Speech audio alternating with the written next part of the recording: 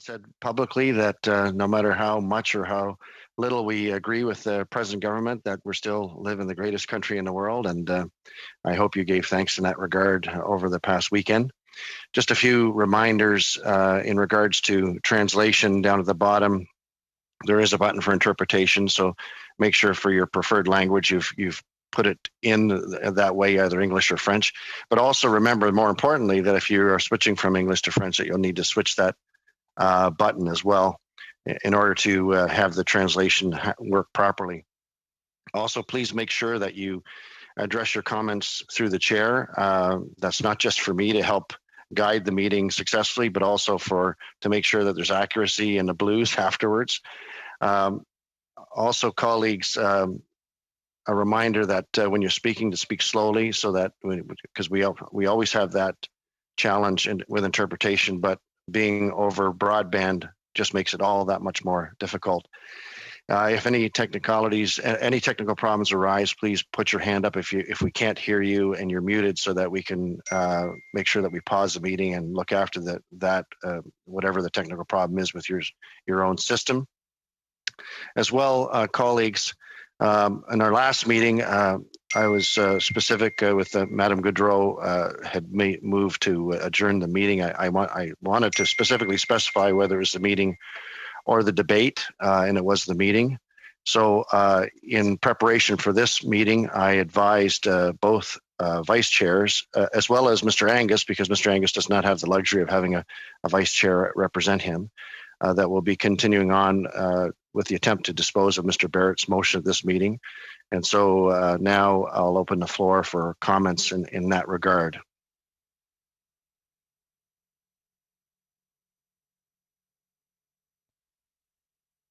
Chair, I'm sorry, can you clarify what we are opening with now? Yeah, we're continuing on with the debate that from the last meeting, where the meeting was adjourned with Mr. Barrett's motion that was on the table at the time, and just waiting for folks. And here I have a picture of all those who had their hand up. So, Madam Shanahan, you're actually the first one up. Thank you very much. So I take it that the speakers list is the new speakers list that we have before us now.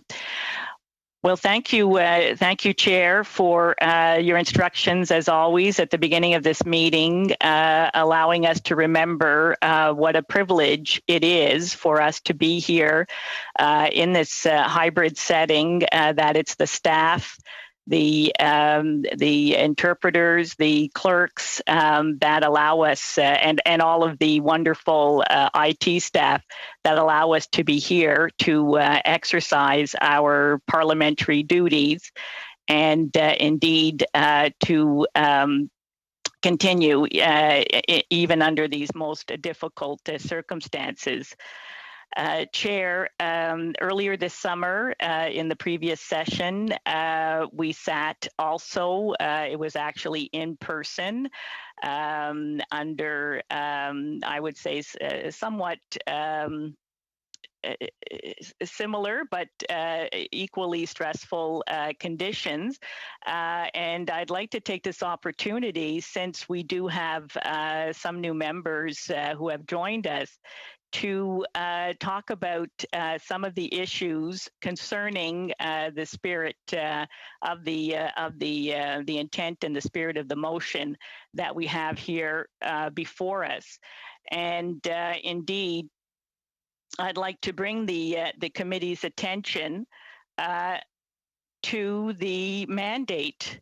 And I think I will switch to French here, because that gives me a chance to practice my pour pratiquer to practice my French. So I was saying how important it is to understand there was a certain evolution in the committee when I looked through the website to get an idea of what had been done as studies previously. We can see that there's been a change. At the beginning, the mentality or the approach was that parliamentarians were conducting studies, having witnesses appear, and it was parliamentarians who were examining the behaviors of their colleagues. But over time, and with reason, there was legislation that came in and the establishment of an ethics code, the Ethics and Conflict of Interest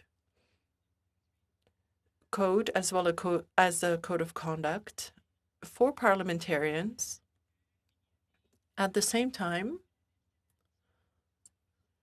a commissioner was provided for, an independent commissioner, independent from Parliament. And this person is tasked with applying the code, receiving complaints, explaining to members what their responsibilities are, and also making decisions as investigations came up.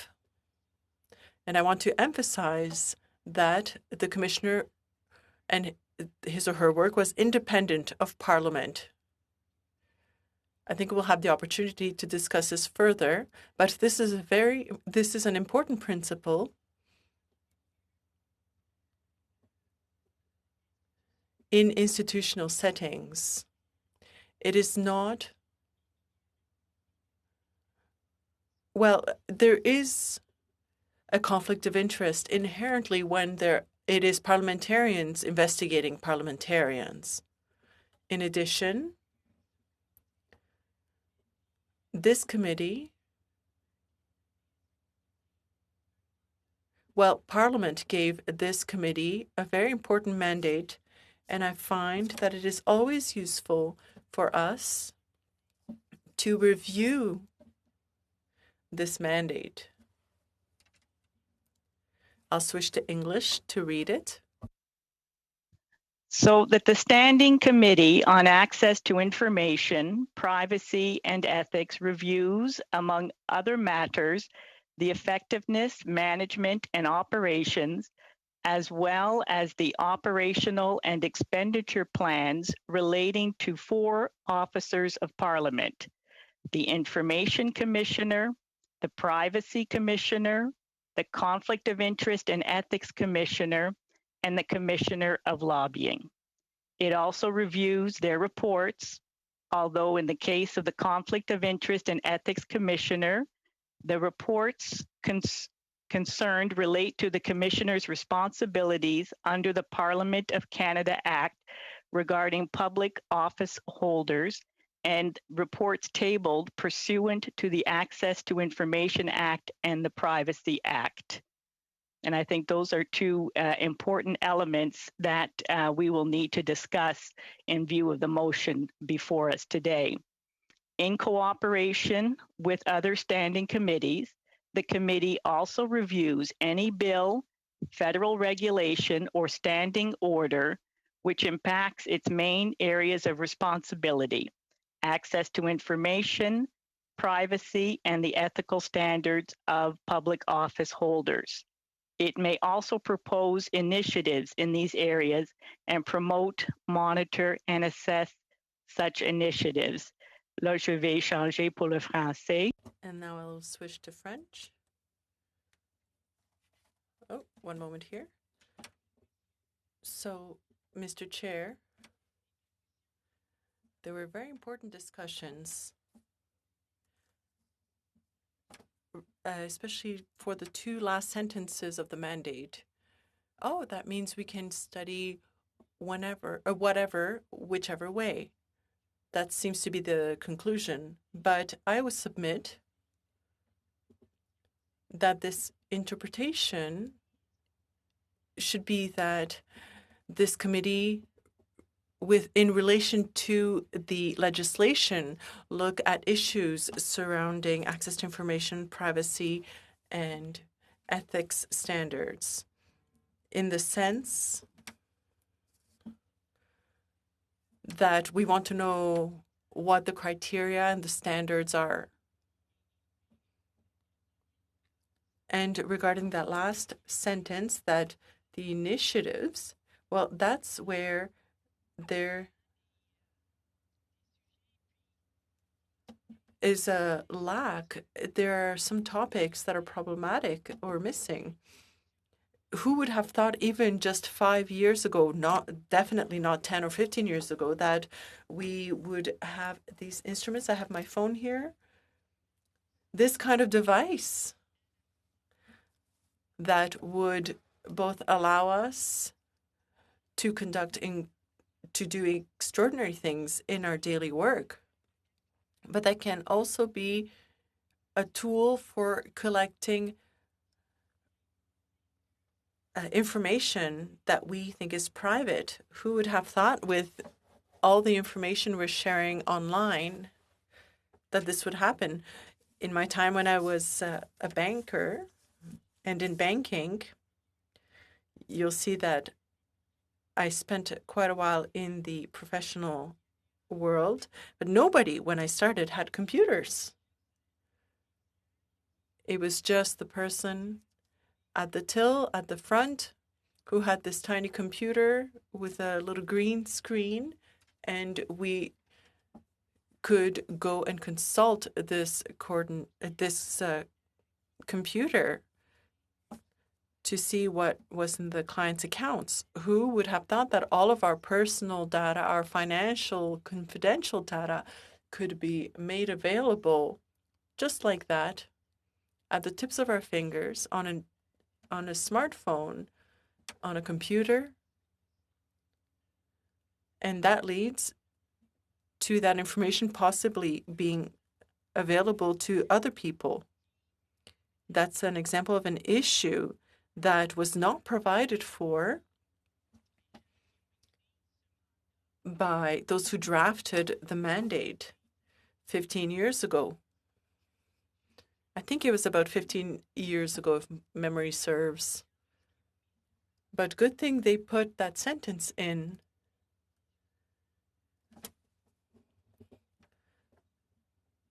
That is the very clause that allows this committee, or that allowed this committee during the last session, to have a different committee,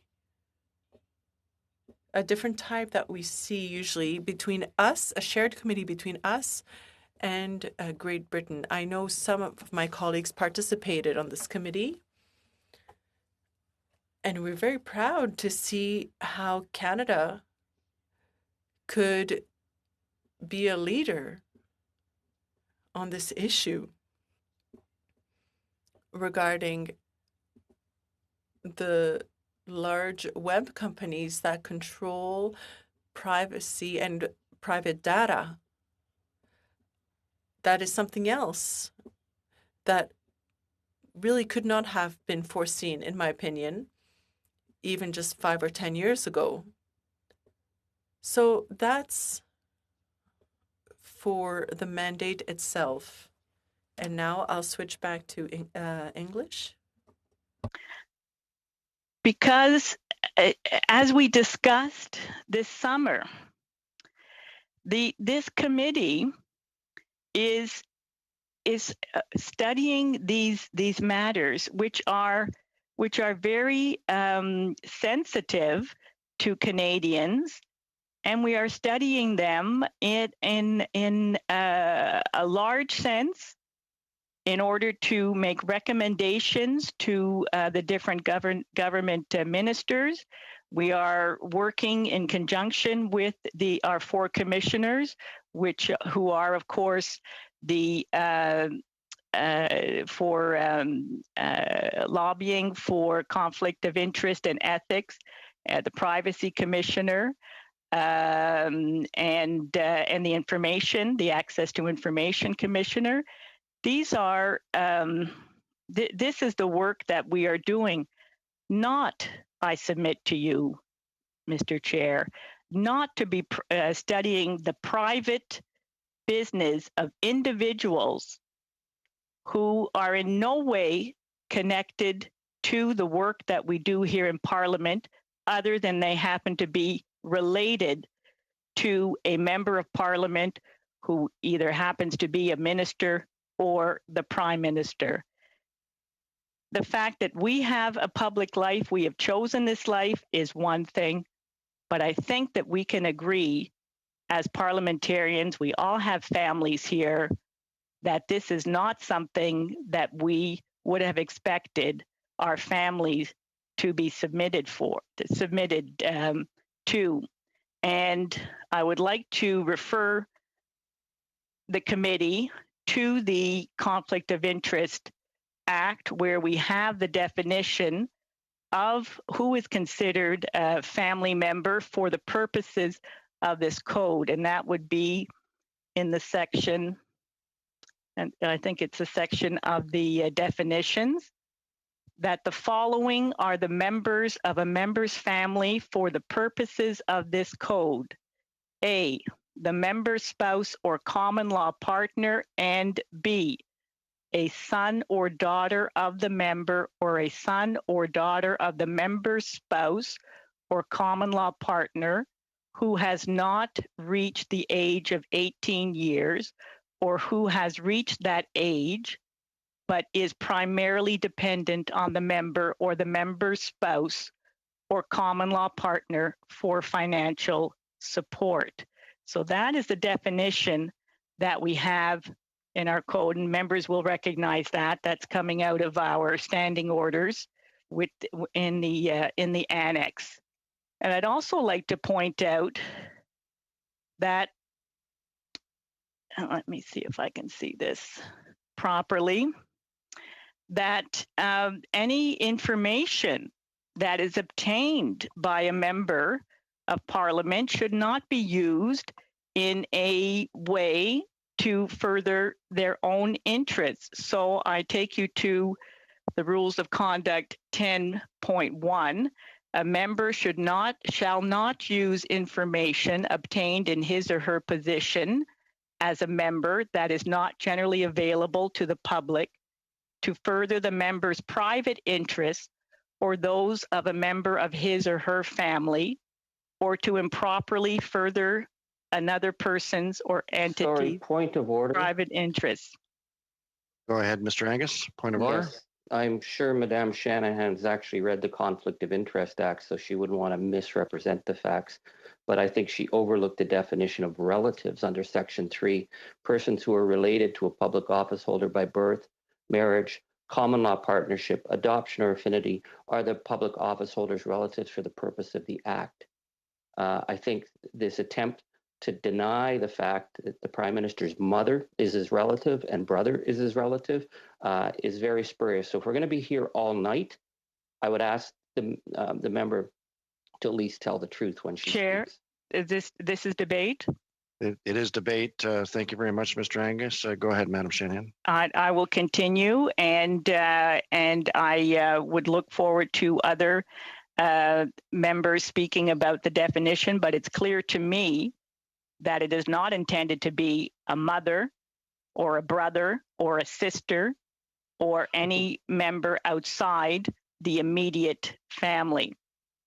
And so just to continue here, under the Rules of Conduct, point 2, 10.2, a member shall not communicate information referred to in subsection 1 to another person if the member knows or reasonably ought to know that the information may be used to further the member's private interests or those of a member of his or her family, or to improperly further another person's or entity's private interests. And where I'm going there is that in learning about, if in this role here that we have this privileged role here on the Ethics Committee, we were to learn of private and confidential information about a person that would help our own interests, Chair, I would find that very serious indeed, and I would want to have full legal counsel in that case, which I think is another issue that we encountered this summer, and it was something that was very much welcomed by the members of this committee. So, Chair, I would like to continue in speaking about the role of the commissioner conflict. It's almost like it's protecting us from ourselves. And there's been some very colorful history in this committee. And I know that my good colleague, Mr. Angus, was present for many of those sessions, and others may have been as well, where thank goodness that we have a commissioner of ethics, and again, so that the propriety of what is discussed when we're discussing the conduct of individual members is maintained in a professional and in a productive way, shall I say? So it's not for people's own. It is not for political or partisan gain, but indeed looking at the behavior at hand and how it affects the course of parliamentary business. And so, what I'm wondering about what we are debating here is when we have a motion like this before us, are we expressing a lack of confidence about the commissioner of the conflicts of interest and ethics commissioner, who is well within his powers to order any documents that he sees fit, and where we have full confidence that he will handle those documents in a proper manner. I would like to share with the committee some notes that I made regarding this role, because I think it's important, again, since we are back here again, for this to be on the record. So the Conflict of Interest and Ethics Commissioner administers the Conflict of Interest Act by establishing compliance measures, investigating possible contraventions of the Act, and providing advice to public office holders on their obligations. The Commissioner is an officer of Parliament. An officer of Parliament. That is no small thing. That means that he is responsible. He reports to Parliament. Officers of Parliament are independent from the government and report directly to Parliament. The Conflict of Interest Act came into force on July 9th, 2007, so it's not all that long ago, which created for the first time a legislative regime governing the ethical conduct of public office holders.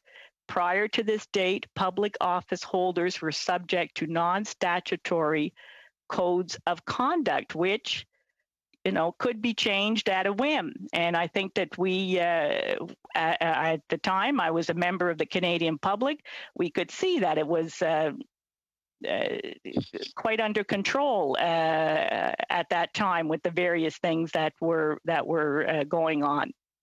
Some additional information on the Conflict of Interest and Ethics Commissioner is that this person is appointed by the Governor and Council by commission under the Great Seal after consultation with the leader of every recognized party in the House of Commons, and after approval of the appointment by resolution of the House. So that is very important, that there is consultation amongst all the parties, because any one of us and any one of the parties in the House can find ourselves in a situation where we would be glad to know that we have an independent commissioner looking at our affairs. He or she holds the office for a 7-year term. Under the Conflict of Interest Act, the Conflict of Interest and Ethics Commissioner must be a former judge or a superior court in Canada, or of a provincial court, or a former member of a federal or provincial board, commission, or tribunal who has demonstrated expertise in at least one of the following areas: conflict of interest, financial arrangements, professional regulation, and discipline or ethics. And I dare say that that is an evolving field. I think we are seeing situations on a regular basis in every sector of our economy and administrative and institutional life. And I think that this committee can contribute to reform and that evolution so that we get to a place where it's more about prevention rather than hitting people on the head. The ethics commissioner can be a former Senate ethics officer or former ethics commissioner. The position was created in 2007 and replaced the office of the ethics commissioner under Parliament of Canada Act, Section 81. The Conflict of Interest and Ethics Commissioner also provides confidential advice to the Prime Minister and to public account holders and to public office holders on all matters pertaining to the implementation of the Conflict of Interest Act. And in addition, the Commissioner may, at the request of a parliamentarian or on their own initiative, investigate any alleged breach of the Act by a public officer holder. Again, very important. And we know that that is indeed what has happened. Members of Parliament have written to the Ethics Commissioner with their complaint as they saw it and have asked for the Commissioner to make an investigation. Sometimes he does the investigation, sometimes he does not. But we have the satisfaction that he has looked at it impartially. He has he has looked at all of the facts before him, and he has made that determination. Unless we're going to say we don't have confidence in that officer of Parliament, which I would say, Chair, would be a very, very serious thing to say. It could happen, but that would be a very serious statement to make. So the Commissioner may, in the course of investigation, consider information provided by the public as well, not just other members of Parliament, that is conveyed to the Commissioner by a parliamentarian. I think that this information that is publicly available is important for the Canadian public to understand. The role of the Conflict of Interest and Ethics Commissioner is to undertake any investigation of alleged violations of the Conflict of Interest Act. So if that is the intention, if the intention is to usurp or to carry on a parallel investigation or to somehow override what the Conflict of Interest and Ethics Commissioner is doing, then, Chair, I must seriously voice my objection to this committee participating in such an action. And so I would like to say that it's clear to me, and I think to other members of this committee, that this is the work of this committee in fulfilling its mandate in reviewing the work of the four officers of Parliament who report to us, in ensuring that any current or evolving issues, and I can think of one right now, and that's the COVID application. It's being downloaded. I think it's over 4 million downloads, but there are questions. Is it efficacious? Is it doing its job? I think that that's something. I'm going to switch into French here now. Je sais que. I know that in my writing, there were concerns regarding the confidentiality of this app and the way the app collects information. And I think it's very important. I'm very pleased, Mr. Chair, to see that Quebec not only accepted the app, but that they went further and did their own study and they reviewed the app itself. I saw it on the show Tout le monde en parle. They even talked about the app. And today, we can see that with the measures. Yes, Mr. Angus. Mr. Angus, a point of order. Out of respect for our committee that is actually discussing the refusal of the Liberals to work with us on the WE documents, there has to be a point.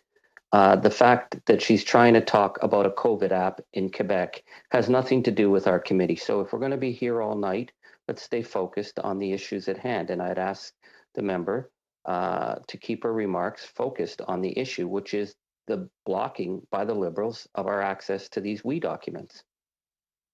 Thank you, Mr. Angus. Relevance is really a point of order. However, as is the custom in the chamber, we treat that broadly, but I would ask all members to try and keep their comments to the motion on the table so that we can dispose of it as quickly as possible. Merci beaucoup, Monsieur le. Thank you very much, Mr. Chair, for your patience. My only point in all of this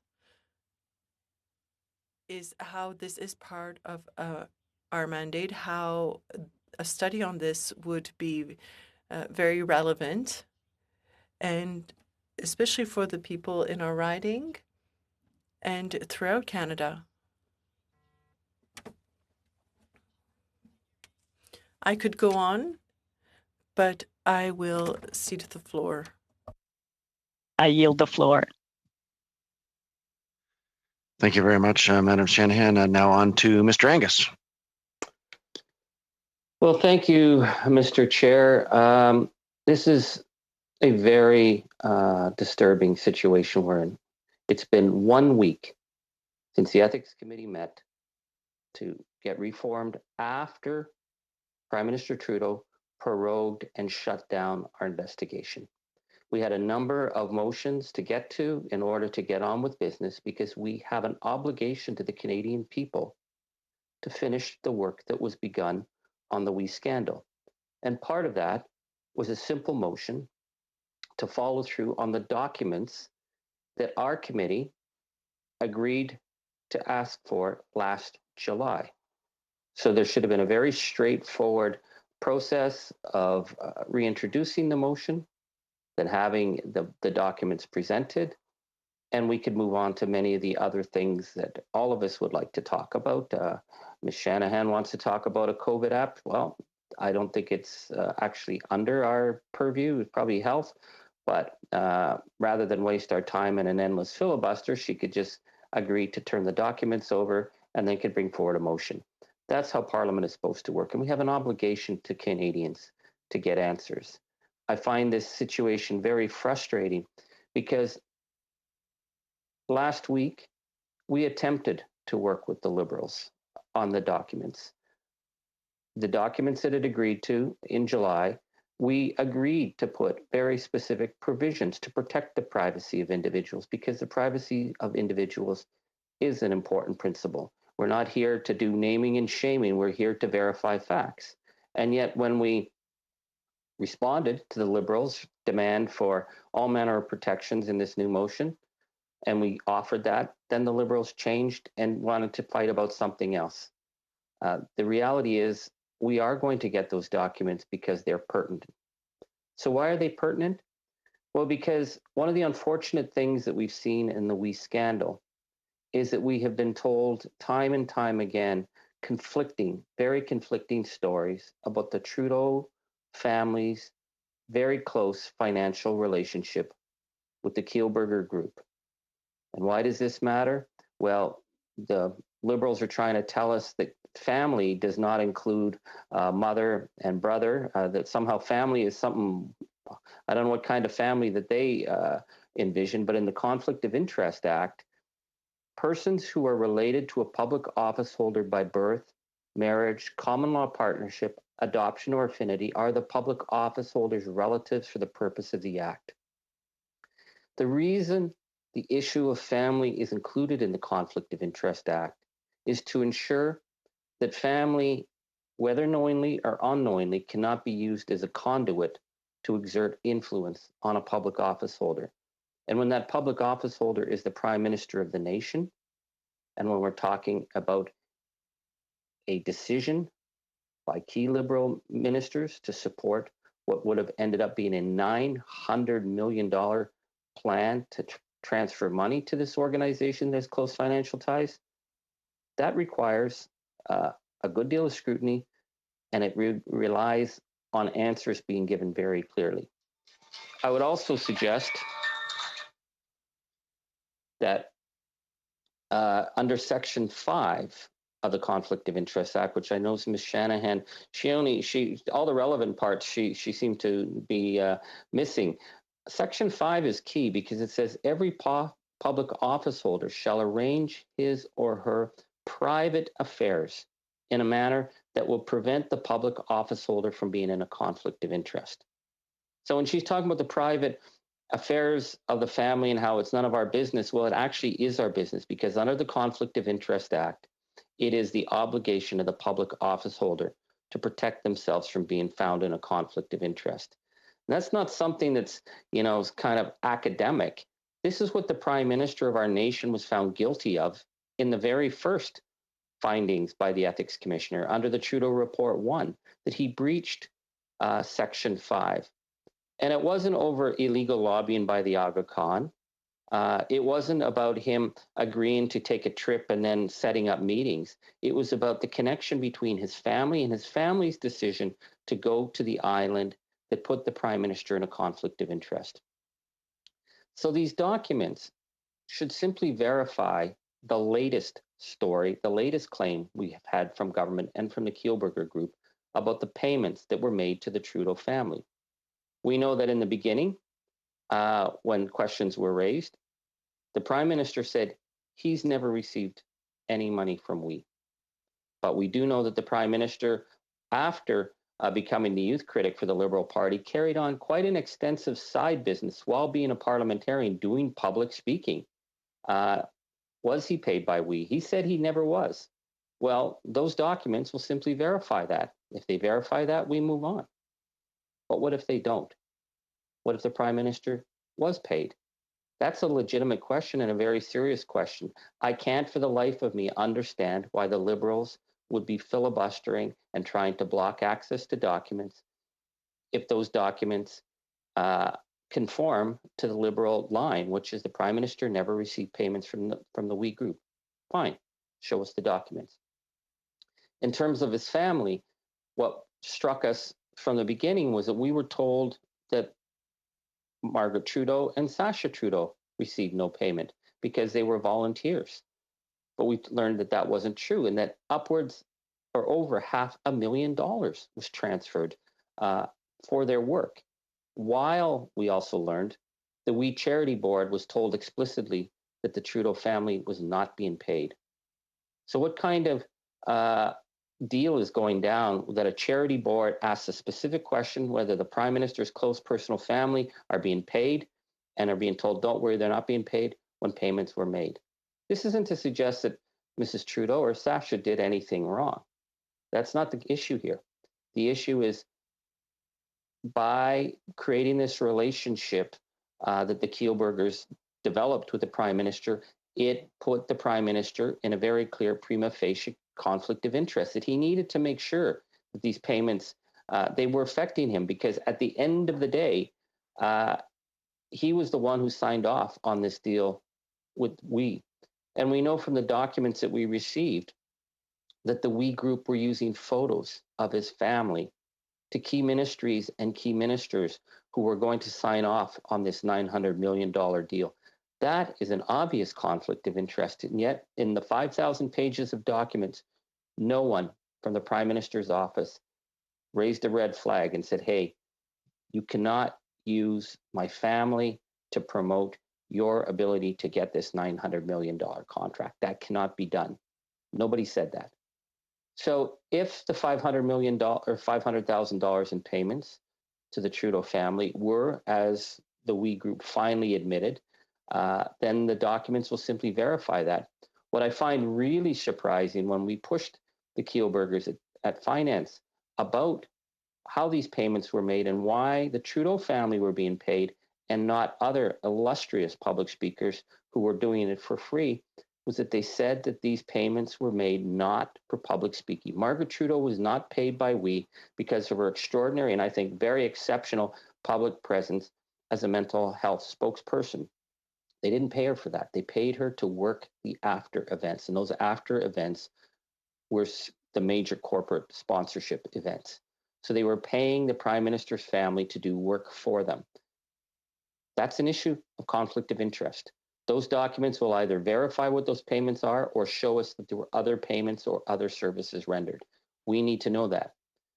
If everything's as straight up as the Liberals say, they don't need to have us go all night. They don't need to derail our work at committee. They need to say, we will set a process up. We're all professionals here. We understand how these documents have to be treated. We will look at those documents, and if they verify what the Liberal government says and what Mr. Trudeau says about his financial relations with the Kielburger Group, then we can move on. But if those documents contradict it, well, then I think this scandal moves into a whole different turf. And I'm only raising that because I cannot understand this obstruction of a motion that had already passed committee in July, that we had support for, but yet was the only thing that stopped us from getting those reports was the prorogation, the forced shutdown of Parliament by the Prime Minister when we began to get close to getting answers.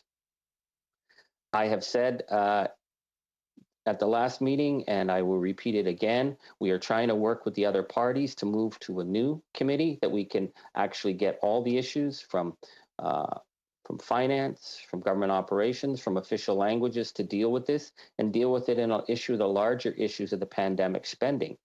Issues of, for example, David McNaughton, a close insider friend of the Prime Minister who got all access pass right up to the Deputy Prime Minister and General Vance Chief of Staff while promoting, I think, a very dubious company. He got it because he's an inside Liberal. We need to look at the issue of Mr. Rob Silver and the fact that I've had many calls from businesses in my region who were barely hanging on because the rent subsidy program was such a debacle. And yet a company that was tied closely to the Prime Minister's inner circle was given the mandate. Was that done right? Or were the friends involved? We need answers. Canadians deserve answers because we are in the biggest medical and economic catastrophe in a century. We need to be able to show them that Parliament is focused on making sure that we're getting help, that we're getting help out the door in a timely manner, and the money is going to people who need it.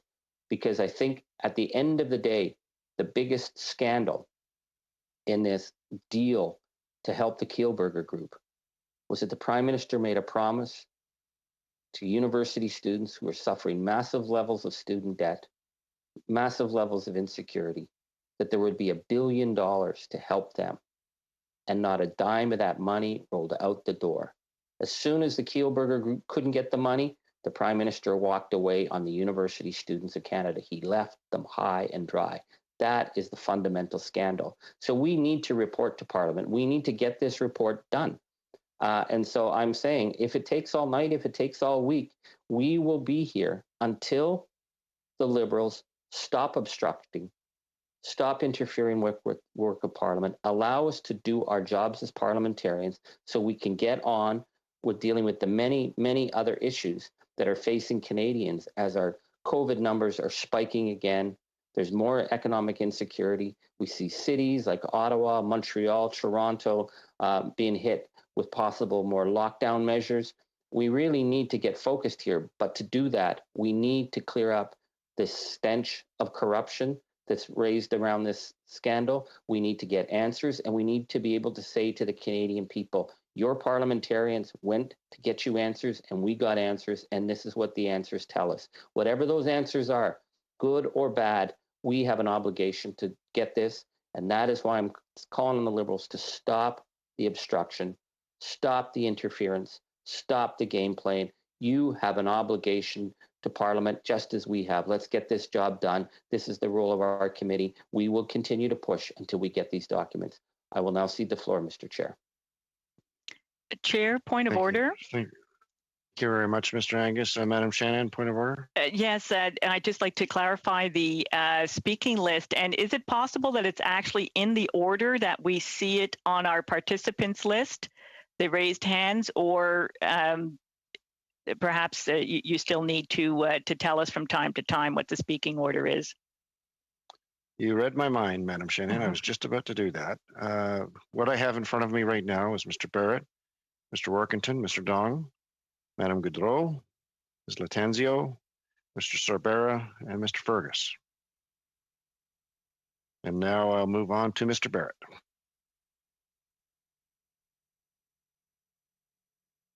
Well, thanks. Thank you very much, Chair. It's incredibly frustrating that we find ourselves in the third day of a Liberal filibuster to stop the release of documents that deal with the corruption scandal involving Justin Trudeau. And there's been a theme since 2015, and it's not openness by default. It's that every time Justin Trudeau needs to cover up his actions, he makes Liberal members pay the price. We saw that with all-night voting to block Daniel Jean from testifying. We saw that with all-night voting when the Liberals didn't want Jody Wilson-Raybould to be able to talk about the SNC-Lavalin scandal. And now we're back, and we see the Liberals filibustering to stop Canadians from getting answers in the Prime Minister's latest scandal. He's under investigation for a third time, twice having been found guilty of breaking ethics laws. But here we are, debating a motion that was approved by this committee. The committee receiving these documents was voted on, was debated and voted on, and we were to receive the documents, but the Prime Minister shut down Parliament. And on that same day, he released illegally redacted documents and then blamed the parliamentary law clerk for having redacted them, which we now know was not true. And at the time, the Prime Minister said, well, we're proroguing, but there'll be lots of time for questions, lots of time for questions. Well, it seems that was as disingenuous as a lot of things that we hear from the Prime Minister. And now across multiple committees, we had a shutdown of a committee at PROC. We had the committee shut down at Finance, where it was suspended for a week and is being filibustered concurrently with this committee. We have at Immigration Committee, the meeting was adjourned with a motion dealing with COVID, I might add. A motion dealing with COVID, they adjourned the meeting. The same thing happened at Health. And so we heard from the Prime Minister this week, he got very upset that the opposition would dare to exercise their constitutional obligation to hold the government to account. And that we need to talk about COVID. The only people stopping parliamentarians from talking about COVID are the Liberals. That's it. This could have been resolved in 10 minutes at the first meeting, and this is true of multiple meetings. But that they filibustered the Health Committee, I think, is the supreme irony. It's the biggest tell that the Liberals have no interest in accountability. They have no interest in actually doing for Canadians what they claim they want to do. Because if they did, the hours that we're pouring into these filibusters could be devoted to all kinds of other things. And this is a choice. This is a choice made by them. Reading newspapers into the record, reading PCO memos into the record, reading the committee mandate, asking for the committee mandate, meeting after meeting. That's not getting results for Canadians. That's being complicit in a cover-up into corruption in Justin Trudeau's government, around his cabinet table. And you know, I've heard from members of the committee that, you know, this isn't Main Street, this is Ottawa bubble, this isn't what, you know, people want us to focus on. Well, I can tell you, folks of any political stripe don't like corruption and they don't like cover-ups, and that's what this is. And yes, the ethics commissioner is investigating the prime minister for breaking the law for a third time, but we have the ability, we have the power to order these documents. We have the ability, this motion is in order, it is consistent with the mandate of this committee. The individuals involved who are named in the motion are relevant to the matter at hand. And to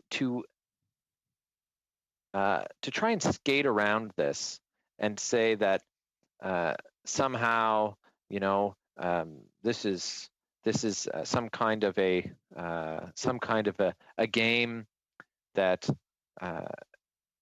is just meant to delay getting results for Canadians. We've shown as members, we've shown as the official opposition and all opposition parties that when the rubber hits the road, we're there. We're there to improve the programs that the government proposes and to pass them into law quickly when it is necessary to do so. But that's just a shield to try and protect against the scrutiny, the rightful scrutiny, the lawful scrutiny of what's gone on with this government. And when you talk about the pandemic, and you talk about measures to help Canadians, that's how this happened. That's how we got here. When given the opportunity to help students, when given the ability by parliamentarians, by Parliament, to create these programs and to help students, what did the government do? They found they found friends of the Liberal Party. They found insiders to try and shovel some cash out the door to. That's why we're here. This is specifically about COVID. Because instead of doing the right thing, the Liberals did what they always do. Just like they did in ad scam. We saw it before under the guise of an altruistic purpose, helping out insiders and cash to their friends. So, well, I'm sure we are going to be here for a very long time. That choice is one that's being made exclusively by the Liberals. And for my part, I'm being consistent with exactly what we said we were going to do when the Prime Minister shut down Parliament, and that's get these answers for Canadians. And it's surprising to me that Liberals are taking in such great stride across many committees the coordinated cover-up efforts, and I'm certain that I'm going to hear. You know, that I'm being partisan and that the Liberal members on the committee would never do such a thing, and this is about what's right. I've got to say, if the shoe was on the other foot, I can guarantee you that Liberal members would be looking for accountability on this, and I guarantee you that if across the border there were members of the president's family who received $500,000 in payments, and then the company that paid them was asked to administer an agreement worth $500 million, that we would hear a lot of commentary, and people would be those same members would be saying, well, we're certainly not like that. We have the moral superiority. Never would that happen here, but it is happening here, and it's happening inside the Liberal cabinet room, and now it's spreading into the Liberal caucus room and into the committee rooms, and there's the power to stop it is the people that are sitting on this call right now. So I will cede the floor, Mr. Chair, and we'll let all of the members of the committee make their contributions, and then I'm sure we'll hear supplementary contributions and then tertiary contributions. But we're here to get results for Canadians. Once this matter is disposed of, then we can move on to other business. But the circular path that is being traveled is a decision that has been made. The decision to travel that path is one that's been made by the Liberal members, and like many people, I'm here in search of answers and accountability. And the reason we find ourselves here is because of one person. And that person has been found guilty of breaking ethics laws twice, and they're under investigation for a third time. And that person is Prime Minister Justin Trudeau. And like he had members vote for hours and hours and days to stop accountability in the past, it seems that history is repeating itself again. Thank you, Chair. Thank you, Mr. Barrett. Now on to Mr. Workington. Thank you, Mr. Chair.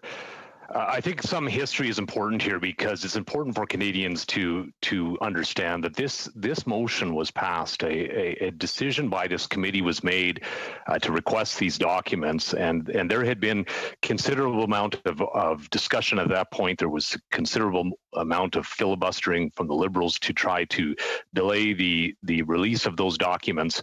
And in the end, the Ethics Committee voted to have these documents brought to committee. It was just hours before those documents would have been available to committee members that the Prime Minister shut down Parliament, shutting down all investigations into the Prime Minister with regards to these documents and this scandal. The national media is now reporting that Liberal members, Liberal MPs are afraid of what these documents will show. They have been quoted as saying that they are afraid of what's included in these documents. As a matter of fact, you know, I think it's telling that we have members, and I would say, you know, respected members of the Liberal Party that are members of this committee that would rather humiliate themselves than allow these documents to see the light of day. I think that says something about the severity of the contents of these documents. I don't believe if these documents were going to exonerate the Prime Minister, I don't think that there would be a single member of the Liberal Party that would be fighting to see that these documents would continue to be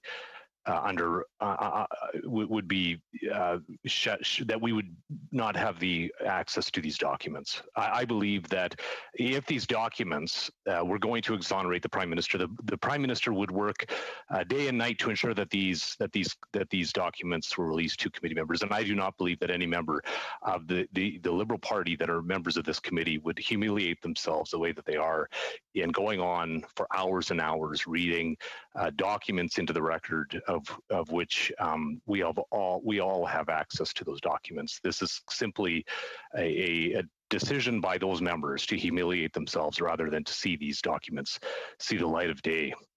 The Prime Minister, Justin Trudeau, used to say that sunlight was the best disinfectant. Well, Mr. Chair, I believe that the spreading infection of Liberal corruption desperately needs the disinfectant of sunlight right now. I do strongly believe that it's time for this committee to get access to these documents in the way that this committee has voted in the past to have these documents brought forward. I believe now more than ever, we need to see these documents so that we could put this matter to rest. If in fact there is nothing to be seen in the documents, then Canadians will never see the contents of these documents, because regardless as to what happens, these documents will be held at the clerk's office. They will not be readily available to Canadians. They will simply be accessed by members of this committee to ensure that we can verify the evidence. Mr. Chair, I believe that the demonstration of how desperately the Liberals find how desperate they are to ensure that these documents do not come to committee demonstrates just how damning the evidence within them must be. Thank you, Mr. Chair. Thank you, Mr. Workington. And I said I would remind the committee on occasion what the speakers list is. Now we have, next will be Mr. Dong, Madam Goudreau, Ms. Latanzio, Mr. Sorbera, Mr. Fergus, and then Ms. Shanahan. Now to Mr. Dong. Well, good afternoon, colleagues. Thank you very much, Chair. I hope everyone had a great Thanksgiving long weekend, bit of relaxed moment with your family. I've been listening carefully to all members of the committee, not just today, last week as well. And I just want to clarify something. I heard the opposition members accusing the Liberals, accusing of them playing political games, going back and forth. And in fact, I think I remember Mr. Barrett said last week that, this is a tactic they use and we got tactics too. I just want to, for the record, I take my committee work very, very seriously. I was elected by my constituents and I was sent to Ottawa to do a good job. And I have 100%, you have my 100% commitment to at least try to do a good job. So I'm not gaming or anything like that. I take my job quite seriously. The notion on, I think, we heard from the opposition, both in this committee and also out there, through press conferences and over the weekend, and try to portray the picture that we are delaying. But in fact, I think many questions, good questions being put forward on this side to Mr. Barrett, and they weren't answered. They tried to portray a picture that there was a same motion was passed in July. What changed now? Why are we delaying on this? Well, let's just, for the record, let me just remind my good colleagues on this committee, what was the motion back then and what's the motion that we're facing right now. So the motion back in July, and it was put in writing July 13th from Mr. Barrett to the clerk, that pursuant to the Standing Order 108 3H, the committee reviewed the safeguards which are in place to avoid and prevent conflict of interest in federal government procurement, contracting, granting, contribution, and other expenditure policies, and that to provide a case study for this review, an order of committee to issue to Speaker Spotlight for copy of all records pertaining to Speaker appearance arranged and since October 14th, 2008 for Justin Trudeau, Sophie Gregoire Trudeau, Margaret Trudeau, and Alexander Trudeau, including in respect of each speaking appearances and the indication of the fee provided, any expense that were reimbursed, and the name of the company, organization, person, entity booked it, provided that these records shall be provided to the clerk of the committee within 1 week of adoption of this order. And that what we are seeing today, or just saw last week, moved by Mr. Barrett, is somewhat different. And it was much broader. That includes allowing staff members to access these documents. There was no mention about government operation, no mention of we. So they tried to tie these things together. And if you want to compare apple to apple, make an argument, I get that. But in my view, it's not apple to apple. And in my view, that there is a investigation happening right now, ongoing investigation by the Integrity Commissioner, and he's trying to do his best, at his best, and to find out the truth for Canadians. And I think for committee members, trying to start a parallel investigation is running a risk of interfering and potentially contaminating this investigation that the commissioner is doing, and that is not very helpful. I don't think we were elected to do that. And then, we heard Miss Shanahan's argument about investigating into a member of parliament's relative, how inappropriate that would be, how intrusive that is. And I wholeheartedly agree with her. And I think many members on this committee would agree that, we put our name on the ballot, put ourselves under public scrutiny, but it should, our relatives, should not have to be ordered to open up their financial and all these privacy matters for the public to judge. And the lack of protection around these documents was another concern that I brought forward last week. Again, it's not being addressed. I heard that some comment was made. Yeah, sure, we'll make it accountable. If anyone believes that there will be measures of accountability taking place. I don't know what they are. As member of parliament, we're all sworn to oath, but that's it. I don't think everyone has access to these documents, has the same degree of obligations as we do. So I seriously question the protection of these documents.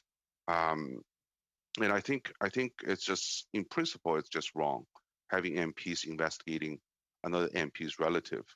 I think I just can't. I just don't understand. First of all, why the changes since last motion, and how these protections are being put in place to safeguard the privacy of individuals that relates to a member of parliament. But there also, I heard the mention about a lot of events are taking place. There's a urgency to matters on hand. We talked about the risk of COVID-19 over the weekend. Ontario is still seeing high numbers, and I think the same for the rest of the country. We're seeing extremely high numbers about with COVID, and we ought to do our work to help that situation. And there are other things I would like to bring to the committee's attention as an urgent matter that I think should take the priority in terms of attention of this committee. We often miss in discussion around the threat of COVID-19 that has resulted in a drastic rise in anti-Asian racism, something that is of serious concern of me, my family, and I'm sure to all Canadians across the country. I'm sure you've read on social media, reported numerous times on TV, print media, how Asian Canadians are being attacked, being insulted. I remember one very quite recent case where a supermarket staff was just doing his job, telling an individual that wasn't wearing a mask, a face covering, to put a mask on, or in protection of the rest of their client, he has to leave the store. In that exchange, he was told that to go home, and he said, "I am Canadian. This is my home," but it doesn't matter. The attack continues on. Now, luckily that the instigator was surrounded by a group of people with right mind, and insist that he should either follow the rule or leave the store. But these stories are not new. There are just hundreds of them, around GTA. And Sorry, point of order. I think it's a very important issue. Hang on just a minute, Mr. Dong. I just need to address the point of order by Mr. Angus. Yes, we are talking about the documents that were ordered by our committee that relate to the WE scandal. I would ask my colleague not to divert, and there are many disturbing stories about COVID right now, but it's not the work of this committee at this time. And if we're going to be here all night, we should be focused on the question of the Liberal interference and whether or not they will agree to go to a vote. So if we could just stick to relevance, it would make it a lot easier for the rest of us. Thank you, Mr. Angus. Go ahead, Mr. Dong, but please try to keep our comments to the issue at hand. I thank you, Chair, and I thank the members' interjection. But I am making a point. There are a lot of important stuff that needs to be done, and unfortunately, that we're debating this motion, that I wouldn't have otherwise. I could have had this opportunity to talk about these important and try to convince my colleagues. Then end the filibuster. Then end the filibuster. Chair, that was uncalled please, for. That was rude. Please keep your comments to the chair, colleagues. Go ahead, Mr. Dong. Thank you. And so this is an important issue that must be addressed and must be discussed by this committee, in my view, as are the concerns about racism in Canada more generally. This is something that we all seen coming up, but not just in the past few months, but for years. You know, our racialized citizens in this country understand that act of racism happens in this country. And for too many Canadians, systemic racism is a lived reality. That is why I'm extremely proud of what the government has invested in economic empowerment of racialized community. This includes through the Black Entrepreneurship Program, while working to close the gaps in services for Indigenous communities. The government also took important steps to address racism with the release of Canada's anti-racism strategy 2019 to 2022. It's a 3-year strategy. The creation of an anti-racism secretariat and the appointment of the first ever minister focused specifically on diversity and inclusion. In the throne speech as well, which the Conservatives and the Bloc vote against, by the way, the government committed to redouble its effort by taking actions on online hate. We've seen many of that over the weekend. I think was a gentleman named Justin Town got quite a bit of support on Twitter about his experience facing racism. And he actually stood up and spoke up in protection of himself and all Asian Canadians. And I applaud that. But going further on economic empowerment for specific communities and increasing diversity on procurement, building a whole of federal government approach around the better collection of disaggregated data throughout the government. I don't know how many members realize that if you take a look at the data of number of Asian Canadians that currently in the senior level of our public service at the federal level, you'll be shocked to find that very few, maybe just a handful, even maybe none, that are actually at that level. So as a country that we embrace multiculturalism, that every year we see hundreds of thousands of immigrants coming to this country, and we see tens of thousands permanent residents become Canadian citizens, but only to learn that our own public service is not reflecting the diversity of our society is truly troubling. And I hope this committee will take that as a priority to study and to provide sound recommendations to the House, through the House to the government, to change this prolonged symptom of our society. But we also are implementing an action plan to increase representation in hiring and appointment and through public appointments and leadership development within the public service. Also from the throne speech, the government will introduce legislations, make investments, and that takes point of order, Chair. On address. Yes, Mr. Barrett, point of order.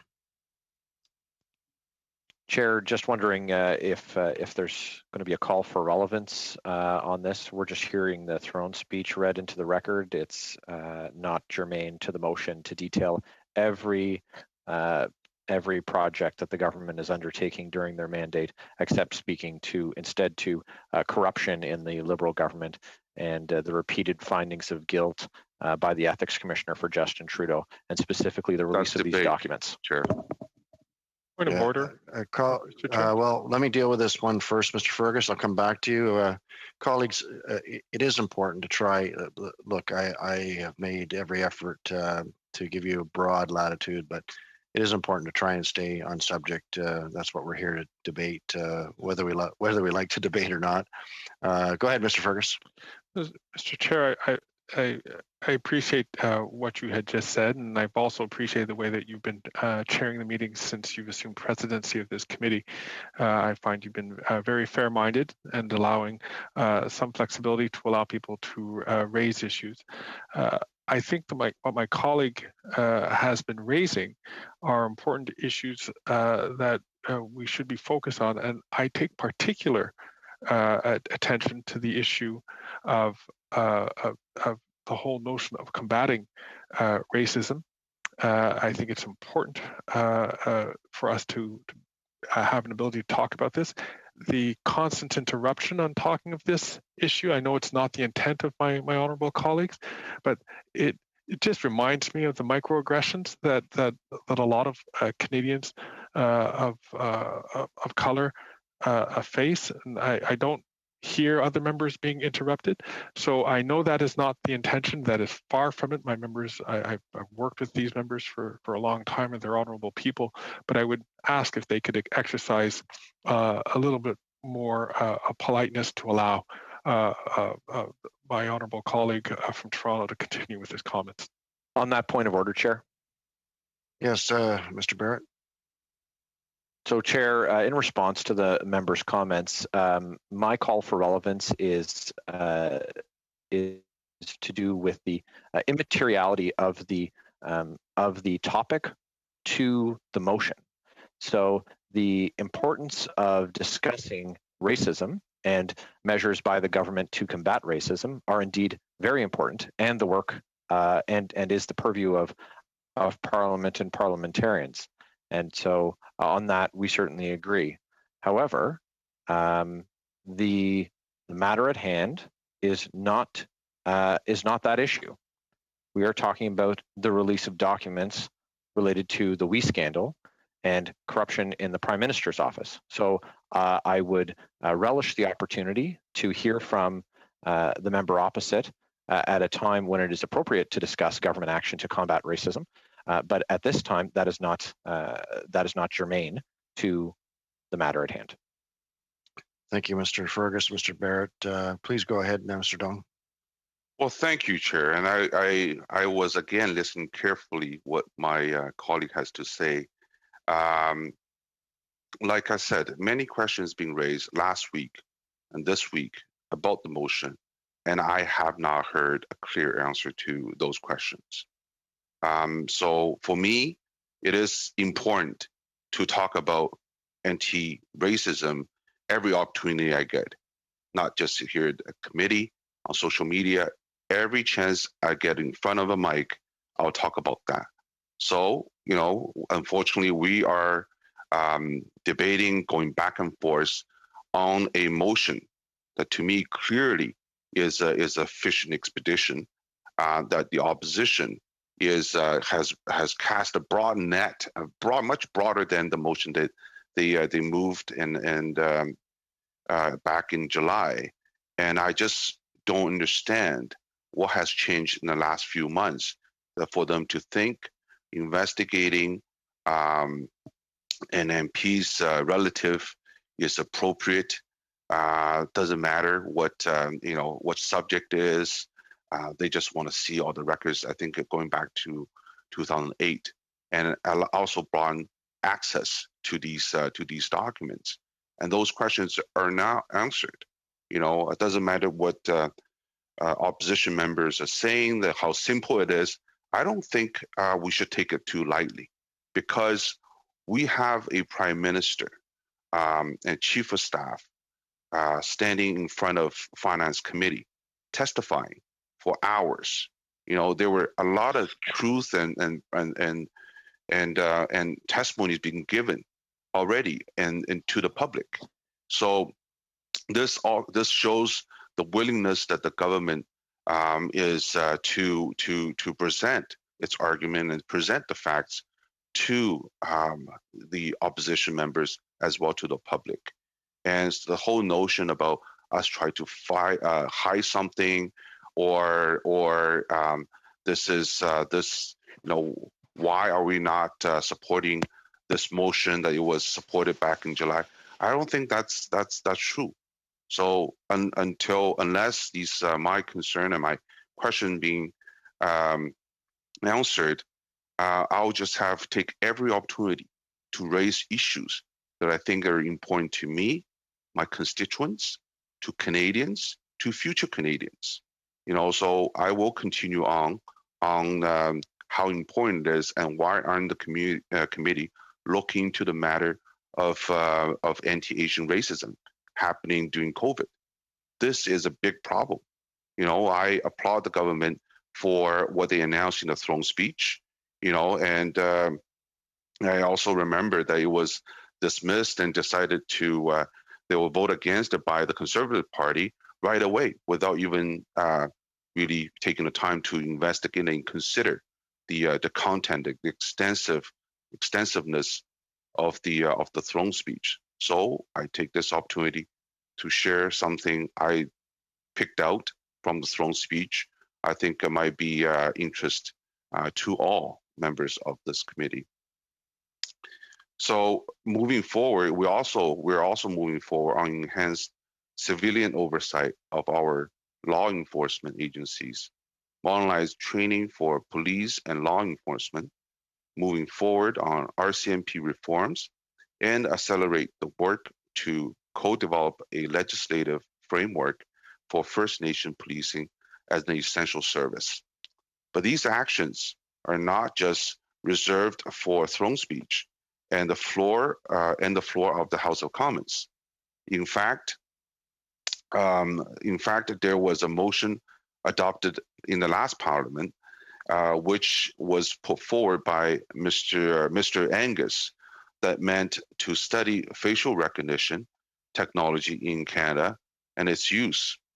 The motion adopted by the committee read, pursuant to the Standing Order 108-3H7, the committee studied the use or possible use of facial recognition technology by various levels of government in Canada, law enforcement agencies, private corporations, and individuals, that the committee investigate how these technology will impact privacy, security, and safety of children, seniors, vulnerable population, that the committee will examine the impact of facial recognition technology on racialized communities, and that the study include how this technology may be used nefariously, such as a tool for criminal harassment or for other unlawful surveillance purposes. And I think that's a very good motion. I would support it right away, because we are in a very unique situation. We're in a COVID situation where a lot of people are required to wear masks. It presents a unique situation for us to understand the other important aspect of this technology. This is very important work, Chair. In many ways, the pandemic has been a good thing to reduce the uptake of facial recognition technology. Now that everyone is wearing masks, these companies have not been able to move their technology forward. Speaking of wearing masks, I remember back in the very beginning of COVID, where it's a story told by my wife. Actually, I was outraged after hearing it. She was supposed to meet up with her friend, and her friend took a ride in the Red Rocket, as you know, that we call it the subway here in Toronto, Ride the Rocket. And she was wearing a mask. At the time, there was a lot of negative view towards people wearing masks. concerning COVID, the start of COVID, and she was, called the B word, and it was very offensive, and she was shocked, hurt, and worse, nobody stood up for her. And she just moved to the other end of the car and told this to my wife, and my wife shared with me. I share with my colleagues in the caucus, and I applaud the Prime Minister. I think Minister Ng and many of my colleagues spoke up from that point. Then any incident where Asian Canadian wearing masks became the target of hate and racial attacks. So I think this again, it's not getting any better. We've seen hundreds, if not thousands, of incidents throughout COVID where Asian Canadians getting attacked, and some of whom have been here for their family has been here for generations. They're Canadians, and we heard from the Prime Minister, the Canadian is a Canadian is a Canadian, and we all need to stand together during COVID, in the face of COVID, and also in the face of these, these exposures of our racism happening in our society. I mentioned earlier about Mr. Justin Towns' experience recently, where he was in Ottawa, actually, Rideau Center, and someone that held the door open for him and his friend, not wearing a mask, But and so he walked by, and then he was told that it was all your fault that we're in the COVID situation, and there was a death threat following the comment. It's completely unacceptable. That's why I'm taking every opportunity to raise these issues. So I hope that this will change my colleagues' mind, that the studies start doing studies on these important issues and provide some recommendations to the government through the House, so we can change these things. We can at least put a slow the pace, because these incidents are happening so often and they're not slowing down.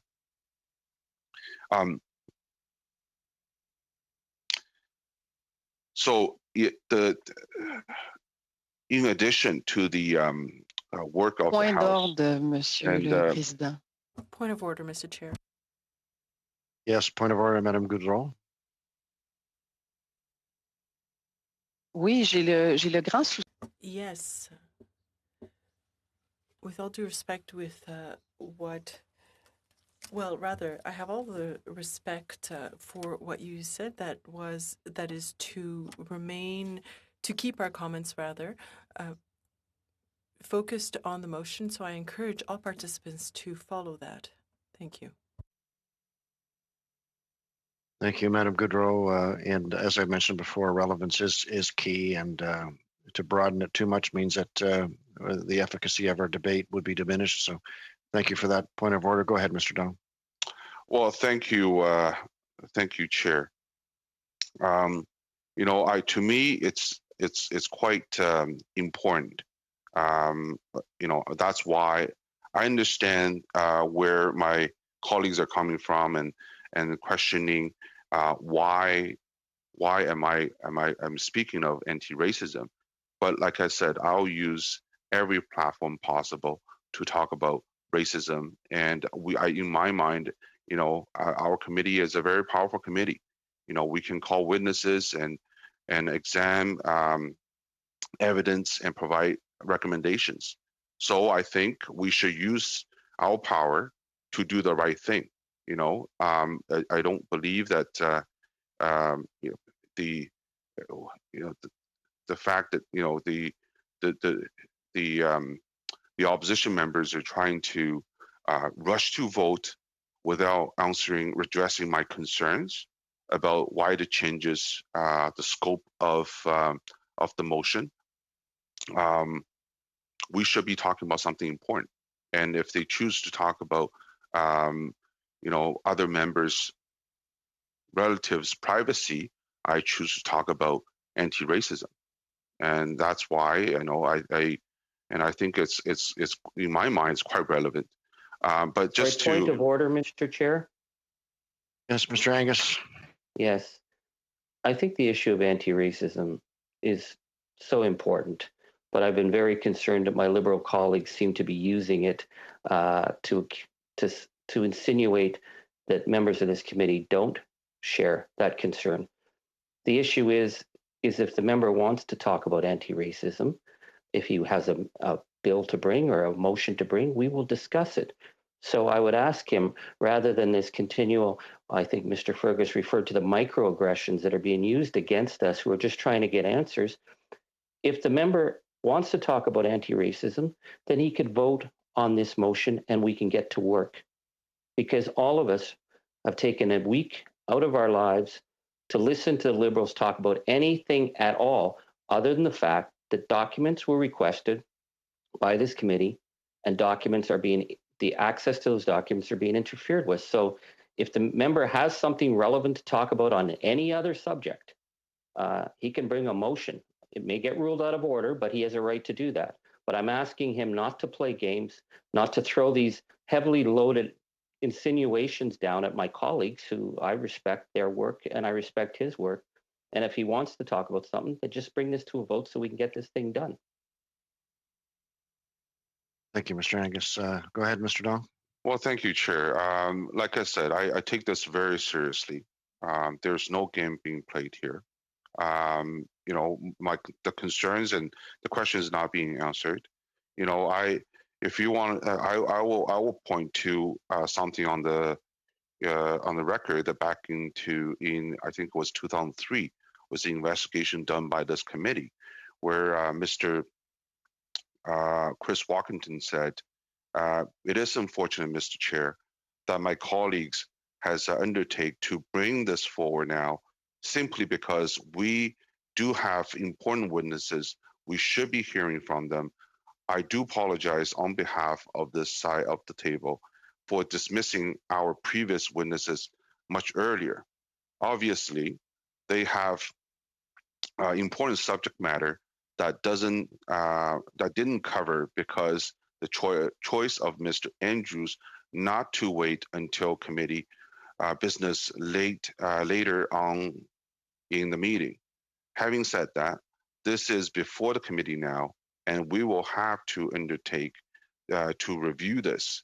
You know, Mr. Chair, that the ethic commissioner is currently reviewing the circumstances and the submission that has been brought forward. We also know that the Senate Ethics Commissioner is reviewing this. We also know that the Prime Minister has answered the questions in regards to this and said he knew nothing of it. And I go on and I can read more if you want me to. Just to prove a point that the accusation coming from the opposition members, especially from the Conservative members, that we are trying to stall this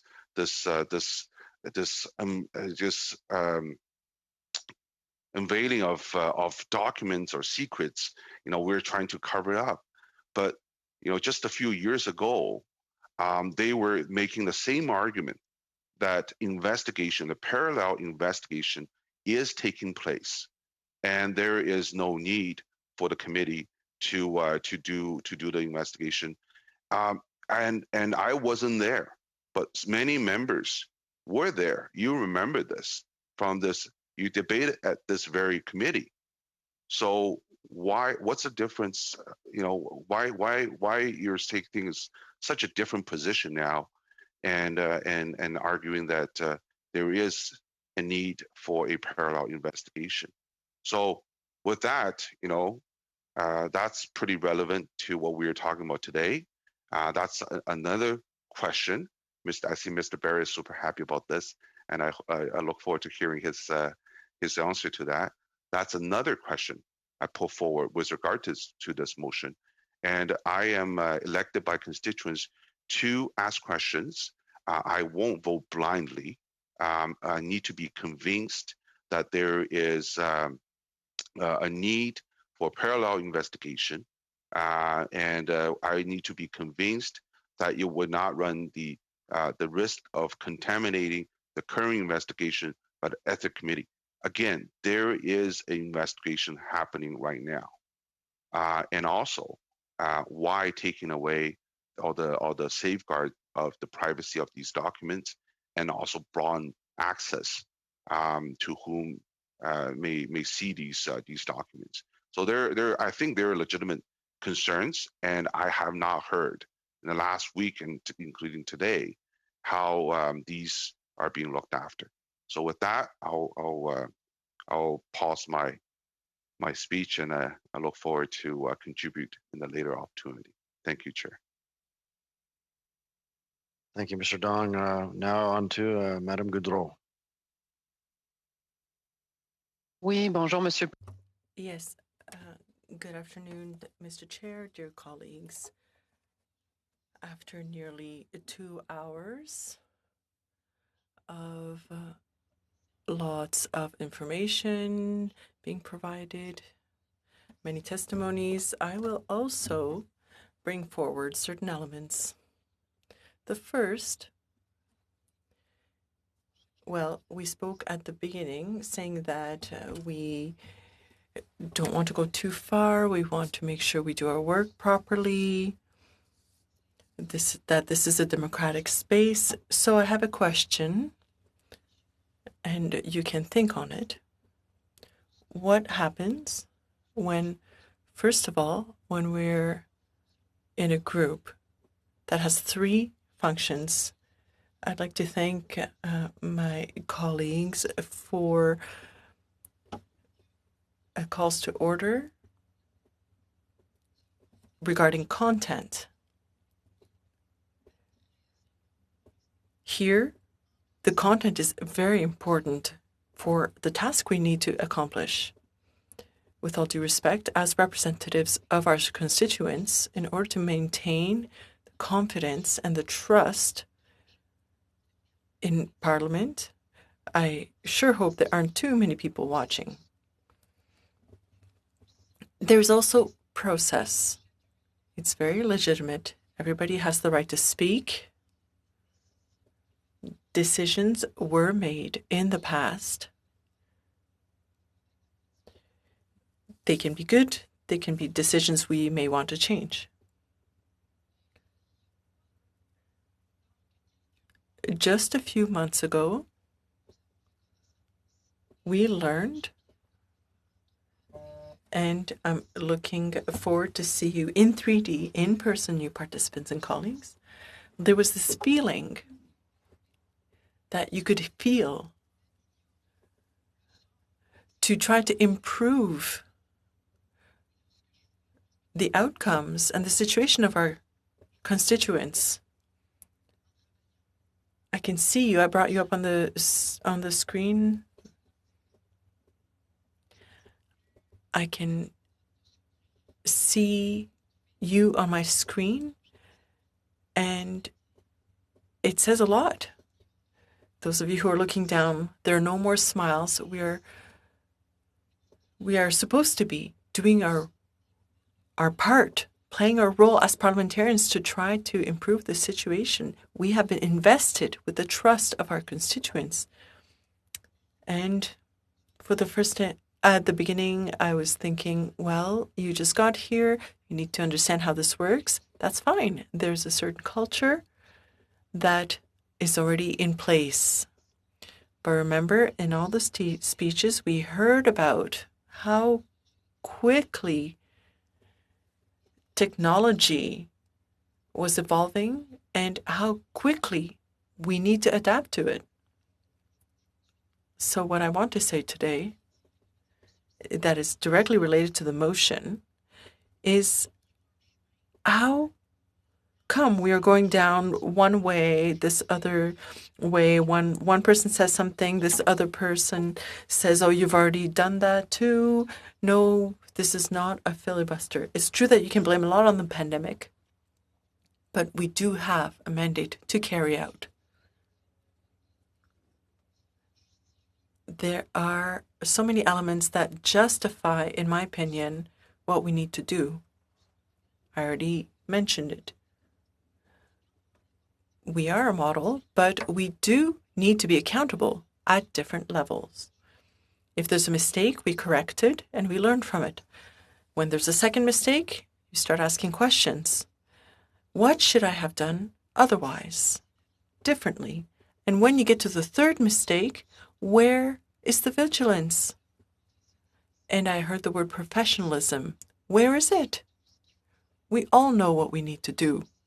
The issue now is now that we believe with some of the information we have, now that we believe we know what needs to be done and what hasn't been done, please, it's our responsibility to shed light on this. So I'm calling on your conscience. Colleagues, we are on the ethics committee, where our job is to think about how we will act, how we carry out our lives, what is good, what is not, what is fair. And for now, I can see a lot of things that are not fair. That is, taking all of this time, well, in my opinion, right now, it's 6:20, and just say, oh, we need to vote. I didn't have time to say what I wanted to say. I don't know about that. We've all had a good chunk of time to speak, and we know that we should be doing something else. We knew what the issues are. There are a number of motions that have already been tabled. We know what our constituents need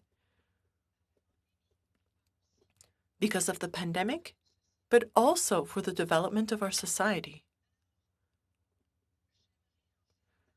So, what I'd like to do, well, I'd like to set us a challenge. That would be, well, we call that guard dogs.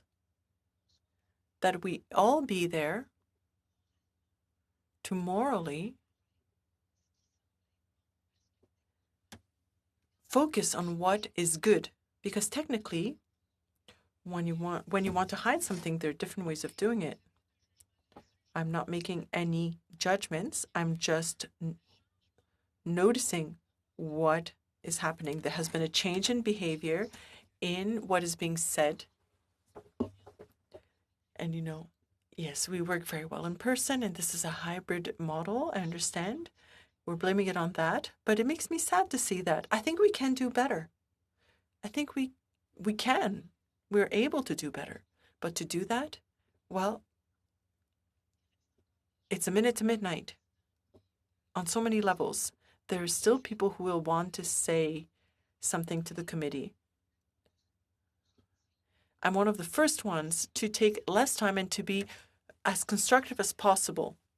That's my conscience speaking. I'm not saying you don't have any. I'm just saying that I'm attempting to put forward facts that could help us work better together. Because right now, we have some issues to deal with on the table here.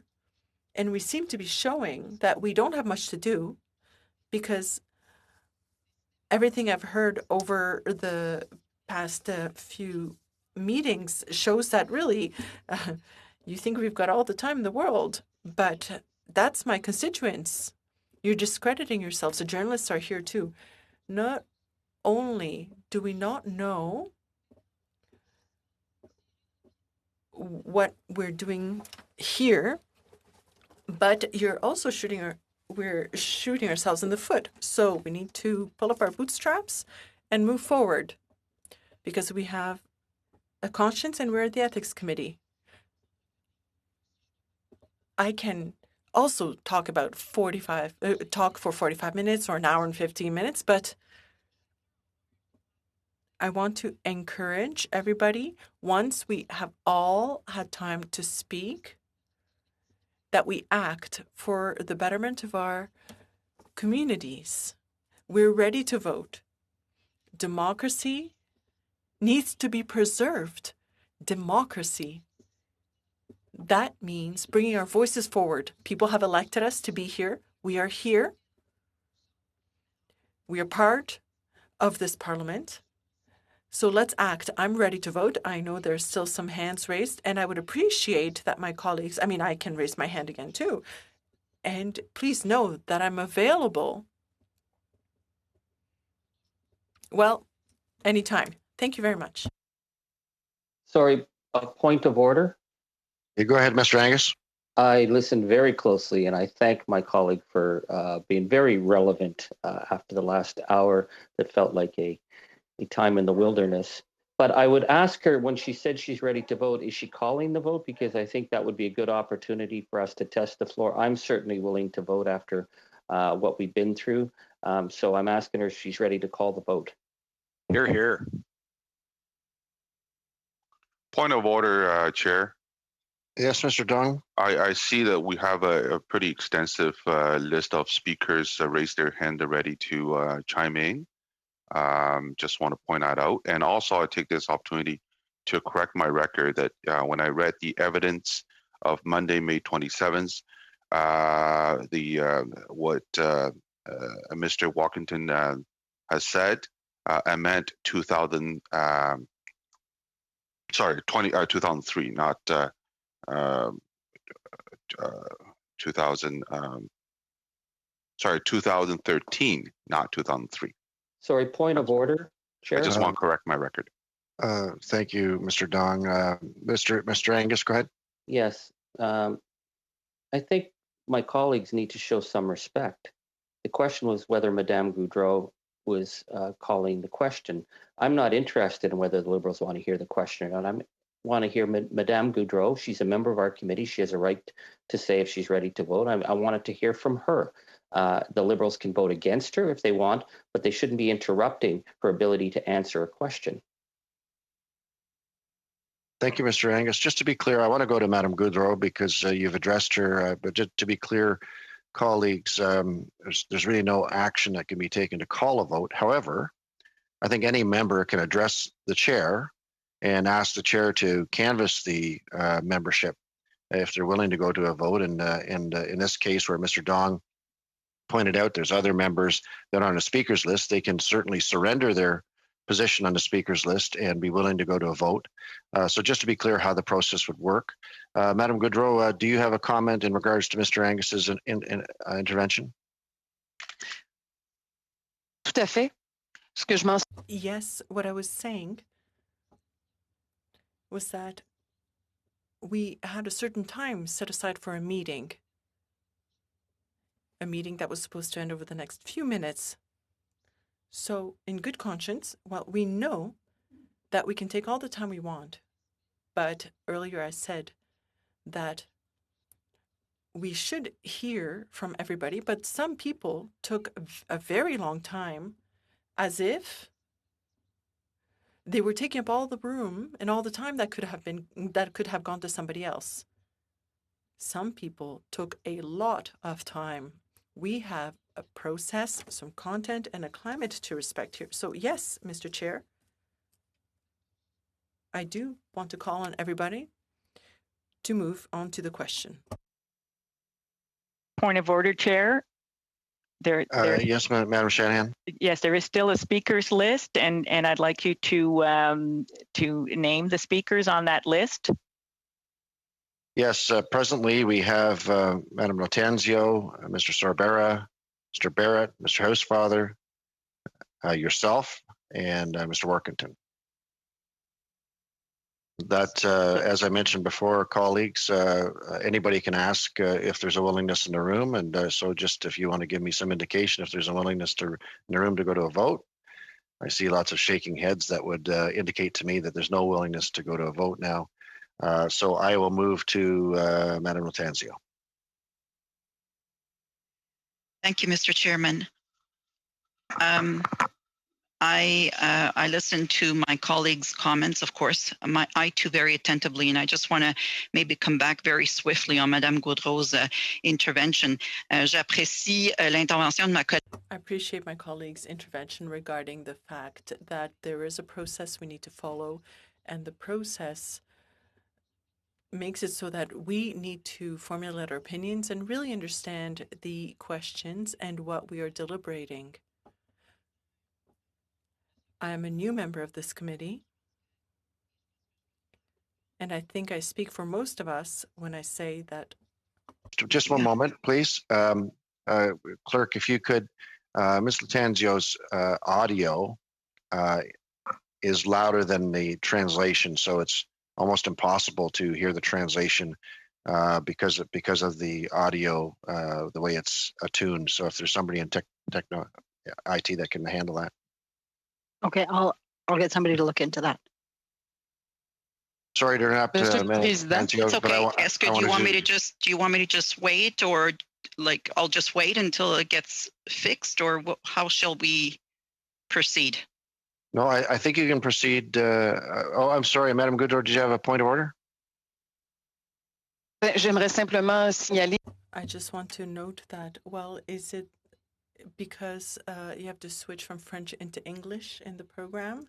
That might, I don't know. I don't know. It's not a point of order, but. Thank you for that input, Ms. Latanzio. Do you have your interpretation channel on French? I do. Please continue, and the technical crew will do what they can. Okay. I'm just going to have a few more words in French, and then I'll switch back to English, just out of respect for my colleague. So I was saying that I'm new on this committee. I know that there were conversations, discussions, decisions that happened in the past at this committee. But I think it's clear, and we can see that we need to give the opportunity for this new committee to look at issues. I know that the motion was changed since it was first tabled during the summer, so I think it's normal for all members of this committee to have the opportunity to really try to understand what the information is, what the new documents are, so that we can really study what we have before us and to make clear decisions. Sorry, Chair, I hate to interrupt my colleague, but I feel the interpretation is having trouble because of the speed at which he's speaking.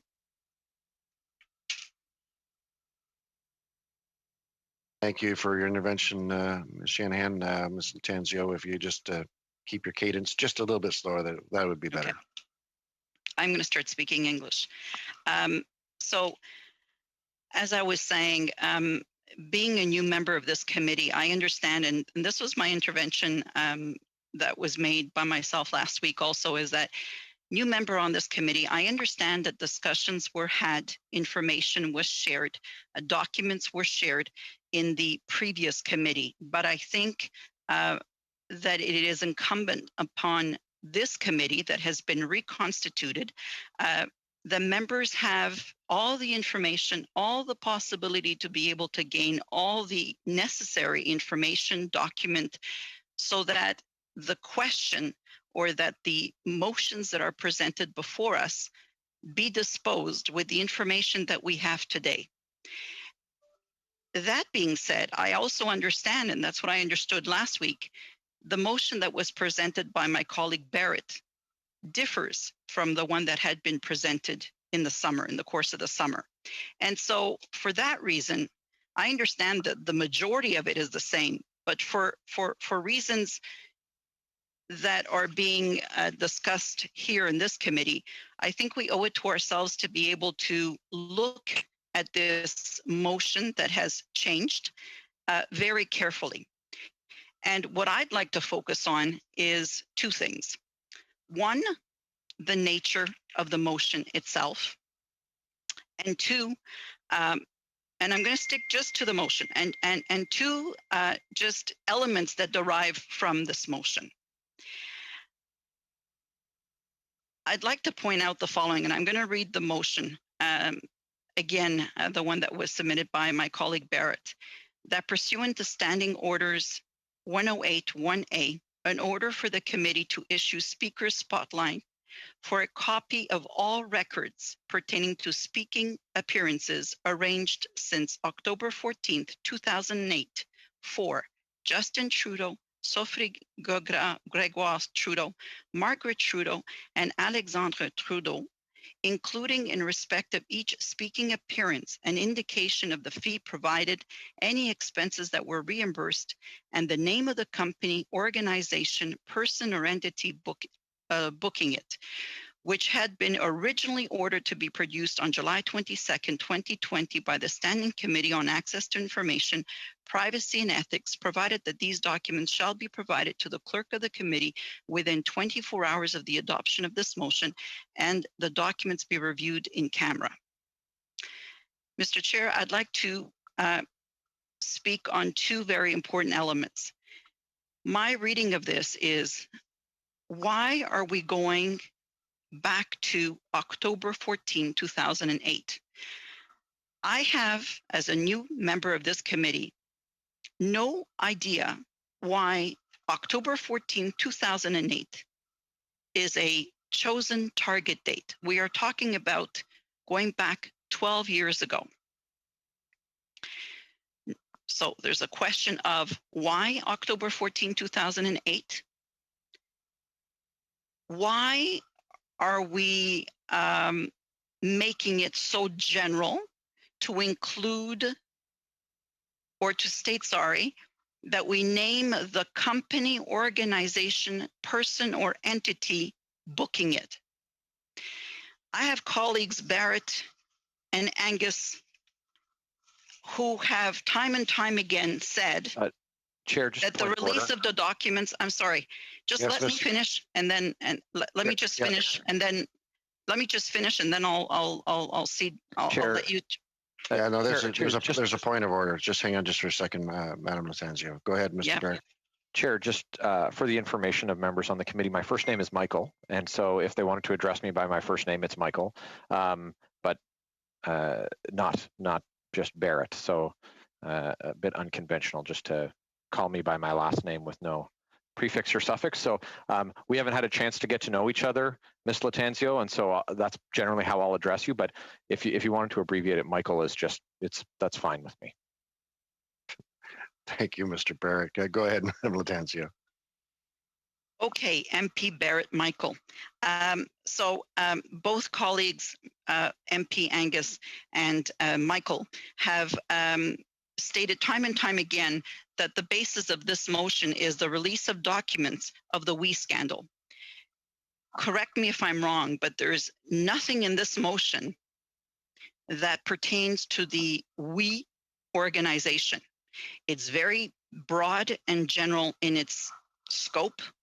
And basically, all I can conclude from this is this is purely a fishing expedition into any company, organization, or person, and the scope of this motion is way too large. So, one, again, the question of the date. Two, the scope of the motion, and three, of course, the individuals that are specifically named within the motion. And one can only question if we are to go back to October 14, 2008. We have had many, both past sitting MP members that have had exchanges with companies, organizations, and persons or entities booking events. And why were they excluded? And really, I don't understand why we would include the mother and the brother of the Prime Minister.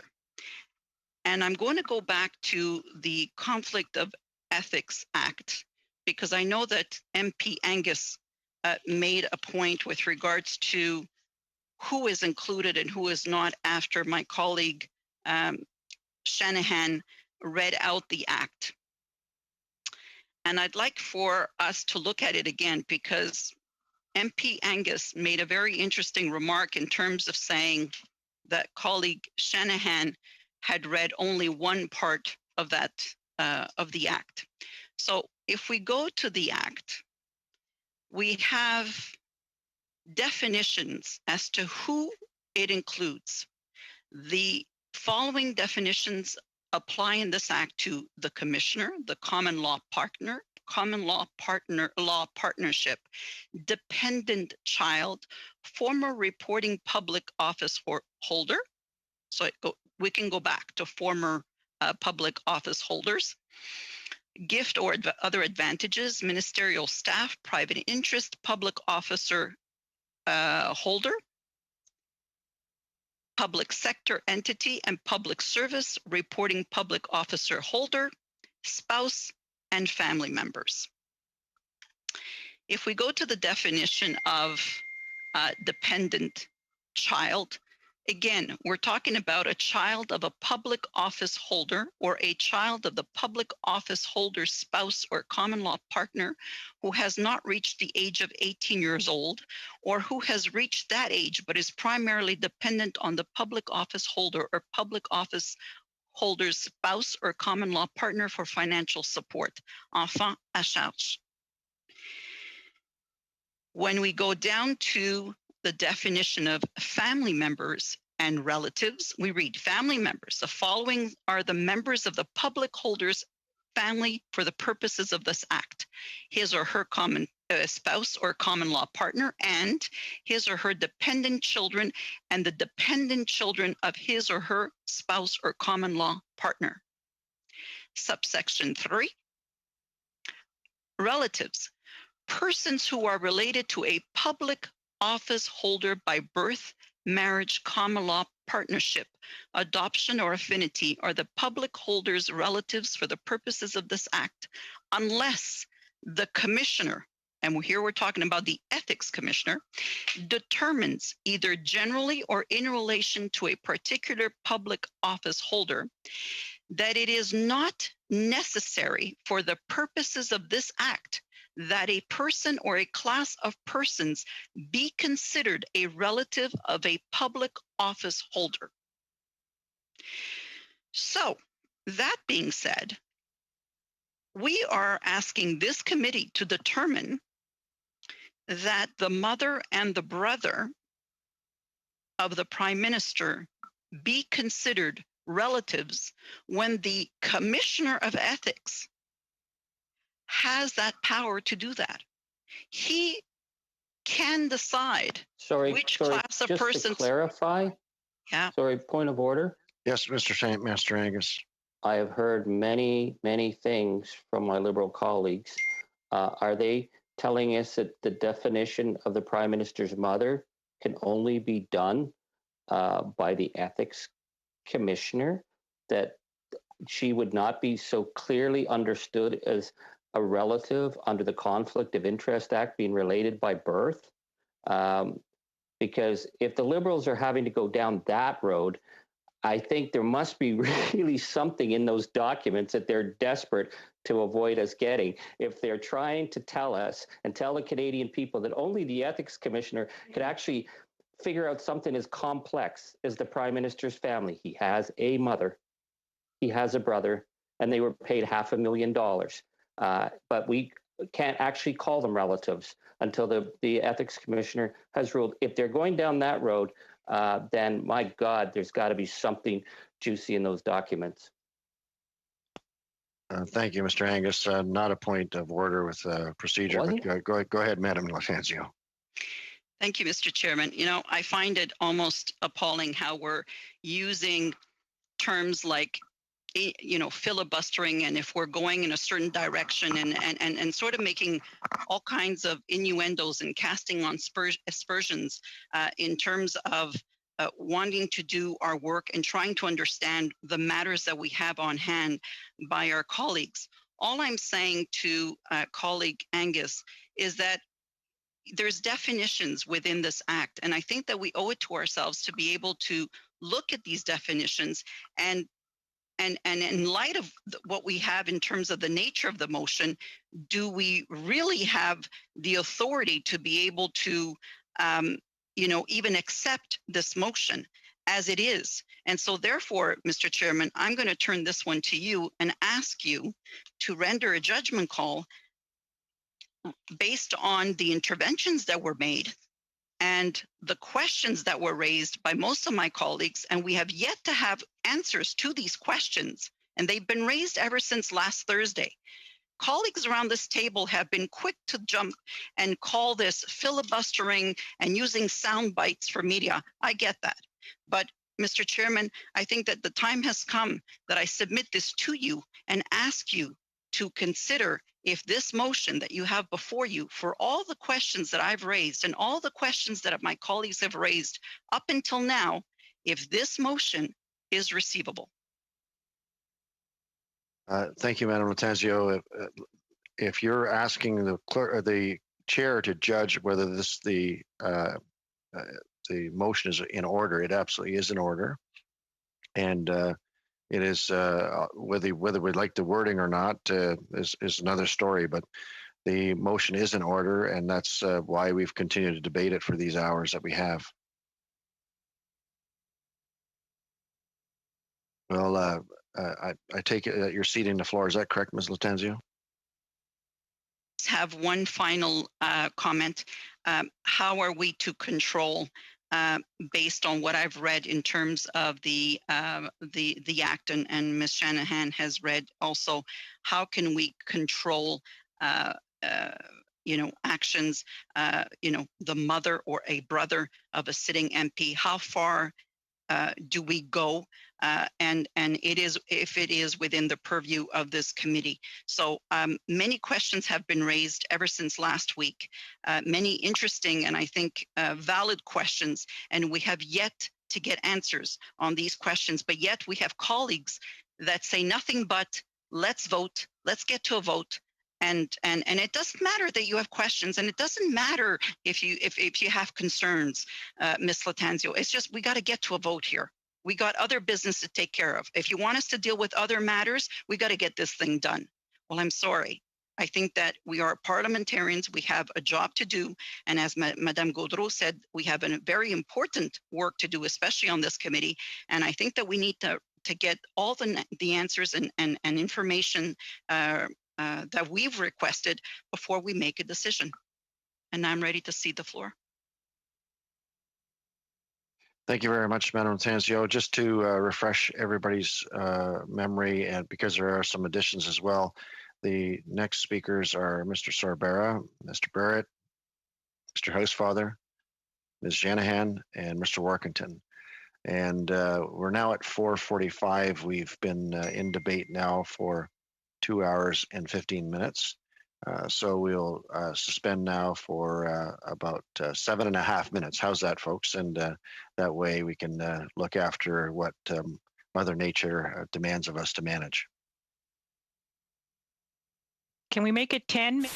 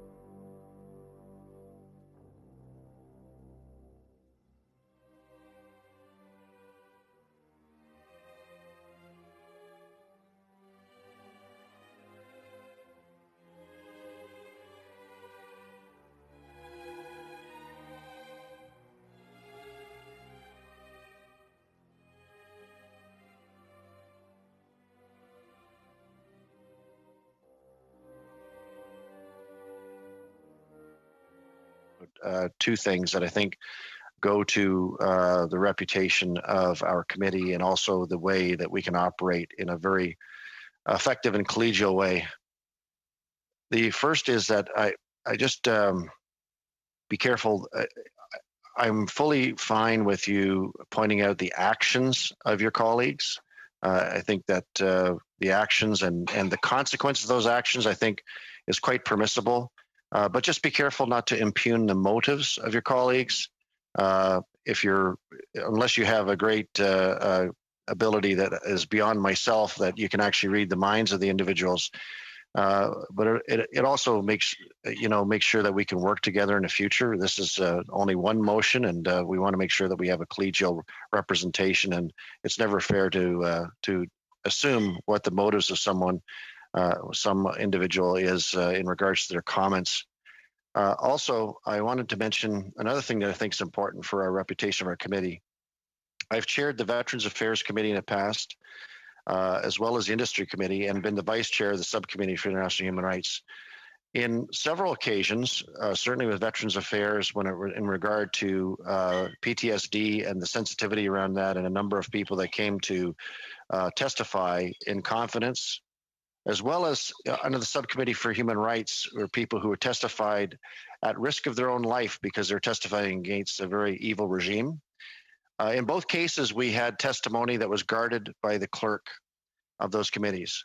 I do not recall ever a leak endangering anyone from those. So I just want to be clear that if there's a procedure, whether it's this motion or any other, where we have to protect information for individuals, that will be done by myself and by the clerk with the utmost of integrity and utmost of care, in order to make sure that those people are not endangered in any way, either by their reputation or some other harm. That being said, let me go over the speakers list once more. Who I have up now is Mr. Sorbera, Mr. Barrett, Mr. Housefather, Madam Shanahan, Mr. Workington, and Mr. Dong. And so now we will go to Mr. Sorbera. Thank you, Mr. Chair, and thank you for those wise words. We were all elected here to represent a number of residents in our riding, and all 338 of us, if we consider all the colleagues here and not in this meeting, have the right not to be questioning our reasons for wanting to do things, but other than to represent the interests of our residents and ask questions on all sides of the House. And that's what governing is about. And that's what being a member of Parliament is about.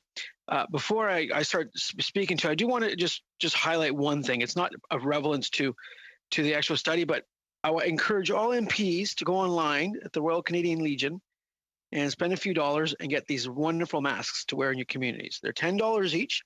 I ordered 10 of them. They just arrived like literally yesterday, and I wear it with much pride. And it's something that I know we're going to be having virtual Remembrance Day ceremonies, and I'll stop in a second and move on to the actual motion, Chair. But it's something that is one thing we can show a lot of respect to our veterans is by ordering these things, supporting our legions, and wearing them for the next few weeks and stuff. And I'm actually going to give away some to some residents. Now on to the motion at hand today. And I was, with much excitement, I got to sit this morning on public accounts with Deputy Green as another counterpart on that. So again, Matthew, nice to see you here today. You're doing a great job representing the wonderful, hardworking residents of one of the Hamilton ridings, which I have many friends down there. And I was thinking about the motion at hand today, and there were a few things when I looked directly at not even the wording of the motion, not the intent, but the mentioning of someone's family, and we are all in politics, and we all have loved ones that support us, and that's the reason we're allowed to do this wonderful job.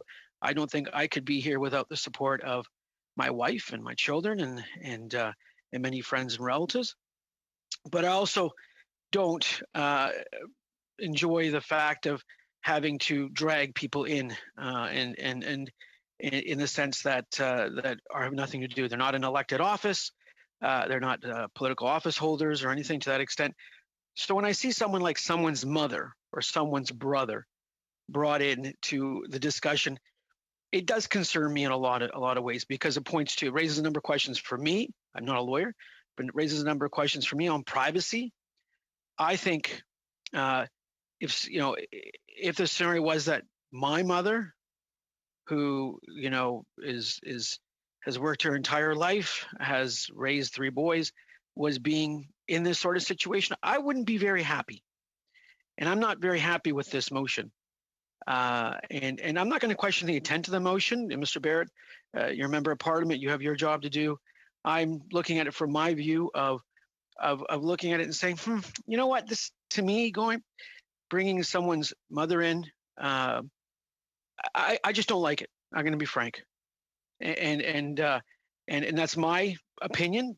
You don't have to agree with it, and you probably won't. But for my personal, I just really just don't like it. And I think when I speak to my residents, and we speak to the job we're doing as MPs first and foremost, because we were elected to represent all the residents of all our ridings. So whether they voted for us or not, whether they support us or not, we listen to them, we answer their questions, and we help them out. That's our job. And try to make this this country better than it is, and it's a pretty great place to be, and blessed to be. We're blessed to be born here.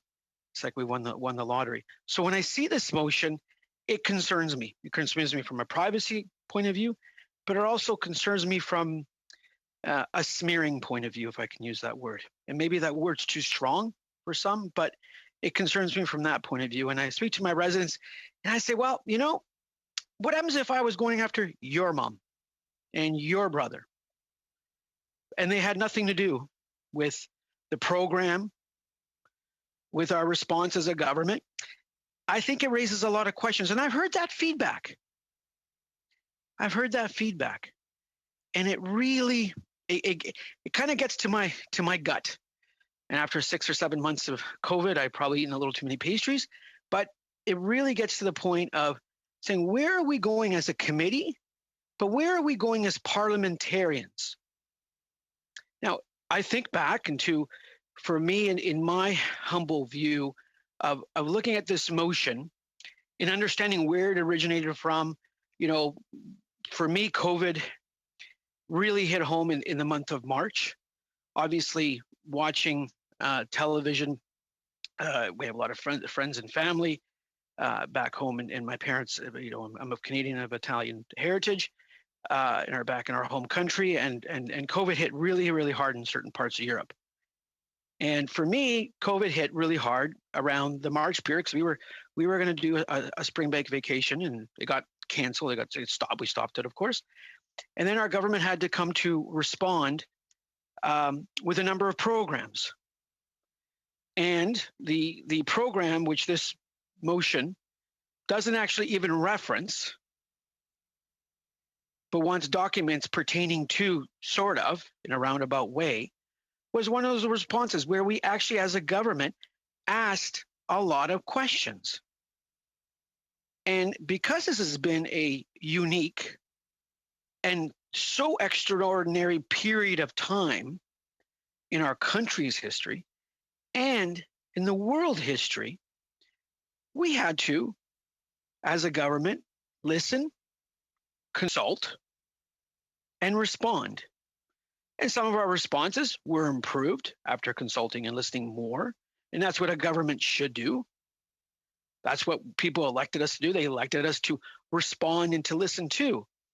So I asked myself, as a member of this standing committee on access to information, privacy, and ethics, I say, if I'm a citizen out there listening, then, you know what, the government's done Canada Emergency Response Benefit, Canada Emergency Wage Subsidy, Regional Relief Recovery Fund, the Canada Emergency Business Account.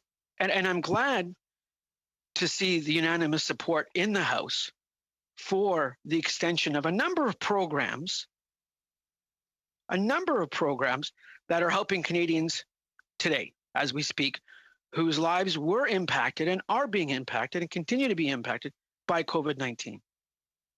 That's a fact. We know it. We can debate this motion, whether I like it or Mr. Barrett likes it or I don't like or the points of it. But right now, we know Canadians at home are being impacted and continue to be impacted by COVID-19. This motion is in response to a program that we put forth, which we then, when we looked at it and said, no, there's a number of questions that come out from this, from the intention of the program. So we continued with the Canada Emergency Student Benefit, which I believe over 703,000 students benefited. Now, this motion with regards to these documents naming the individuals here, it concerns me, yes, on the point of view that if it was my family, that if it was my brother and my mom, who, you know, on a privacy point of view, it would concern me, but on just a really straight gut point of view, I wouldn't be happy. And I'm not happy that we have to sit here and debate such a motion, which in full frankness is, for me, Chair, if I can use the term, a fishing expedition. For me, that does not in any way assist any of those individuals in my riding and across this country from coast to coast to coast who are continue to be impacted by COVID-19. Does not deal with the issues of privacy at all. And in fact, you know, I spent some time reading the Commissioner's annual report entitled "Pandemic Raises Privacy Concerns, Highlighting Urgency of Law Reform. Public Health Crisis Has Pushed Daily Activities Online, Underscoring Critical Need for Change." But I tie that privacy, the Commissioner's annual report, and I tie that back into this motion, where we will dig into potentially, and I hope not for many, many reasons, people's privacy, unelected individuals' privacy. Nothing more than what I call fishing expedition. And so when I see the response from March, and I see our government's introduction of so many programs, so many initiatives, with help, I will more than gladly admit and say that a number of opposition members have contacted myself, have contacted ministers, have spoken out publicly in order, how do we strengthen things? How do we improve things? And that's what Canadians expect. They expect us to work for the betterment of them and their families. They expect us to work for the betterment of Canadians that have been impacted. They expect us to work together. And we've seen that at all levels of government. Here in Ontario, between the provincial government and the federal government, on a regional basis, our cities, everybody's working together. Kind of said, you know what, we got to step back and do what's in the best interest. Yes, Mr. Barrett and MP Barrett, and to the other opposition members, yes, we always must hold government to account. We must always ask tough questions. That is the job of opposition members, and frankly, it's the job of any member of parliament. But when it comes to the privacy of Canadians, when it comes to looking at a motion that speaks to someone's mother and someone's brother, there's something wrong with that. There's something that strikes me as being very, very, just, it doesn't sit well. Doesn't sit well. And I had the pleasure of listening to Margaret Trudeau when she came to the city of Vaughan to give a speech to the Vaughan Chamber of Commerce in front of 1,000 people. It was a women's event, and she spoke about mental health and her experience in life. And there was 1,000 people in that room glued, listening to this individual share their life experience. And you could hear a pin drop in that room. So I asked myself, this individual, this mother, this grandmother, why are we undertaking a fishing expedition? So for me, it doesn't sit well.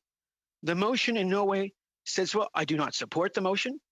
I don't support the motion not only because I'm a Liberal MP, I don't support the motion because it doesn't sit well with my values. Now, with regards to the privacy and protecting Canadians' privacy, in 2016, excuse me, I'm just going to grab a quick glass of water just so I don't shorten Mr. Baird, I'm sorry, I just going to use this because I need some. When it comes to protecting privacy, because I think this is what it comes down to. And in 2016, there was a study done protecting the privacy of Canadians, a review of the Privacy Act. And I think this is relevant for this committee, and I think this is relevant for the motion at hand. The Privacy Commissioner recommends, and I'll just read some of it into the record. The Privacy Commissioner recommends creating a legal obligation for government institutions to safeguard personal information. In his initial appearance before the committee, Commissioner Thériault said, "In the digital world, it is infinitely easier to collect, store, analyze, and share huge amounts of personal information, making it far more challenging to safeguard all of that data and raising new risks for privacy. Regarding the safeguarding of information, he noted that currently, that is the subject of government policy, not legal obligations per se.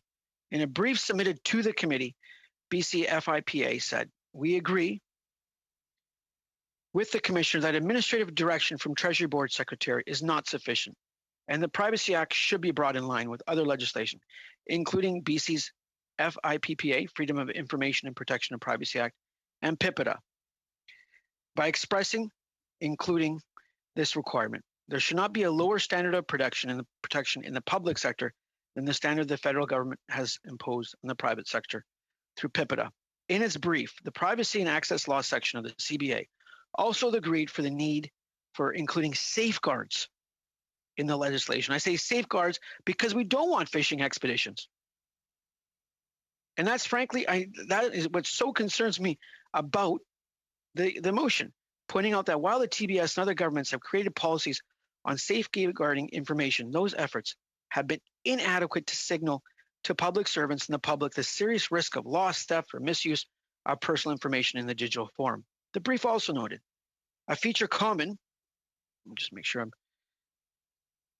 the brief also noted a feature common to many other Canadian privacy laws, both the public sector and private sector, is to require the organization to create reasonable safeguards to protect personal information, including administrative, technical, and physical safeguards. Mr. Israel of the CIPPIC and Ms. McPhail of CCLA both endorsed the idea of creating a legal obligation to safeguard personal information. In her testimony, Ms. Austin pointed out, there are serious charter issues in not safeguarding that information properly that the courts are really starting to pay attention to. Some witnesses discussed the need for sanctions when there are violations of the Act, Mr. Fraser said. Many more modern privacy laws have an offense provision that if an individual or even institution unlawfully or usually with knowledge is in violation of the statute, they can be charged under that. Mr. Golick of BC FIPA, there should be a broader scope and broader availability of sanctions, including damages under the Privacy Act. We know individuals' privacy in the modern age is of paramount concern to us. Now, I'm a new member to the Ethics Committee. I've read Mr. Barrett's motion several times, MP Barrett's motion several times, or Michael, if he likes to be referred to. And I understand what he's asking about. I understand. I don't agree, like I said. I understand.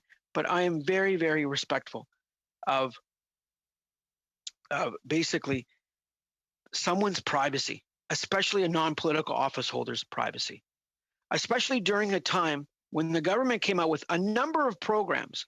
And we have to remember, there were no funds administered or distributed under the proposed program. Students were assisted through COVID-19, through the Canada Emergency Student Benefit. They were assisted with an increase in the Canada Summer Jobs Program. I know something that Mr. Barrett and his party called for, and we actually boosted. We listened, we consulted. That's what a government is empowered to do so. We didn't just say no. We didn't bury our head in the sand. We listened. That's what we continue to do so. And when I was reading through this brief that I was able to start to glean and pick up, other witnesses had one of the safeguarding measures that was suggested is to require that data be stored in Canada.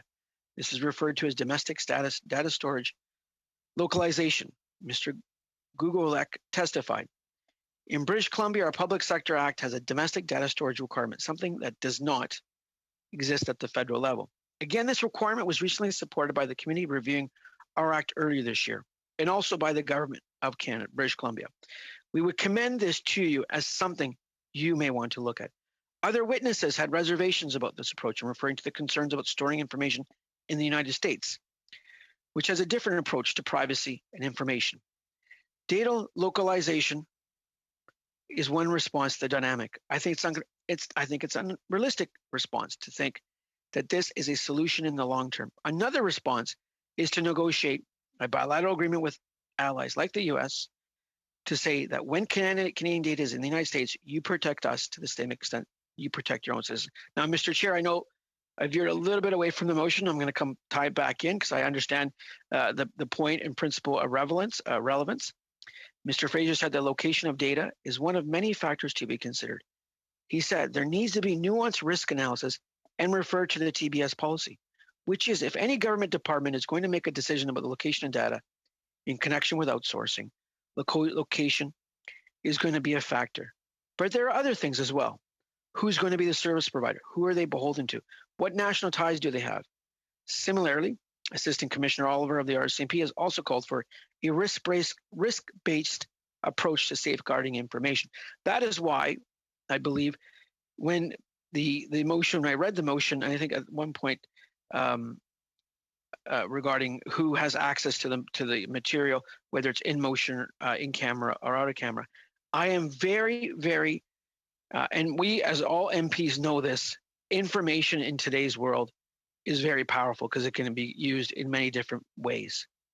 And it could be torqued in many different ways. And it could be leaked. And the idea or the opportunity or the chance of someone's family being impinged, if that's the correct word, and I know there's many lawyers here that will correct me on that, to me scares me. And I think about this motion, so it does scare me. Because I think about it and I say, oh, again, I go back to that, just basic rule of life. Like, why are you going after someone's mom? Why are you going after someone's brother? And I fundamentally disagree with that. Now, is it right to ask questions of sitting office holders? Yes. Of sitting politicians or public servants? Absolutely. Ask as many as you want. In fact, one member of parliament, during a committee I was able to sit on, when the power went out, assumed the chair assumed the chair title. Well, the member was not able to log back in due to climatic effects out in PEI. And we understand that. We understand it is our job to ask tough questions. And tough questions were asked to the Prime Minister, to Ms. Telford, and they were answered. Now, I think, to be frank, we as MPs need to bring about in this time policies. I know Mr. Green, Deputy Green, MP Green, has brought forth a number of policies that he's championing. Some I agree with, some I probably don't agree with. But at least I give him full credit for doing that. Now, Mr. Barrett, you have your, and yourself, you have your right to bring forth motions and ideas. I would love to see ideas that help us get through COVID-19 more, that improve the situation, that get people back working faster. And if they're tough questions, they're tough questions. And we have a responsibility to answer them. And my cabinet, the ministers around the cabinet have the privilege of being ministers of the crown in this government, have the responsibility to answer them, to be frank, to be straight up, to put the cards on the table and say, this is where it is. This is what we're doing. This is how we're going to get to a better place. And I welcome those tough questions. I don't shy away from them. And I wouldn't shy away from them. So one of the recommendations of this report that I was able to read on privacy and why it's so principal and central to the motion at hand and why I so adamantly oppose the motion. Recommendation 7. Committee agrees with the Commissioner's recommendation on creating a legal obligation for government institutions to safeguard personal information and therefore recommends that the Privacy Act be amended to create an explicit requirement for institutions to safeguard personal information with appropriate physical, organizational, and technological measures commensurate with the level of sensitivity of the data. Recommendation 8, which balances it out, that the Privacy Act be amended to set out clear consequences for failing to safeguard personal information. This part is particularly relevant to the motion before, I believe, this committee. Why? Because committee colleagues, what we are debating here in this motion affects Canadians in a very profound manner.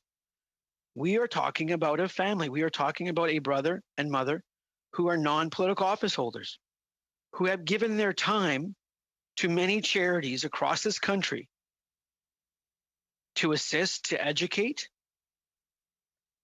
And within that spirit, I have a significant issue with it. And when I think about the breaches on privacy or the breaches of personal information, the Privacy Commissioner recommends requirement government institutions to report material privacy breaches to the OPC and, where appropriate, to notify affected individuals. I would personally love to hear from the Privacy Commissioner on what he or she thinks about this motion, about what it touches and what it doesn't touch. Are my concerns real, or can they be alleviated? Are we really undertaking a fishing expedition, which I think we are, or are we not? And so for myself, I don't think this motion is something that thing. I just have to pull something up. I don't believe in my good heart that I'd be supporting a motion that will answer any more questions, that raises any questions, but basically delves in the private lives of two individuals who are not the Prime Minister of Canada and his wife. And it just doesn't give me the good feelings. I've been a member of Parliament for 6 years, and I participated in political life. My first election was in 1988, and I did not enter into this realm to vote for a motion that delves into someone's wife, someone's mother or brother. And I think when I speak to when I speak to my residents, because I have spoken to some of them about this, they're in alignment. They're totally in alignment. So I caution the opposition. I really do. In saying the focus of Canadians is not this motion. The focus of Canadians is not going into the privacy of Margaret Trudeau or Alexander. That's not their stick, if I can use that term. I think we need to, as a committee, be very judicious, very diligent in our studies. We need to understand what Canadians are thinking about. We need to, I just wanted to make sure I'm not missing anything in my notes here, so I'll have to apologize.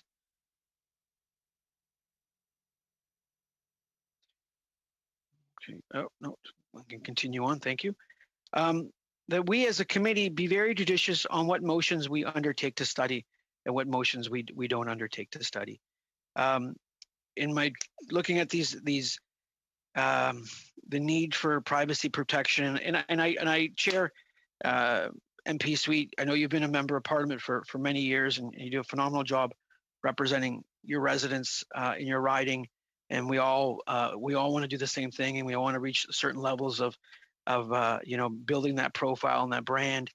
And I say, to you, sir, and I say to all my committee members, we all need to look at this Commissioner's annual report on privacy, and we need to think about what we do as a committee and where we spend our time. The motion at hand does not move us forward. The motion at hand does not answer, or I think, if I can use the term, go head on against the issues that are impacting Canadians. The motion at hand delves into the privacy, and I'm going to go back to that. I'll go back to it 1,000 times in the next 24 hours if I need to. The motion at hand goes back and delves into the privacy of individuals where I fundamentally believe we have no right to go to. It just strikes me as completely wrong. You want to ask tough questions, ask the tough questions. You know, we had over the summertime, we had a number of sittings in the House of Commons. We had a number of sittings on Finance Committee, which I was able to serve on and help out. And now here we're back in Parliament. We'll be back sitting next week. Again, you'll have a number of times to ask questions. And this motion, frankly, is not thing. And I look at the Commissioner's message from looking at the Privacy Act and the privacy of Canadians. And I want to read this because it is so important to understand what we're up against in today's world. And even for the fact that the committee and MP Barrett has put forward this motion to seek to look at documents that pertain to the privacy of Canadians who are not elected office holders, who did not benefit from a program that was introduced by the federal government. And I think I question that. So when I read the Commissioner's message, and I think for the well-being of the committee, the need for federal government, federal privacy laws better suited to protecting Canadians in the digital age has been a common thread in our annual reports to Parliament for many years. Last year in this space, I noted how major investigations to Statistics Canada, Facebook, Equifax had revealed serious weaknesses within the current legislation. This year, the COVID-19 pandemic makes the significant gaps in our legislative framework all the more striking. And when I read that third sentence of the Commissioner's message, I think about this motion, because if it wasn't for COVID-19, we would not have needed all of these programs to be put in place to keep our economy afloat, for that 20% of the economy that was shut down, to help millions of Canadians out, to attempt to put in place programs to assist not only seniors, not only disabled Canadians, but to assist students. Where one of those avenues that we investigated as a government was to look at the WE organization and to see if we could go down that route, which we pulled back after doing our due diligence and asking those tough questions. But where we put in place the Canada Emergency Student Benefit to help those students that were impacted, that had those summer jobs lined up, that were no longer there, because we know fundamentally when there is a recession, when for whatever cause, and this was an exogenous shock to our economy, wasn't a failure of the market, it was an exogenous shock to the economy, we needed to put in place programs. And that's where we got to this motion. Now I say to myself, I would love to study, sit on a committee where we can go through all the programs we put in place and ask tough questions. Because I know those programs, and I put my finger on the table and hit it strongly. I know those programs help millions of Canadians, including thousands in my riding, whether they're businesses or students or seniors, and now at the end of the month, disabled Canadians. And I know we worked a lot with the opposition, and I know we all worked together to ensure that no one was left behind, and no one continues to be left behind, because that's why there was a unanimous vote in the House of Commons. But by golly, am I going to oppose a motion that goes after someone's mom and the brother? And it just strikes me as wrong. And I know the folks sitting outside in the morning having a coffee, socially distanced, of course, and wearing masks in the area that I represent. I know what they would say. What are you doing? You're going after someone's mom? You're going after their brother? What? You're spending time doing that? We got businesses to run. We got kids to keep in school. We got personal protection to make sure that's being delivered everywhere. We got to make sure we get Canadians get that flu shot. And you're spending time doing what? So for me, it just, to my core, I don't like it.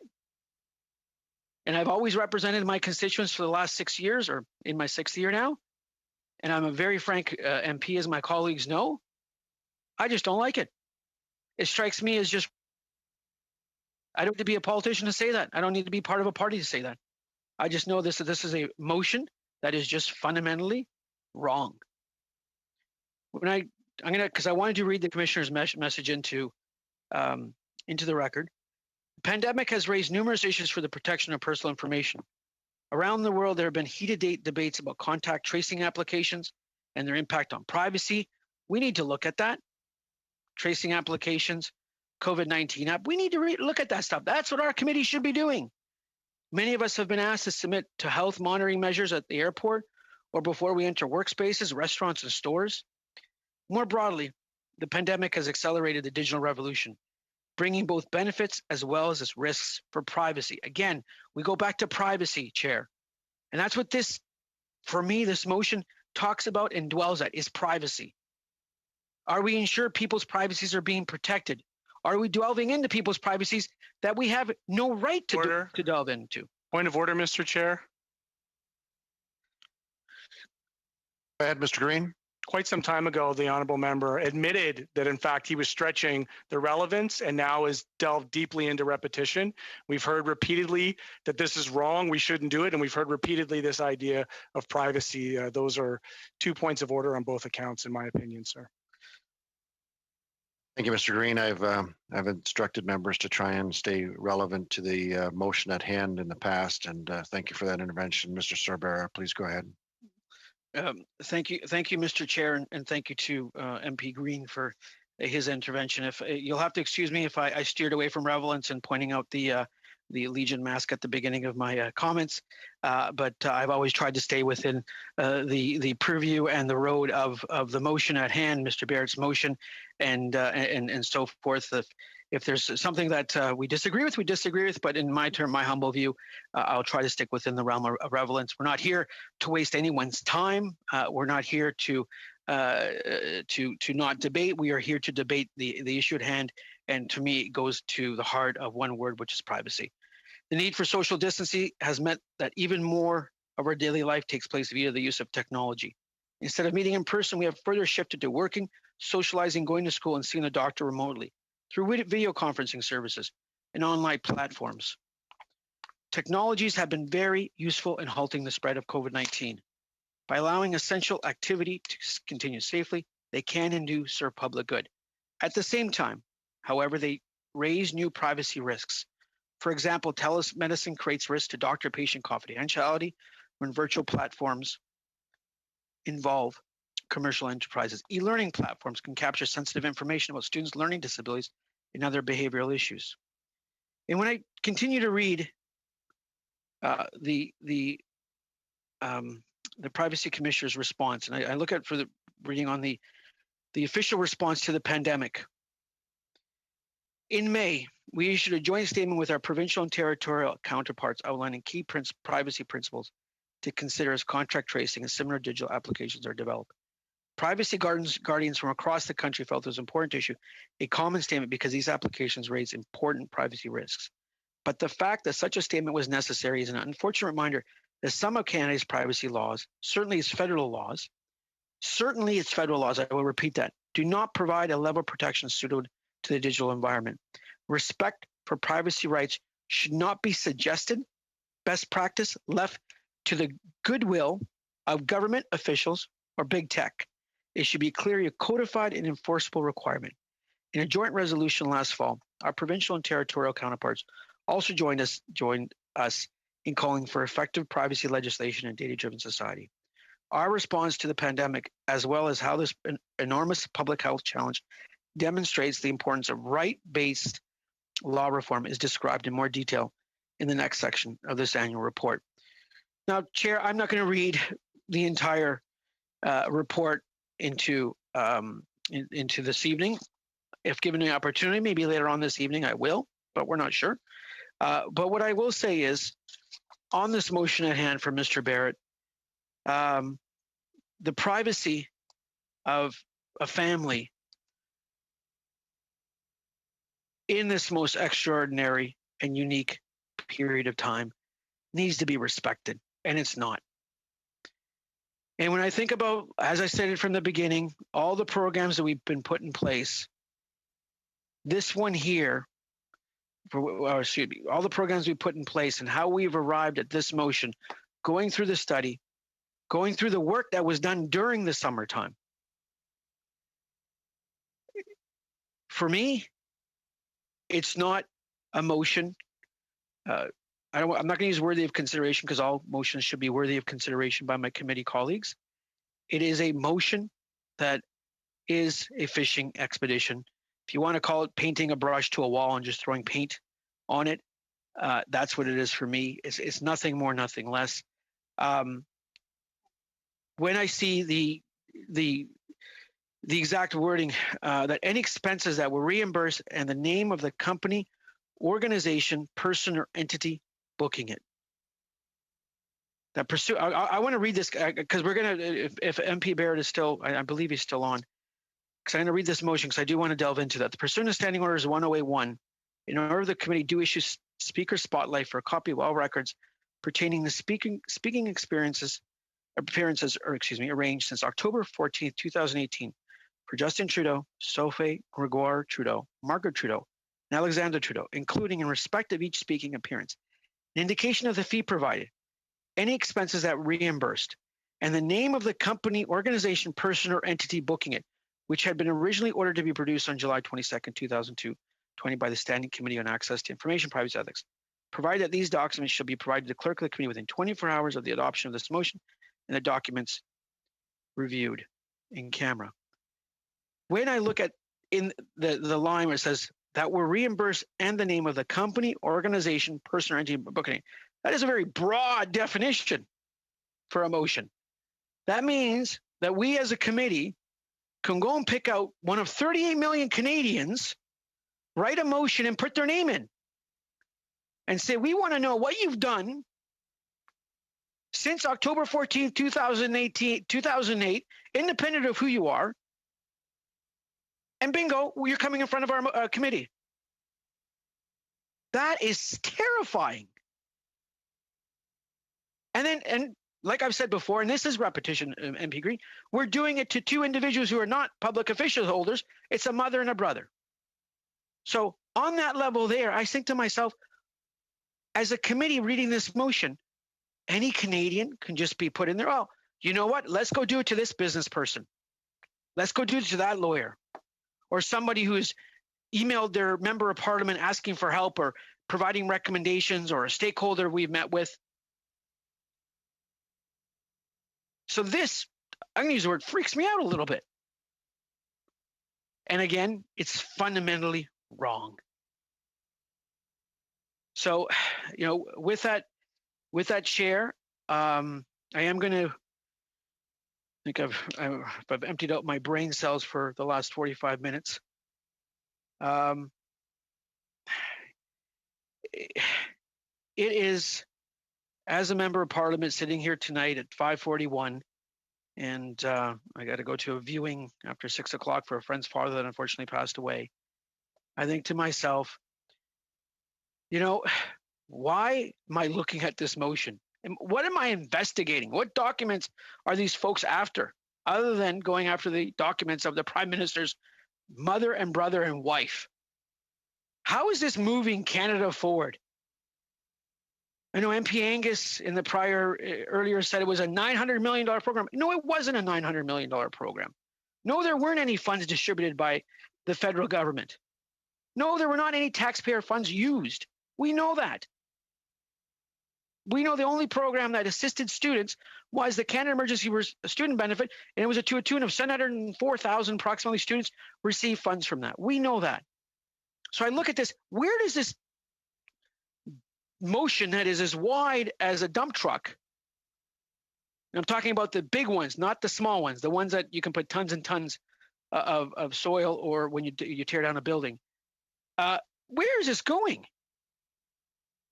This is basically saying, we want you, Margaret Trudeau, to empty your life out to us for the last 5 years of your life, whether you've spoken for mental health. So if someone spoke for mental health, we want to know.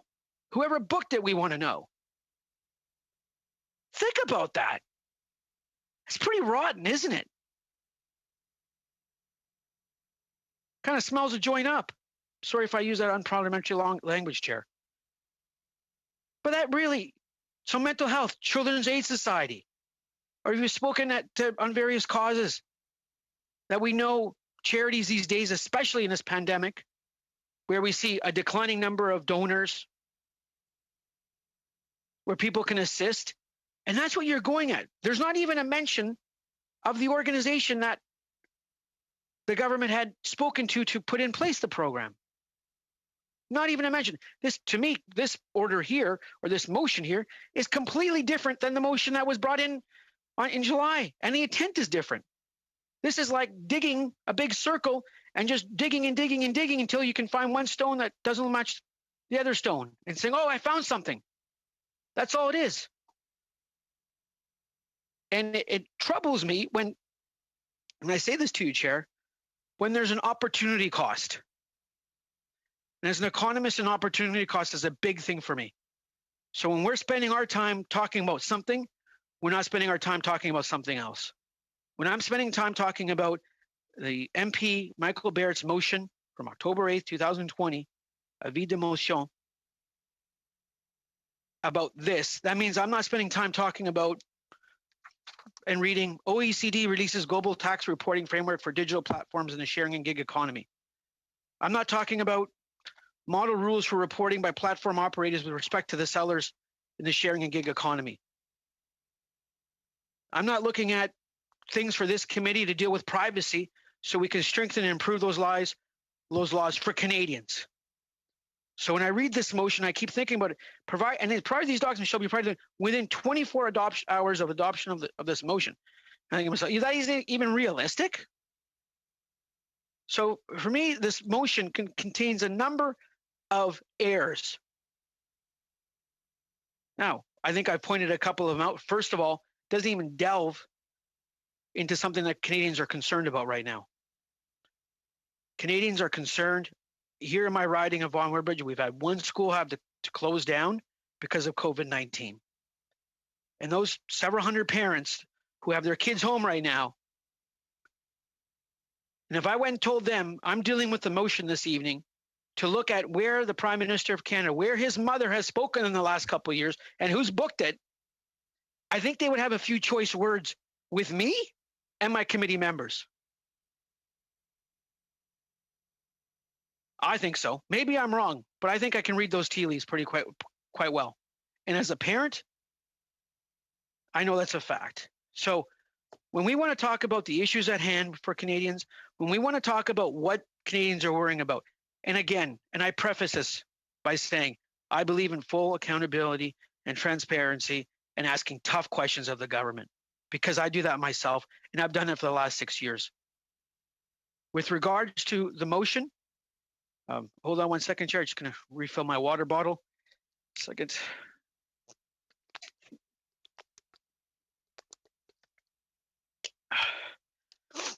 So when I think about this motion,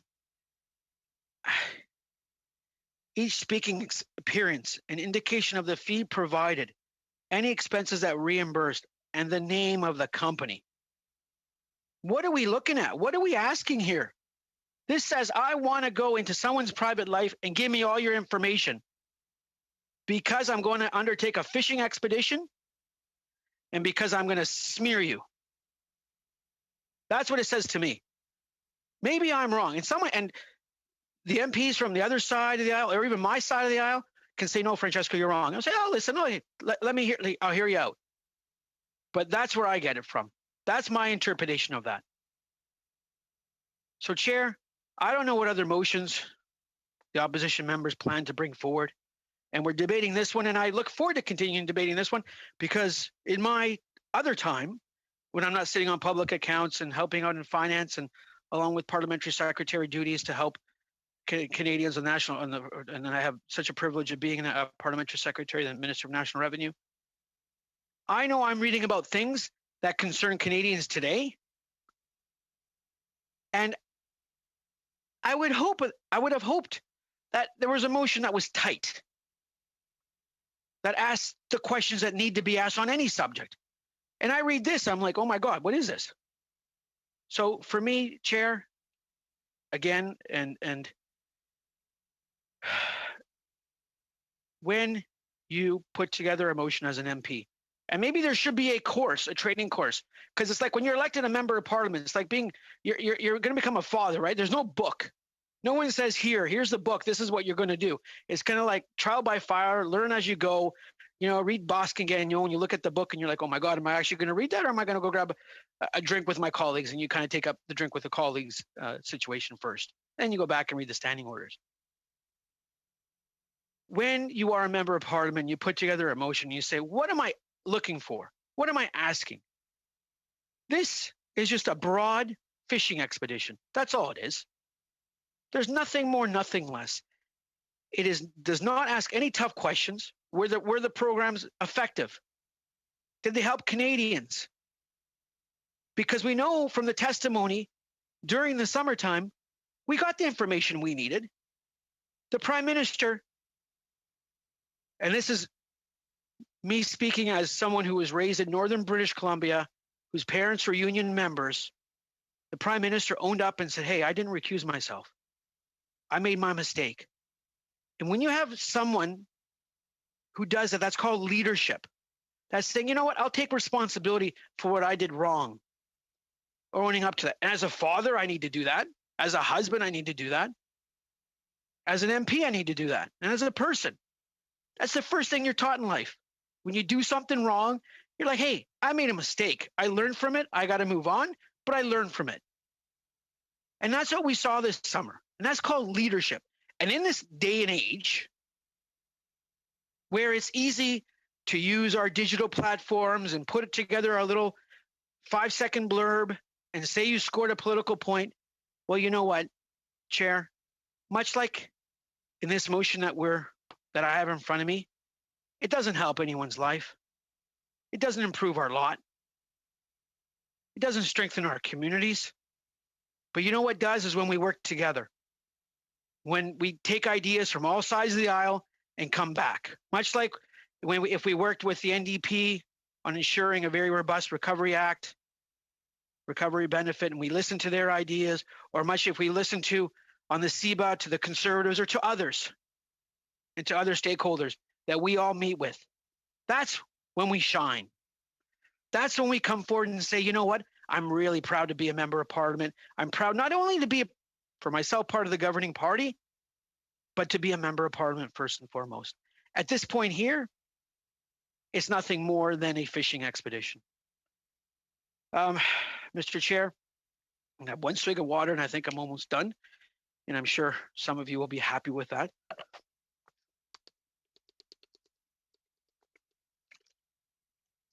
Mr. Chair, on the notion of privacy,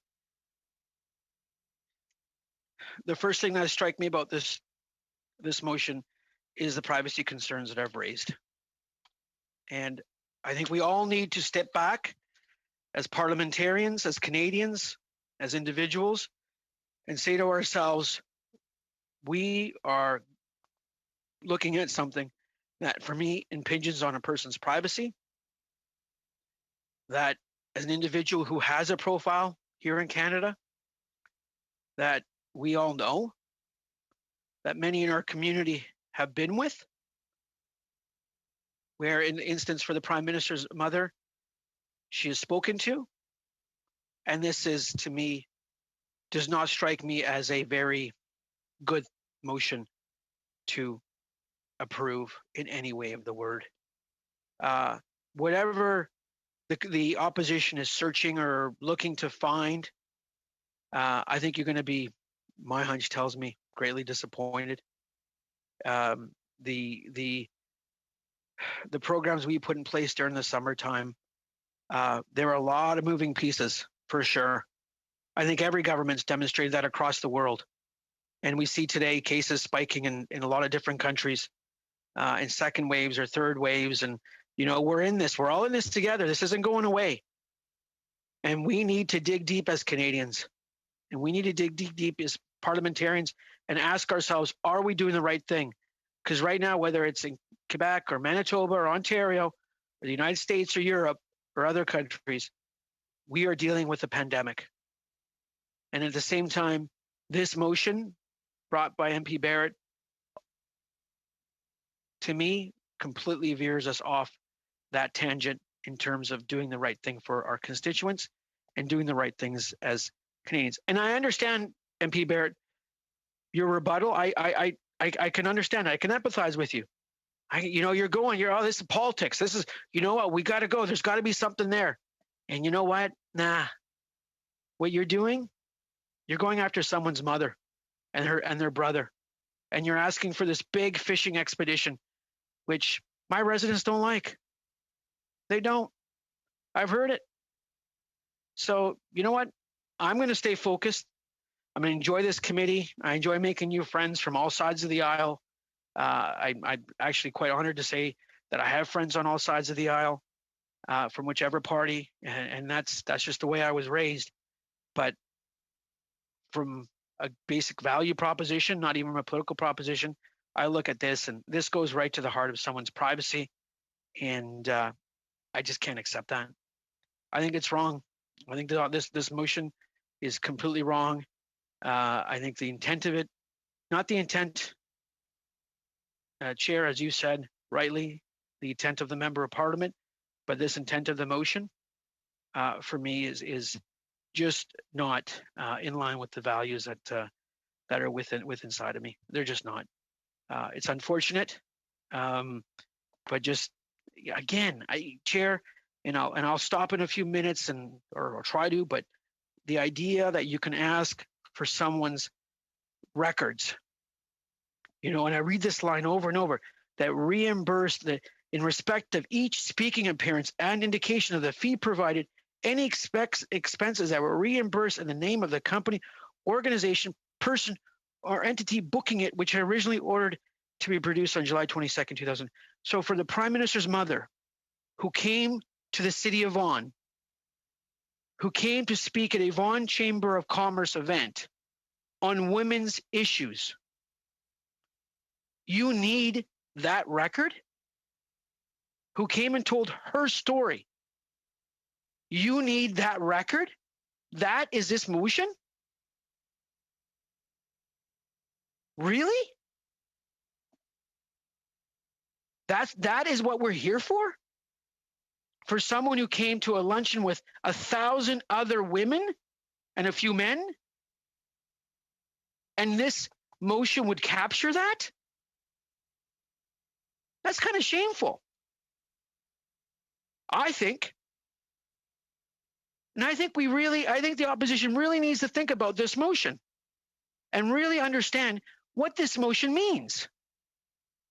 Because you tried your fight, because through you, Chair, it's easy to write something like this down and think, well, we need these documents. There's got to be something buried there. Well, you know what?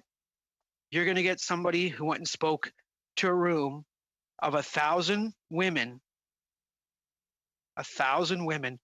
and a couple men, and the mayor of Vaughan. Point of order. Yes, sir. Yes, a point of order. Thank you very much, Mr. Chair. He's used the term privacy almost 20 times in the last 20 minutes, and he's now retold this story for the third time. We can tell he's parched, and I would love the opportunity for the member to either find something relevant or cease and desist on the repetition. Thank you, Mr. Green. Mr. Sorbera, I think you were just wrapping up, you mentioned. Yes, Chair.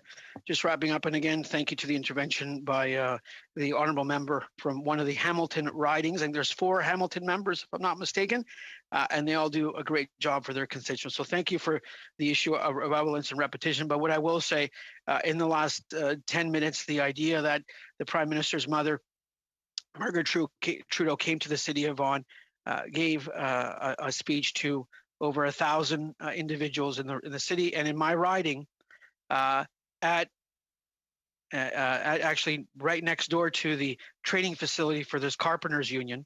And I love my union members in my riding, MP Green. And I got the training facilities for LiUNA 183 and the carpenters. And my dad was a labor and carpenter union member, and proud to be. So you know what? It's to me, I got to point that out. I got to point out that the Prime Minister's mother came and gave a speech on mental health to 1,000 people. And this motion, if passed, would want to see those records of her, of this individual coming to give a speech on mental health and telling her story. And I think that's important for Canadians to know exactly where the Conservative Party of Canada is writing motions down and where they're going with them. Because if that's where we've gone into, I'm really sorry to see that.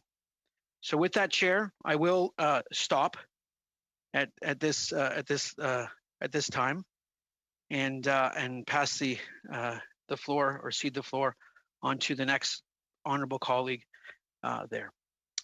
Thank you very much, Chair. Thank you, colleagues.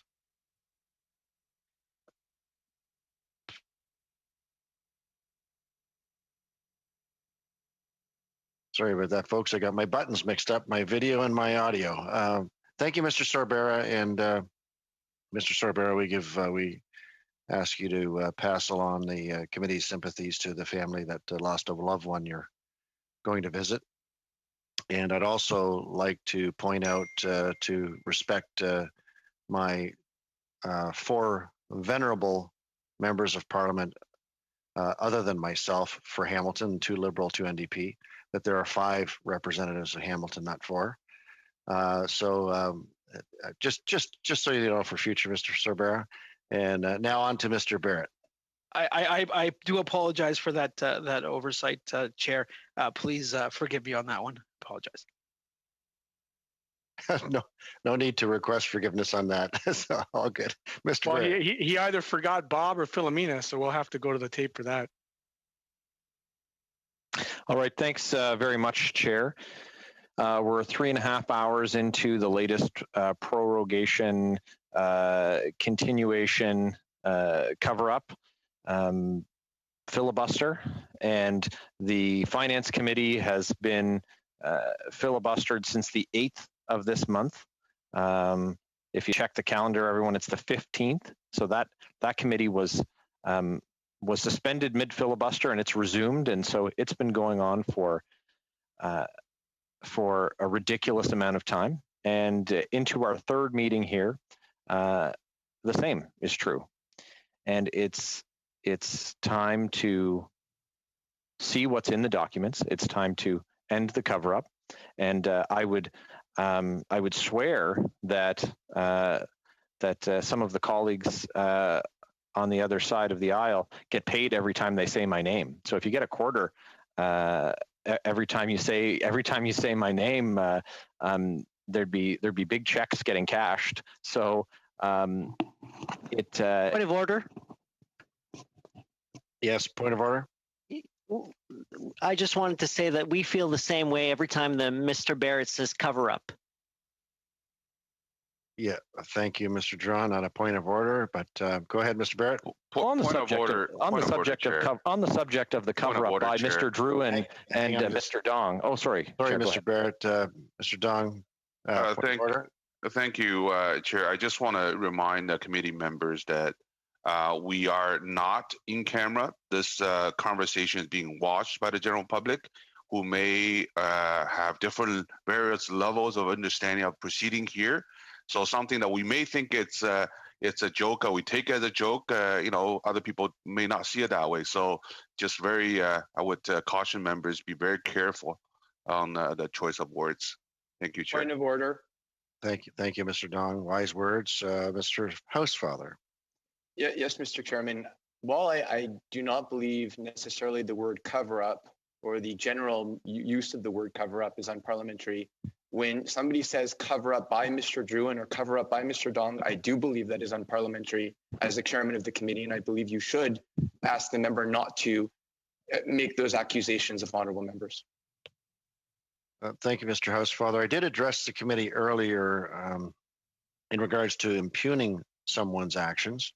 I don't know whether criticizing actions or consequences would be unparliamentary, but certainly impugning those, calling into question the motive of those actions, I think would be unparliamentary. So I just want to caution all members in that regard that we don't know what the motives of any individual is when they act, or the consequence of it. So, or when they act, or the subsequent consequence. So let's just keep it to the action and the consequence. Mr. Barrett.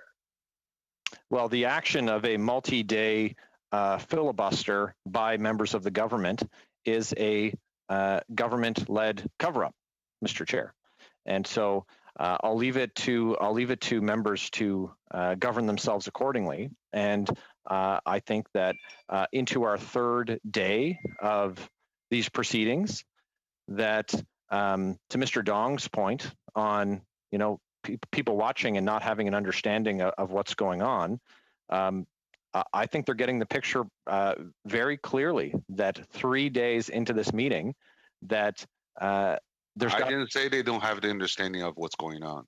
Don't put words in my mouth, please, Mr. Barrett. Okay, colleagues, please address the chair when you're going to make a comment, and go ahead, Mr. Barrett.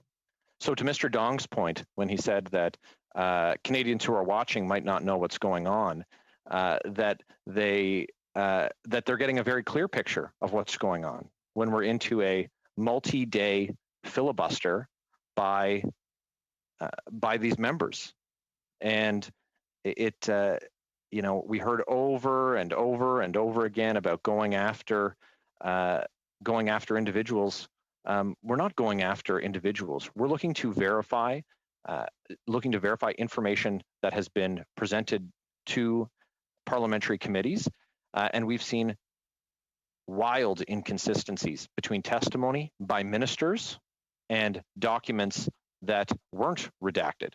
And so seeing information unredacted in the way it was ordered, and seeing the information to verify testimony that has otherwise been demonstrated to be not consistent with the truth on a number of occasions is important work for this committee to do if we're going to be able to, if Canadians are going to be able to trust the work and trust the programs implemented by the Government of Canada. So, Chair, it's certainly high time for this to come to a vote, but we'll look forward to many more hours, I think, of hydration and pontificating and texts readily available to folks read into the record. So, Chair, I'd like you to please poll the committee, if you could, and see if we can take this opportunity to bring it to a vote. Thank you, Chair.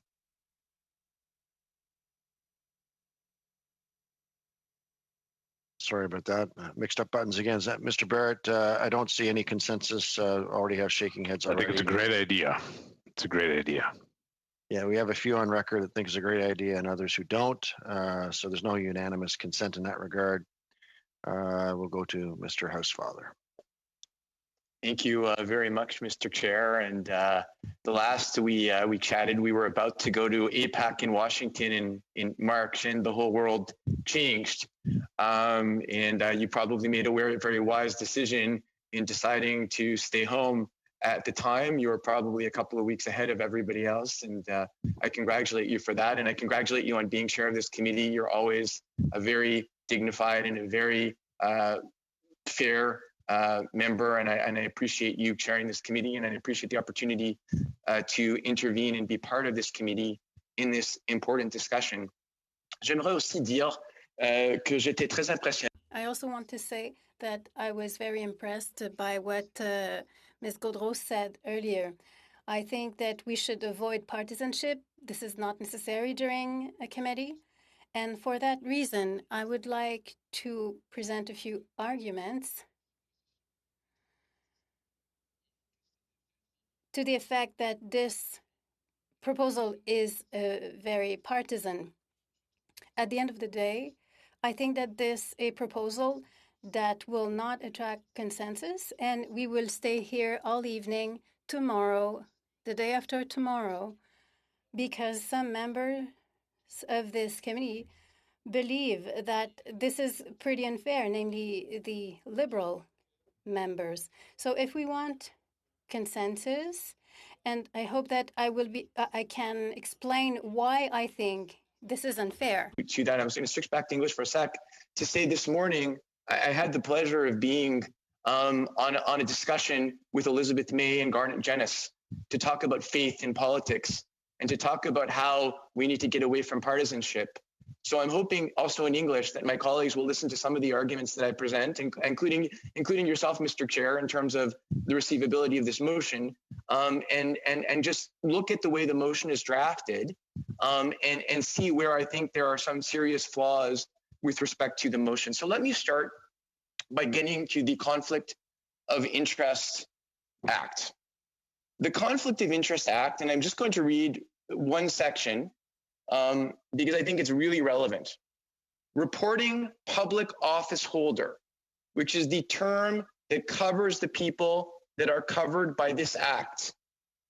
It means a public office holder who is a minister of the Crown, minister of state, or parliamentary secretary, the chief electoral officer, a member of ministerial staff who works on average 15 hours a week or more, a ministerial advisor, a governor in council appointee, or a ministerial appointee whose appointment is approved by the governor in council who exercises his or her official duties and functions on a part-time basis but receives an annual salary and benefits, a governor and council appointee, or a ministerial appointee whose appointment is approved by the governor and council who exercises his or her official duties and functions on a full-time basis, the parliamentary budget officer, or a person or member of a class of persons if the person or class of persons is designated under subsection 62.12 or 62.22. I define that, Monsieur le Président, et je vais expliquer pourquoi. I will explain this, Mr. Chair. Documents are required since October 2018 for Margaret Trudeau, Alexandre Trudeau, Sophie Trudeau, and Justin Trudeau. The Prime Minister of Canada is covered by this act since his election in October 2015. Between 2008 and 2015, he was not Prime Minister of Canada. He was a member of Parliament. He was not covered by this act. He was not subject to this act for the years that we are asking for documents from his family. If I was chair of this committee, I would think that this is not receivable because we are talking about someone who is not covered by the act. To get into the question of his family members during that time, because the principal individual wasn't covered by the act for 7 of the 12 years that where documents are being requested. I don't think that's right. I mean, I believe in parliamentary committees. I actually do. I'm one of those people in my party that is always talking about the importance of committees and the powers of committees. And I do believe that the committee has a wide power to compel the production of documents and to seek government testimony and to hold the government accountable. I actually do believe that. But I don't believe that where the motion strays well beyond where the act requires the Prime Minister to disclose information for himself and his family, it's fair to go back, because otherwise, as our previous speaker, Mr. Sorbera, said, we could be asking literally for anybody who is not covered under the act to be producing documents for themselves and their families. So I don't think that is fair, and I'd hope my colleagues would take that into advisement and under consideration when they're considering why I cannot support this motion. A second question, I don't believe that it's always unacceptable. I see that here I'm going to diverge from my colleagues on the Liberal side. I don't believe it's always unacceptable to refuse or for that a committee can never ask for information about someone's relatives. I think there may be times that it is reasonable for a committee to make such a request. And with respect to the We charity, there may well be justification for requesting information about Alexandre Trudeau and Sophie Grégoire Trudeau, because we know already from public information they have spoken and been paid by this charity and affiliated organizations. So, je vous demande, Monsieur le Président, si... So I ask you, Mr. Chair, if the goal here was to look for information on We Charity and its affiliate organizations, why doesn't We Charity, why is We Charity not mentioned in the proposal? It reads that pursuant to standing orders, an order of the committee do issue to Speaker Spotlight for a copy of all records pertaining to speaking appearances arranged since October 14, 2008 for Justin Trudeau, Sophie Grégoire Trudeau, Margaret Trudeau, Alexandre Trudeau, and I already said why October 14, 2008 is not acceptable, because Justin Trudeau wasn't covered by the Act, including in respect for each speaking appearance, and again, we are talking about each speaking appearance, an indication of the fee provided, any expenses that were reimbursed, and the name of the company, organization, person, or identity. So the goal here is obviously not to look for information on We Charity about Margaret Trudeau and Alexandre Trudeau. It's just to hope that there is something between 2008 and now, but there is nothing, Mr. Chair, in my opinion. The burden of proof, something that will justify an inquiry by a committee, except what's related to We Charity. So, I think that I have illustrated two important problems with that proposal. First of all, the date, because the Prime Minister wasn't covered by the Act on Conflict of Interest. And secondly, contrary to what has been said, I will not mention his name because he said that he wanted 25 cents each time that his name is pronounced.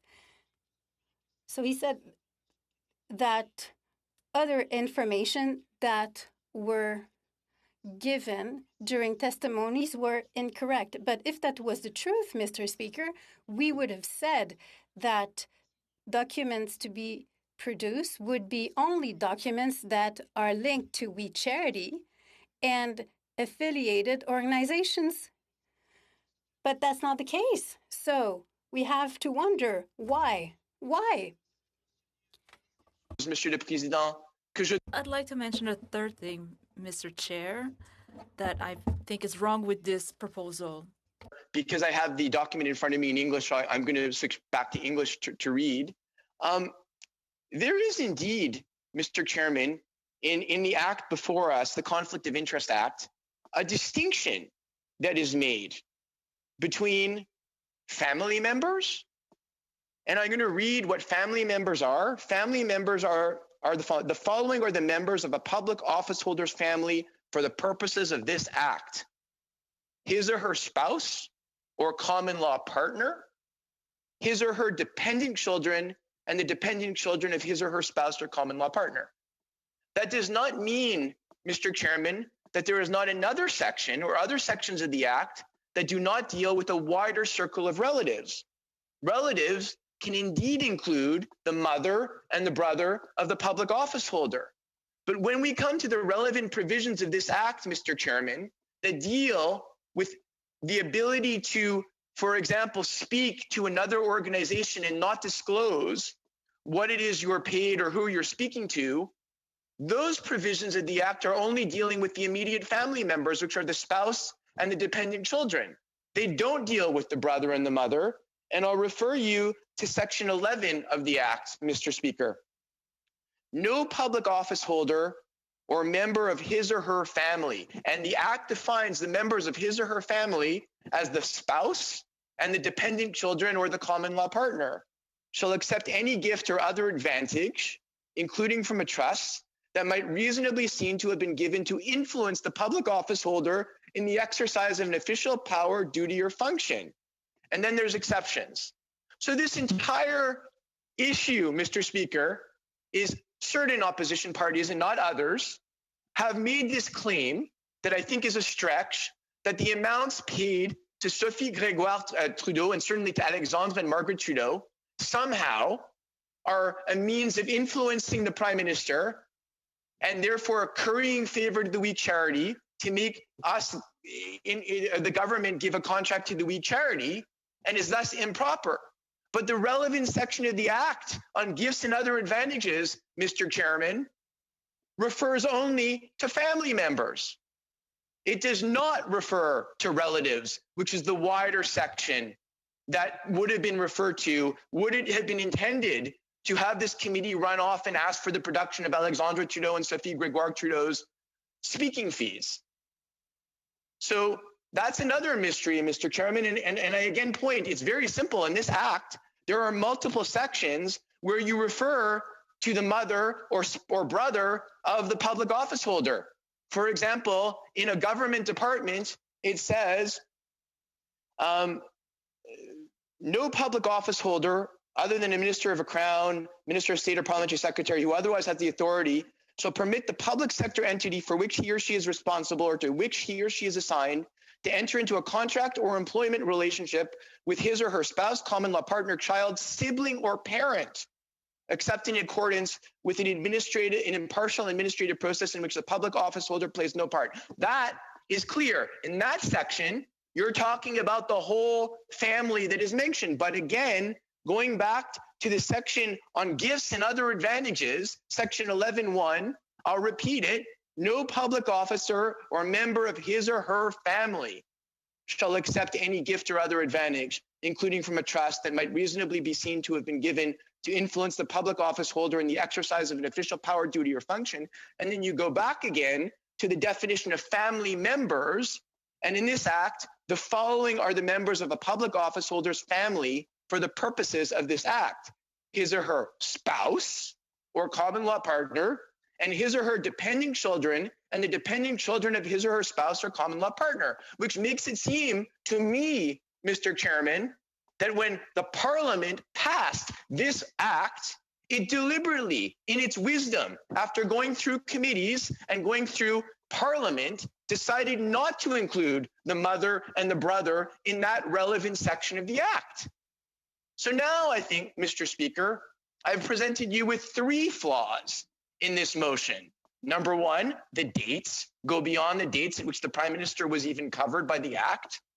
Number two, the fact that we're not referring specifically to the weak charity, so that goes against the raison d'etre of the motion previously advanced by the mover of the motion.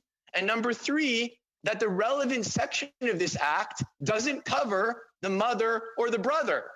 I believe I've made that case cogently, Mr. Chair, and as a result, I again believe for these reasons, this motion is actually out of order because it goes beyond the powers of the committee and strays away from the Conflict of Interest Act. But let me also, Mr. Speaker, go to another question that I think is actually quite relevant. We're all now talking about going after the current Prime Minister and his spouse and his mother and his brother. And again, not tied to the we charity. If this motion had been tied to we, I could have understood it better, but it's not. It's not. It is not unusual in Canada, Mr. Chairman, for prime ministers and members of their family to start going on speakers tours after they leave office or before they are in office. For example, Mr. Speaker, let me mention that the Right Honorable Stephen Harper is a client of Worldwide Speakers Group. Mr. Stephen Harper, on Worldwide Speakers Group website, says that he's willing to travel from Canada to anywhere in the world for a fee range that you need to inquire for details. And it says the Right Honorable Stephen Harper led Canada through the world's most complex geopolitical, economic, and security challenges as the country's 22nd Prime Minister. During his tenure in the world's top forums such as the G7 and G20, NATO, and the United Nations, Prime Minister Harper was known for a frank, assertive leadership style defined by principled diplomacy, disciplined economic policy, a strong stance on international peace and security, and passionate defense of freedom and human dignity. I was able, Mr. Chairman, with your permission, to extol former Prime Minister Harper in his own words of how he likes to be sold as a speaker. And I have got a lot of respect for him. But what, Mr. Chairman, would stop me from proposing an amendment to this motion? An amendment to this motion, because it's not tied to we in any way, to ask for all of the information related to former Prime Minister Stephen Harper or Laureen Harper, who also has been booked as the speaker, or Rona Ambrose, also booked by Speaker Spotlight. Another example, Mr. Chairman, would be, let's say, Carolyn Mulroney, who was a minister in the province of Ontario, had the opposition ask for a committee to subpoena all of the speaking engagements of former Prime Minister Brian Mulroney, who, again, as a Montrealer, I have great respect for. He is a client of the Washington Speakers Bureau, Mr. Chairman. And the Washington Speakers Bureau says that Brian Mulroney is charming, humorous, insightful, informative, and a distinguished world leader. Brian Mulroney is the architect of international commerce who transformed Canada into an economic and political influence in the world. While I guess Lester Pearson and Pierre Elliott Trudeau and others might dispute that only Brian Mulroney transformed Canada into having political influence on the world, I applaud former Prime Minister Mulroney. I think he has done great things since leaving office, and I think he's a very fine man, and his wife is a very fine woman, and his family, Mark and Carolyn and Nick and Benedict, I like all of them. But that does not mean that Carolyn should have her brother Ben have to produce his records for what he's earning when he's on CTV. And it doesn't mean that her father should have to produce records either. And all I would need to do, Mr. Chairman, is move to amend this motion, one after the other, after the other, after the other, all night long, to add the names of former conservative politicians that accept money from speakers' bureaus. And we can have a debate on each one. I am prepared to have a debate on each and every one.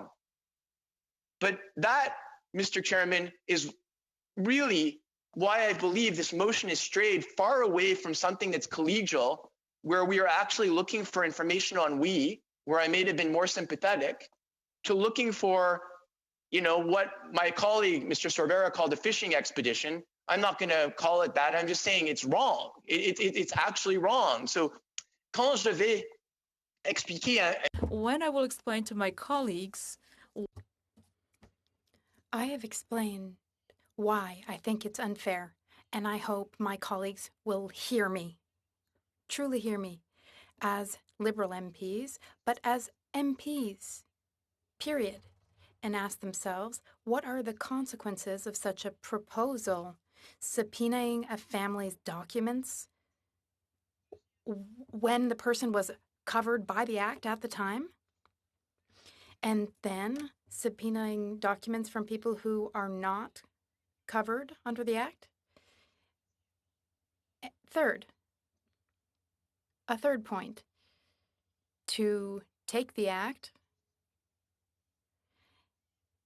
and say it's all because of we, but then to refuse to name we and its subsidiaries and partners in the request. Fourth point, if we go down this path and say that everyone has to send their documents to the committee, let's say that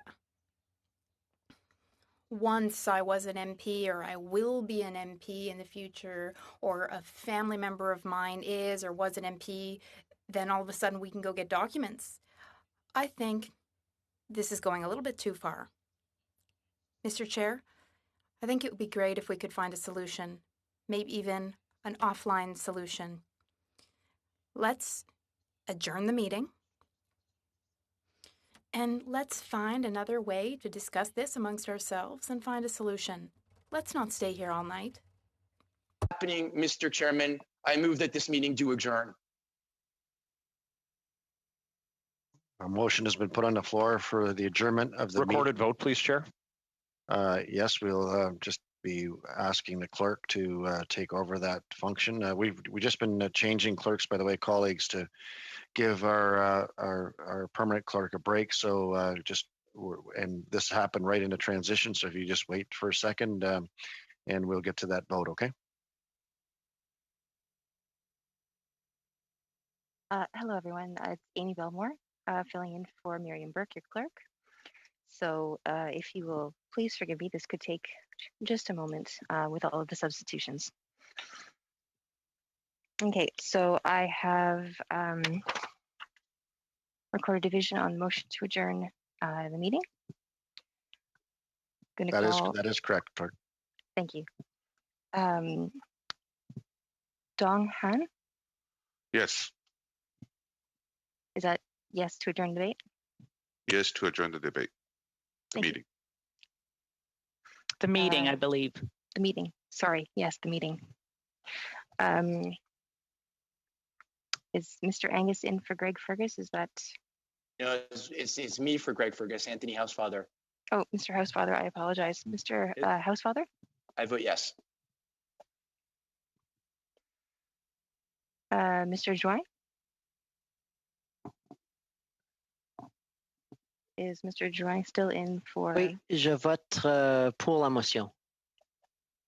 I vote yes. Okay, Ms. Shanahan? I vote yes. Mr. Sabaro? No, it's Mr. Sims. I think I'm in for Mr. Sabaro. Thank you. Apologize, sir. That's okay, and I vote in favor. Thank you. Thank you. Okay. Mr. Barrett? I vote nay against adjourning the meeting. Okay. Mr. Gould? Je vote non. My vote is nay. Mr. Warkington? I vote against the cover-up. Madame Gaudreau? Ms. Gaudreau? Inaudible.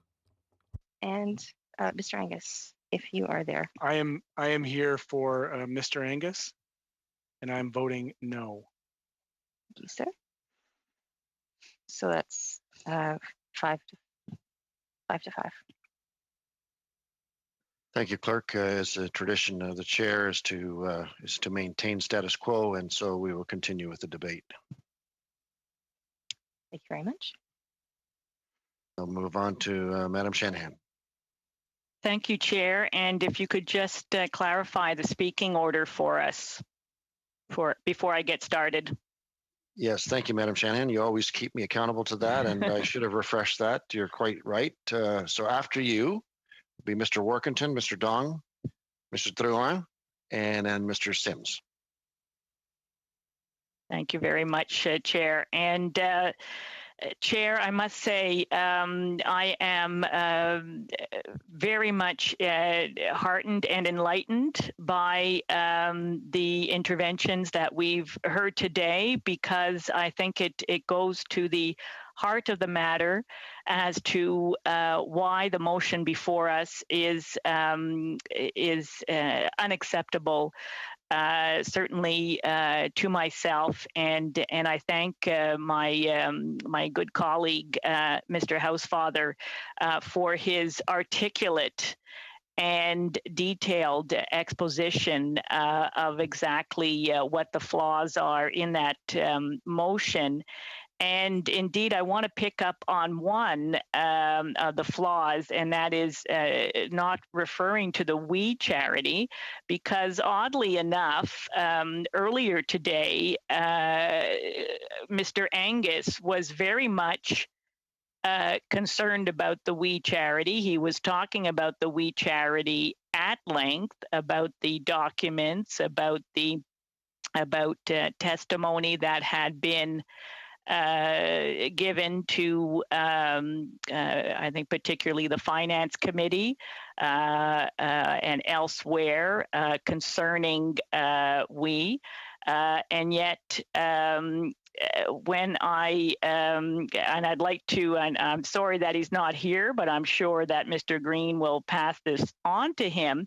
I would like to remind Mr. Angus, who had great concern about the quality of the documents, about the redaction process, about transparency and who was telling this committee what or other committees, that I had that opportunity at our previous meeting to read out to this committee the different letters from the ministries, finance, from the Treasury Board, from innovation, and there's another one there as well. Oh, of course, from the PCO, the clerk of the Privy Council, about, excuse me, the care that was taken in redacting, in providing those documents, because indeed the redaction process is an important, legitimate process that is designed to protect. There's a certain screening that has to happen to protect different elements that are important to Canadians.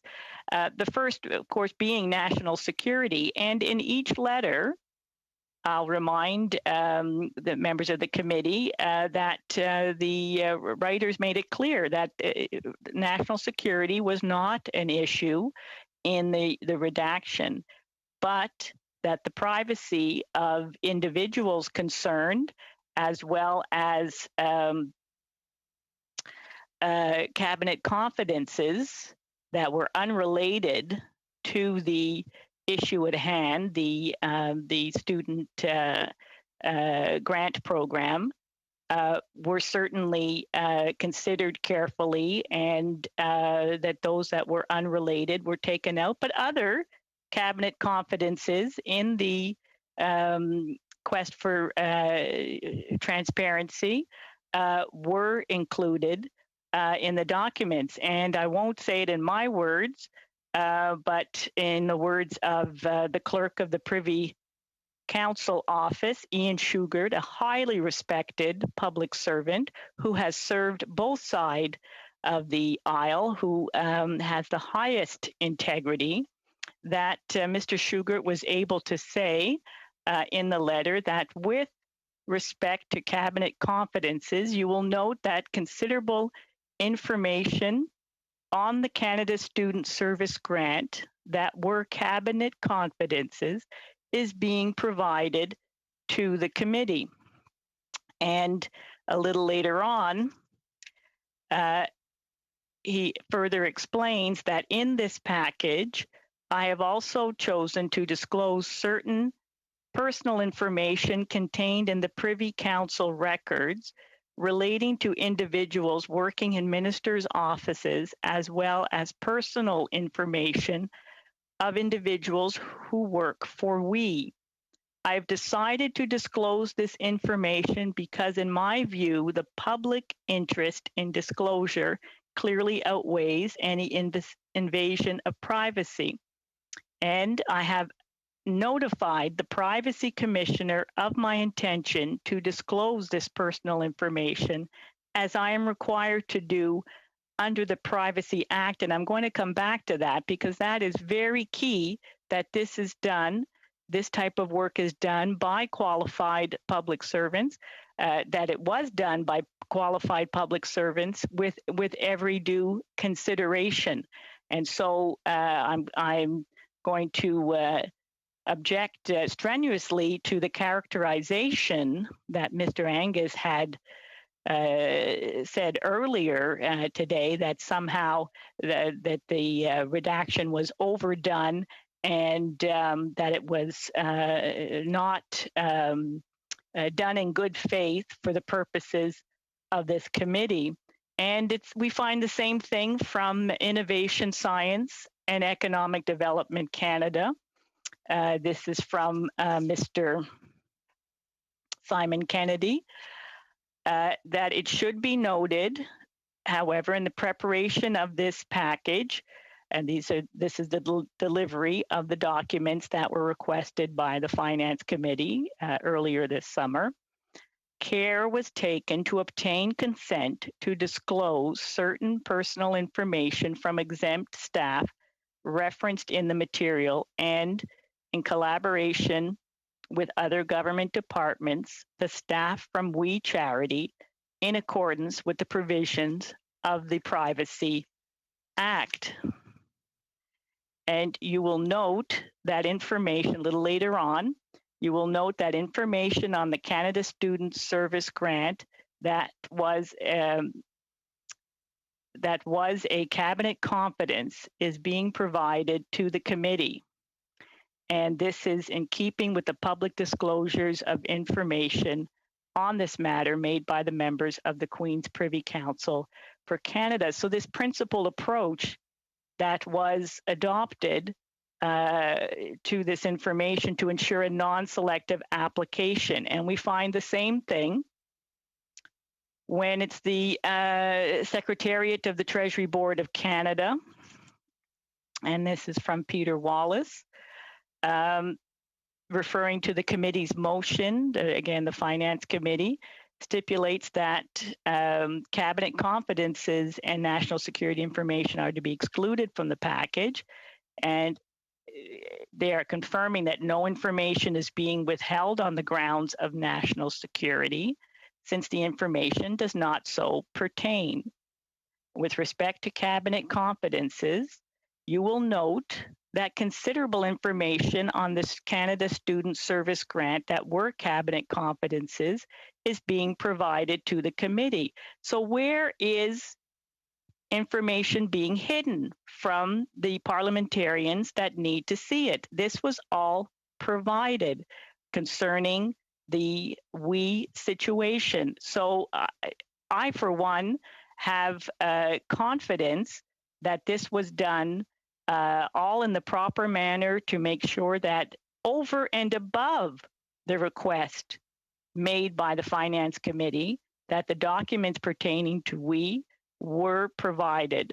And again, the Secretariat in this case makes reference to the principal approach that was taken. It's not a lackadaisical approach. It's not an arbitrary approach. It's not that everyone does as they see fit. There is a principle that is followed, and we should expect no less. And so the package includes information that is also being made available as a result of a limited waiver of solicitor-client privilege as it relates to the information that is being provided by Employment and Social Development Canada. Again, an approach over and above what was requested. So to think of the work that went into the production of those documents, and we all heard over 5,000 pieces that were delivered this summer, prior to the prorogation, so everyone had a lot of time to pore over them, and they were given in to the maximum that was possible, given the principles of protecting personal data and cabinet confidences, and as I say, really pushing that envelope. And of course, we heard also from the Minister of Finance's office on that same note. And there again, I can remember working in being a member on the Public Accounts Committee in the last Parliament, how critical that was. Financial information that could affect private interests, competitive information, sensitive trade information, market moving information, how important it is to maintain that privacy. And I dare say at the time, I can't reveal some of the discussions that we had in camera, of course, we were dealing with some quite extensive audits of different government agencies. We're talking billions of dollars that were being managed, that everyone on that committee, and I was delighted to serve with the likes of David Christopherson, Mr. Christopherson from the NDP, and others. I believe Mr. Polyev was with us for a little while, very short while, but everyone, because public accounts is known for their unanimous approval of reports, understanding that how important that financial information was, and the keeping of cabinet confidences from one government to the next, how that is an important principle. So the finance department also confirming that considerable information on the Canada Student Services Grant, which was the issue at hand, contained in cabinet confidences, is being provided to the committee. A principal approach was taken with respect to this information to ensure a non-selective application of the protection afforded by cabinet confidentiality, but information not related to Canada Student Service Grant that is contained in cabinet confidences is withheld and identified as not relevant to the request, as it should be. And we would expect no less. And as time goes on and different parliaments are formed and different governments are formed, that is a principle that must be maintained. So with respect Chair, point of order, Chair. Sorry. Go ahead, point of order. Chair, it's Francesco Cervera. I can speak into, I'm allowed to speak here at committee.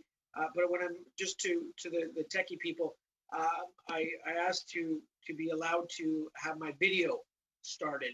It says that the host has stopped my video. Can we get that fixed, please? Yeah, Madam Clerk, could you have technical service? Oh, here we go. We've got the video on. Okay. Thank you, Chair. Thank you, Madam Clerk, and to the tech people. Thank you. Well, Chair, I certainly am glad to see my colleague Sobera back, and I know that he is a longtime finance committee member, so I'm sure he wants to hear what I have to say about the finance department and their efforts with respect to personal information. The department is obliged to protect such information under the Privacy Act, unless the individuals to whom it relates consent to its disclosure, and or disclosure is otherwise authorized in certain specified circumstances, or the public interest in disclosure clearly outweighs any resulting invasion of privacy. And the writer goes on to say reasonable efforts were made by the department to obtain consent. Where consent was not given, the department found that the public interest in sharing the information with the committee outweighed any invasion of the individual's privacy. So again, that is why I, for one, have confidence. That was Paul Rochon, writing on behalf of the Department of Finance. I have confidence that the volume of documents that were produced at the behest of the Finance Committee in response to that inquiry this summer, which I know many Canadians. Okay, there was COVID, and then there was the WE committees, but you know, Chair, now it's all about COVID, and I echo the remarks of some of my earlier colleagues about how that's what we need to be talking about now, especially how the use of digital applications, the use of the importance of privacy and so on relates to the public health and the fight against COVID. but I do want to come back now to the Privacy Act in brief, and I call it PIPEDA. Some people call PIPEDA. I will stand corrected. Now, I'm not a lawyer. I'm not as eloquent as some of my colleagues on these issues, but as a private person, I believe it was my colleague Mr. Sobera who talked about the reforms that are needed to the Privacy Act, because indeed it is an act. If I just can share with the committee, and especially for Canadians who are watching, it's basically an instrument recognizing that governments need information about their citizens in order to deliver programs and set public policies. And at the same time, Canadians need to know that their personal information is being collected and used only according to strict rules that preserve their right to privacy. And the Privacy Act is the law that sets out your privacy rights in your interactions with the federal government, and it applies to how the government collects, uses, and discloses your personal information. And the Privacy Act protects your personal information that government institutions hold and gives you the right to access your personal information held by the federal government. So not only is this something that is important for us to study as a committee, there are reforms that need to take place. We need to make sure that there are clear safeguards to protect personal information, including those, and this is where it's related to the letters that I was referring to previously, to employees and others who interact with the federal government. The act that is colloquially that is known by its acronym PIPEDA, Personal Information Protection and Electronics Documents Act, is a more recent act, I believe. But again, I would like to learn more about these acts. I would like to have that opportunity in this committee to study these further and to review the work of the Privacy Commissioner. But I think that the fact that this act applies to private sector organizations across Canada that collect, use, or disclose personal information in the course of a commercial activity, I would suspect that there is application here regarding the motion that is before us, that there is room for many questions about, as one of my colleagues said previously, about how we as a committee, as parliamentarians, yes, we may ask for any document to be produced, but there is a right to privacy as well. And there may be a lot more that needs to be said here. Maybe it's in the right line, maybe it's not. And so that is something that I would like to understand better, because as my colleagues have said, that anyone who's going about their business to think that they can be at risk to have their personal, professional, contractual, financial information called in to a parliamentary committee at any time, whether or no there's a link with any public office holder, consistent or inconsistent with the constraints or the appropriateness, I would say, for a committee to make such a request, because I don't think that Canadians expect to have a kind of a drive-by hit from a parliamentary committee when they're just going about their business. These are individuals who are not in public life, and there's certainly many ways, if, and as we have said, if that there is a suspicion or a question about the appropriateness of a public office holder's affairs, whether with family members as defined by the Code of Ethics or not, that the members of Parliament have the avenue of writing a letter to the Commissioner, Conflict of Interest and Ethics Commissioner, to make their complaint or question there, and that he or she is empowered in every way to make the determination, first of all, whether to proceed with a case or no.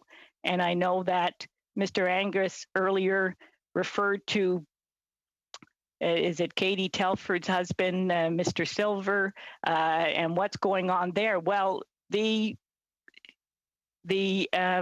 commissioner determined that there was nothing there to investigate.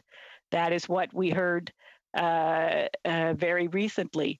So do we have confidence or not in the work of the commissioner? And the inappropriateness of setting up a parallel investigative process. You know, Chair, I learned so much from my colleagues, and was one of our colleagues that was working with us earlier this summer, Mr. Vaughan, who said, I think very cogently, that when we set up a parallel investigative process, it is not unlikely that this body could reach very different conclusions from the Ethics Commissioner. That calls the role of the Ethics Commissioner into question immediately. That's not a good situation. And that's really, that's what's important to me as a parliamentarian. It is all about the appropriateness. That's why I talk about the mandate. That's why I go back to the act, and to the roles, specifically the roles that each and every one of us has to play here. So as Mr. Vaughan says, that's not a good situation. For those of us who rely on the Ethics Commissioner to clear our names or to deliver findings to us, it is not a good situation to undermine the integrity of that office while that office is doing critically important work on our behalf. And he goes on to say, I'm very reluctant to set a precedent in this committee. And that twigged me right away because, you know, being a Quebecer, we're all about the civil code. And I see my colleague, Madame Gaudreau, she knows what I'm talking about. But of course, the common law, it's precedent. That is very key. Once you set a precedent, then it's very difficult to break in the common law. So as Mr. Vaughan says, I am very reluctant to set a precedent in this committee which does not have a mandate to investigate any member of parliament for any reason on a particular issue. To suddenly say that this committee would then have the power to compel any member of parliament to attend and suffer the political consequences if they decline. So that was on, of course, a previous motion this summer, sets a really dangerous precedent. And it sends the Ethics Standing Committee off in a whole new direction that it was never intended to deal with. And I think I have to take Mr. Vaughan's words even further to say that calling for the production of documents, which Mr. Housefather rightfully said is flawed in the dating of the motion, that it predates that member of parliament even being a public office holder, that does not refer to the We Charity, which it purports to be about, and that it is not relevant in that it does not cover the mother or the brother, the section 11 that my colleague referred to in the code. So we're setting what, 1, 2, 3, 4, 5, 6 new precedents. This is not a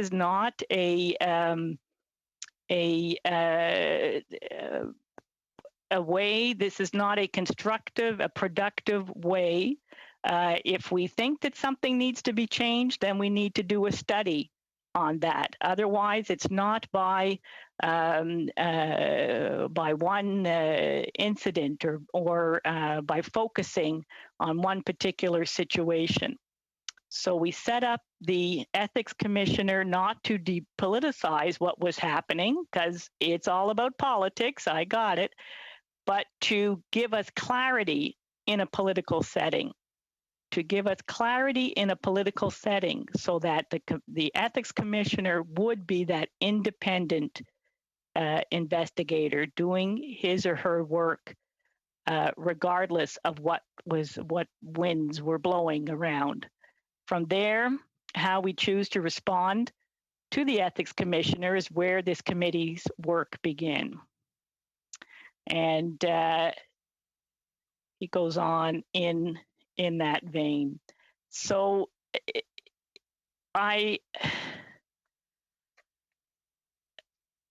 would just finish then that our work does not start by investigating the individuals simultaneously, regardless of who that individual is. So whether it's the Prime Minister, his wife, his brother, his mother, it is clear when you read the full mandate of this committee that our job is to evaluate those reports. If the commissioner is not doing a good job, that's up to us to say that. And then we can make recommendations to Parliament on what changes need to be made to guidelines and conflict of interest regulations so that Canadians can have confidence in Parliament. So, Chair, that is where I will conclude my remarks at this time, but I feel that the wisdom here, the collective wisdom, is going to get us to a good place. Thank you very much. Thank you, Madam Shanahan. I appreciate that. We'll now move on to Mr. Workington. Well, Mr. Chair, I think that I'll take up the challenge of Ms. Shanahan. She suggested that we consider the collective wisdom of the group. I would ask that we'd move to a vote. That's you're asking to move to a vote on... I think the Liberals have, through Ms. Shanahan, have suggested that we would seek the collective wisdom of the committee, and I would suggest that before I seek to try to convince my Liberal colleagues, who clearly have decided that they're going to remain opposed regardless as to what arguments are brought forward, and the remaining opposition parties to support it, I don't think anybody's minds are going to be changed at this point. So I would suggest that we, as Ms. Shanahan has suggested, we go to a vote on the motion. Any consensus on to move for a vote to the motion? No. Absolutely not. No consensus, Chair. Okay, then please continue, Mr. Workington. Well, I think that that's very helpful. I think that what we have seen over the last number of meetings is a Liberal Party that will stop at nothing, having consistently brought in new members, cycled members through this committee, simply to do one thing and one thing only, and that is to protect the Prime Minister at any cost. What we are seeing reported in the news, what we are seeing by virtue of what the actions of these committee members have demonstrated over the last number of hours, both today and in previous meetings, is that they will stop at nothing, including embarrassing themselves, in order to ensure that these documents never see the light of day. Mr. Chair, I can tell you that I intend to remain here as long as we need to ensure that these documents do get submitted to the committee. This is not anything new. These documents were slated to be released to the committee just hours before the Prime Minister did the unprecedented thing, having broken the promise that he committed during the previous election. He promised to never prorogue the House of Commons. The Prime Minister did the exceptional thing in moving to prorogue the House of Commons to do one thing and one thing only. Traditionally, prorogations are done for the purpose of resetting the parliamentary calendar. What we have seen over the last number of weeks is that the Prime Minister has not changed course. What we saw in the speech from the throne is that the Prime Minister has remained on course on every single provision of the federal government. There is no change in terms of their fiscal track. There's no change in terms of their legislative track. The only thing that they did was by proroguing was ensure that the investigation into the Prime Minister and specifically the release of these documents didn't happen because of the prorogation. These documents would have been submitted to this committee just hours following the Prime Minister's declaration to prorogue the House of Commons. And so for the last number of weeks, this committee has been unable, because of that prorogation, to move forward to get these documents released. He, having prorogued, delayed that. Now he's offended that we have that we're doing our jobs in resurrecting this study and ensuring that we have transparency and accountability as it is our responsibility and our job. And quite frankly, Mr. Chair, it's not just the opposition members' job to hold the Prime Minister accountable. It's also Liberal members' job. The members on this committee are not cabinet ministers. They have a responsibility on behalf of their constituents to hold the Prime Minister and their cabinet responsible for their actions. Now, the members on this committee may believe that if they do the heavy lifting of protecting the Prime Minister, if they embarrass themselves by engaging in this ongoing filibuster, that the Prime Minister will give them some role of becoming, an esteemed parliamentary secretary or a minister. Well, if they have to sell themselves down that road, they have to look their constituents in their eye and explain to their constituents why they don't believe in transparency and accountability. They have to look their constituents in their eyes and say that they don't believe in their democratic responsibility to hold the government to account. Now, I wouldn't want to do that. And I've been in their shoes. I've been in their shoes where, having been in government, where somebody from the Prime Minister's office suggested that I do something at committee, including filibuster or any number of other things that I thought would have been embarrassing. And I turned them down. And I would suggest that they consider doing that as well and do what's in the best interest of their constituents and vote in support of transparency and accountability. There is no concern about these documents floating around the general population. There has been provisions made to ensure that these documents are held in the clerk's office and that they will only be accessed by members of parliament and the staff of those members on this committee. And if my colleagues don't trust their staff, I would encourage them not to allow their staff to have access to these documents. I trust my staff. And so I, Mr. Chair, believe that the Liberals won't change their mind. I don't think it matters how long we sit here and debate these things. The national media is now reporting that there are some Liberals that are Liberal members of Parliament that are going to the media and saying privately that they do fear what is included in these documents. So not only does the Prime Minister fear what's included in these documents to the extent that he would prorogue Parliament just hours before these documents would have been released. Now we have Liberal members of Parliament that also are going to members of the media and suggesting that they are afraid of what's included in these documents and how it may hurt their party. But I would suggest to Liberal members of Parliament that there is a greater hurt that can be undertaken by not releasing these documents and not doing what's in the best interest of Canadians. And that's that we're going to hurt our democratic process. We have before us an organization, the WE organization, that was granted by the federal government, by the Prime Minister, and by Cabinet nearly $1 billion. This is on the heels of that same organization giving the Prime Minister and his family over $500,000 over the last number of years. We know that. That's what's on the public record. Those are not disputed facts. What we don't know is what is included in these documents. And I can tell you that if these documents were to exonerate the Prime Minister and his family, I know that the Liberal members of this committee would be encouraged by the Prime Minister's office to hurry up and ensure that these documents saw the light of day. Not only that they would be given to this committee and to the clerk and for us to view them privately, the Prime Minister's office would demand that the Liberal members of Parliament would amend this motion to ensure that the public and the media would also have access to these documents. And so we know that their fight and their filibuster demonstrates exactly how fearful they are of what's included in these documents. The bombshell included in these documents is demonstrated by the extent to which the Liberal members of Parliament will go to ensure that these documents never see the light of day. Now, the Prime Minister, when he was, before he was the Prime Minister, Justin Trudeau used to say, he was fond of saying that sunlight was the best disinfectant. And I would encourage the Liberal members again to consider that the spreading infection of Liberal corruption is in need of sunlight. It's in need of disinfectant. And the challenge with an infection is that it can be disinfected and it can go away when it's a small thing.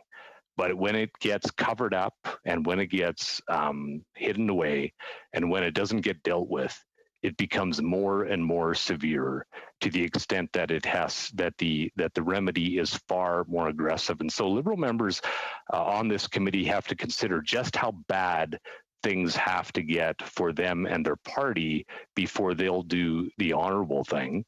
And that is do what Canadians would expect to bring transparency and accountability to their own government.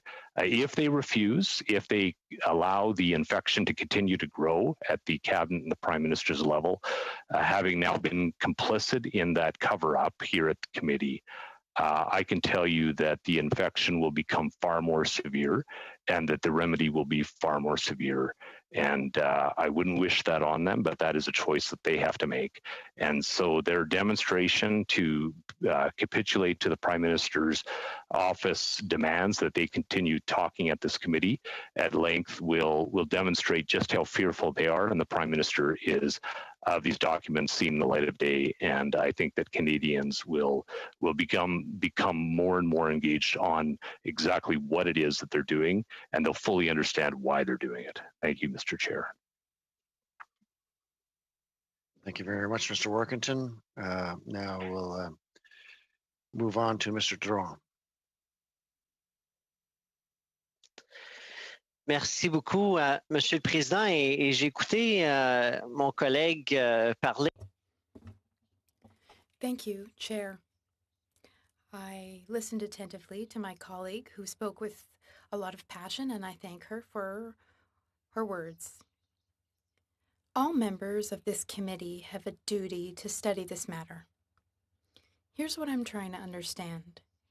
I'm trying to understand what this opposition motion is all about. So if I understand correctly, they are asking for documents all the way back to 2008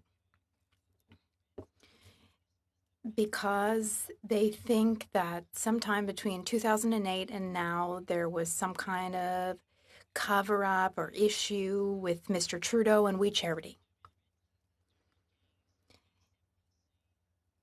But between 2008 and 2015, nothing happened because the Liberal Party was the third opposition party. Then, between 2015 and 2019, the Liberal Party had majority status. Mr. Workington and I sat on the Agriculture Committee.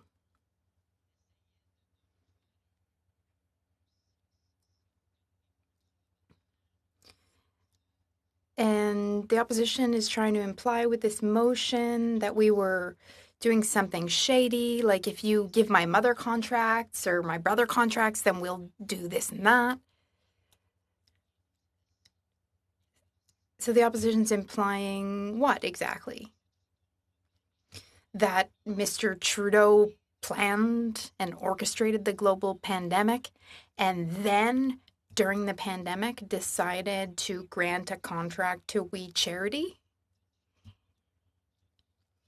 And is the opposition implying that we did so because it would have been beneficial to the Prime Minister's family members?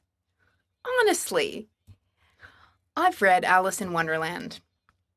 I've read a lot of fiction, a lot of fantasy, and I found fantasy and fiction novels more realistic than what the opposition is suggesting right now.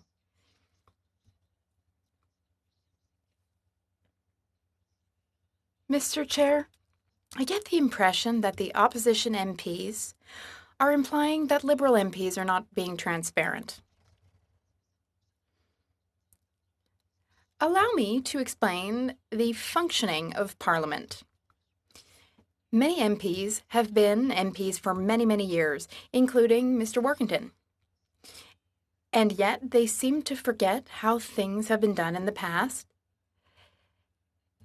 And my opposition colleagues seem to be holding our parliamentary democracy to a double standard.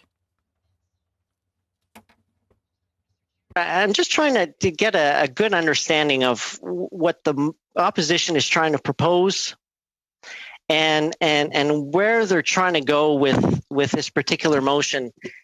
And I have to say I'm very inspired by Mr. Workington's speech, and I want to remind everyone on this committee that we're almost coming up on the 7th anniversary of the November 6th, 2013 vote. And I want to remind members, because I think it's important that if we are to hold government to account, or any member of parliament to account, we ought to let the public know where they were on November 6th, 2013. And the vote topic, and I have to take a glass of water because I'll have to read a couple of the particular motion of where that stands. So November 6, 2013, and if I'm reading this correctly, that the Standing Committee on Access to Information, Privacy and Ethics be instructed to examine the conduct of the Prime Minister's office regarding the repayment of Senator Mike Duffy's expenses, and that the Prime Minister be ordered to appear under oath as a witness before the committee for a period of 3 hours before December 10th, 2013, and that the proceeding be televised. So, Mr. Chair, I just to go back and bring everybody back before prorogation. So we had the Prime Minister appear before the committee, which is unprecedented, by the way. And we had the Prime Minister's Chief of Staff appear before the committee. And I know Mr. Barrett and Mr.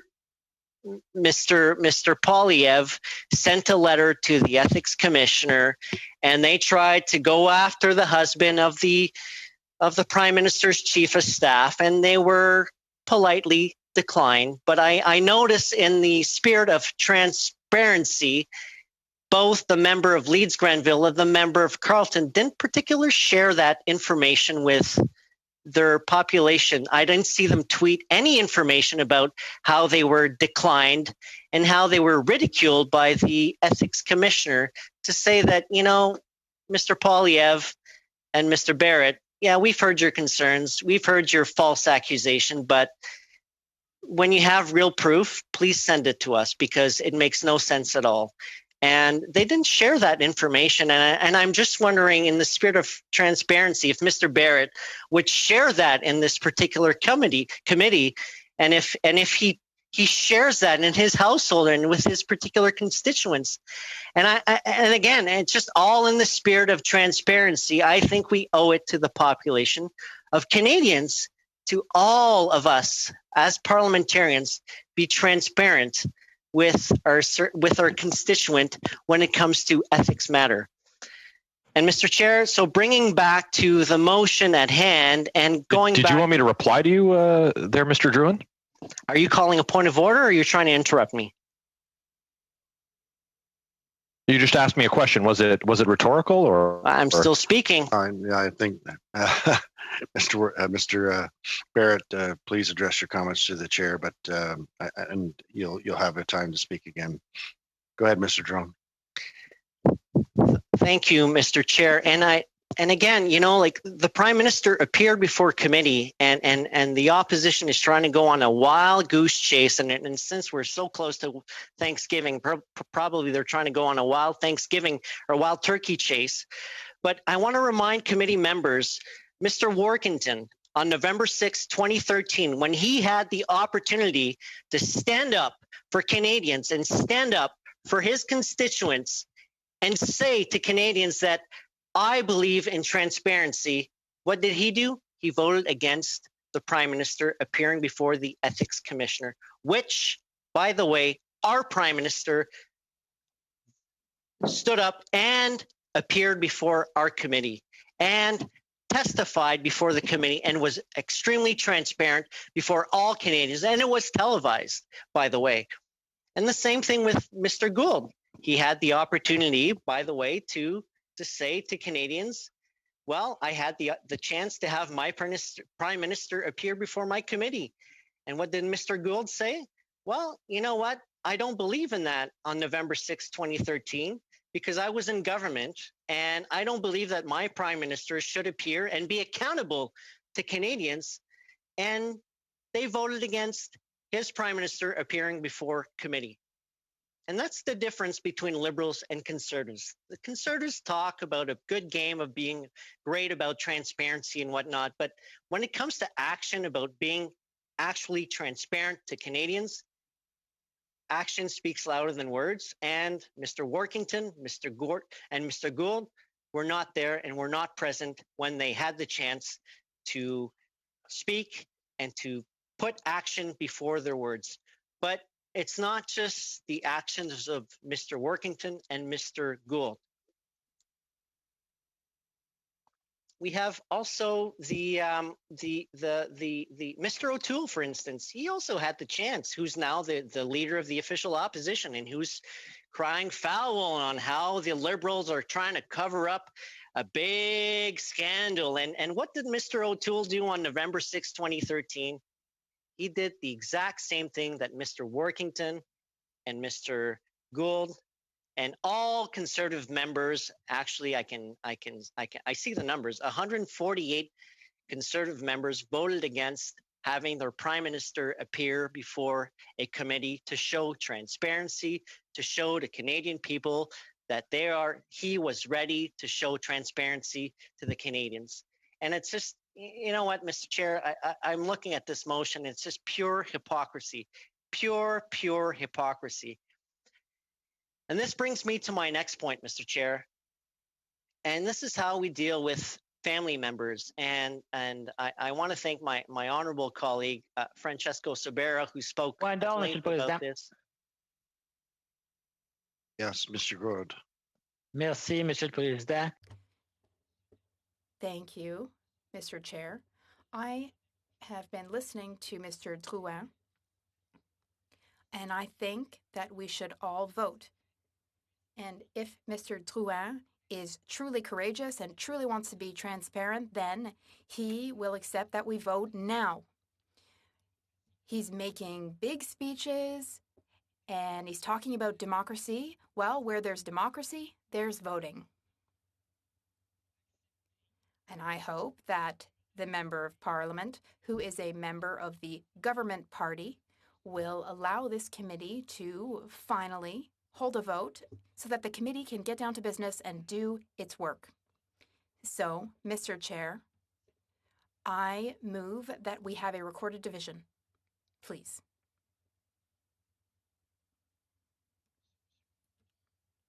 Thank you, Mr. Gourde. I mean, I can always seek consensus, but on a point of order, it would be very difficult to do that, Mr. Gord. And I see a lot of head shaking, so I don't think there's any consensus in that regard. You continue, Mr. Jerome. Thank you, Mr. Chair. And this brings me to my next point and how we treat family members and how we treat designated public office holder and I designated public office holders as members of the Conservative Party would know, because they brought it the new lobbying act, and this was an act that was pushed by the Prime Minister's own Chief of Staff, Guy Giorno, and they would know that the lobbying act doesn't differentiate between the Prime Minister. It doesn't differentiate between an Assistant Deputy Minister. It doesn't differentiate between a Member of Parliament, a Parliamentary Secretary, a Deputy Minister, the Chief of Defence Staff. It all treats us the same. And that's wherein lies the question where I ask members of the opposition whether or not they ought to want to, in fact, publish all of their parents' financial information, and whether or not, if they're asking the Prime Minister to hold him into a higher standard of ethics, then I would hope that hopefully that Mr. Barrett would have the same ethical standard and even go higher to publish his own parents if they're still alive. And Mr. Barrett, with all due respect, I don't know your family situation, but this is a serious discussion as to whether or not all members of Parliament in this House, 338 members of Parliament, should publish their brothers' financial statements, their sisters' financial statements, and or their mothers' or their father's financial statements. And if the opposition is serious about this motion, then I would hope that they would proactively publish the financial statement that they themselves are asking for in this particular motion. And I know in 2013, it took one leader to have a proactive disclosure for MPs to publish their own personal expenses. And that wasn't driven by the Conservative Party of Canada. This was driven by the Liberal Party of Canada, even though they were the second party of opposition. They were stuck in the corner where the NDP is. And it took Mr. Trudeau, now the Prime Minister, to drive that particular innovation in transparency. And then the NDP and then the Conservative Party of Canada followed through. And I think that's an important point to make, specifically in respect to this particular motion. And speaking of transparency, Mr. Chair, I know that Mr. O'Toole, the leader of the official opposition, has recently won the Conservative Party nomination, and I too am wondering how transparent the policies, and I know Mr. O'Toole has presented plenty of policies to Canadians, and I only wish him well. But one particular policy that he's proposed is to defund the CBC. And defunding the CBC, to me, as a French Canadian, I think it's unacceptable, and I think my French colleague would agree. But even my English colleagues who have absolutely zero presence of private media other than the CBC in their communities, and especially in rural communities.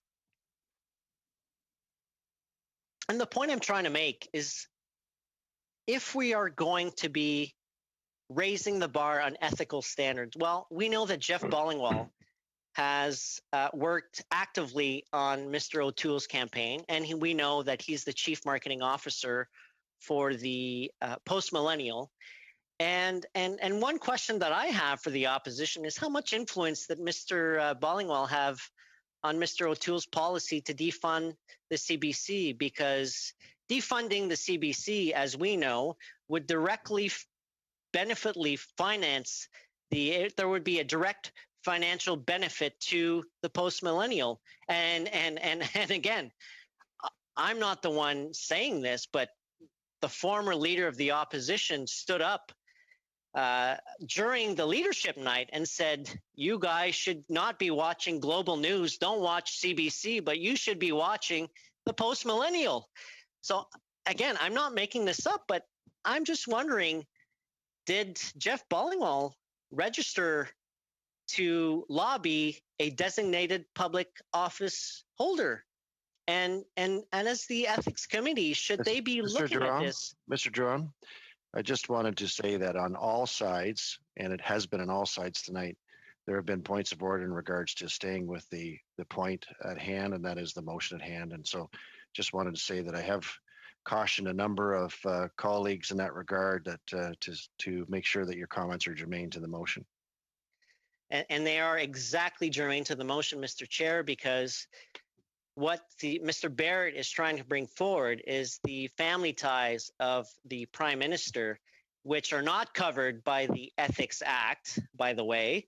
And I have serious issues at the relationship between Mr. Ballingall and Mr. O'Toole and his policy to defund the CBC, and perhaps a better use of the time for the Ethics Committee could be looking at that particular issue.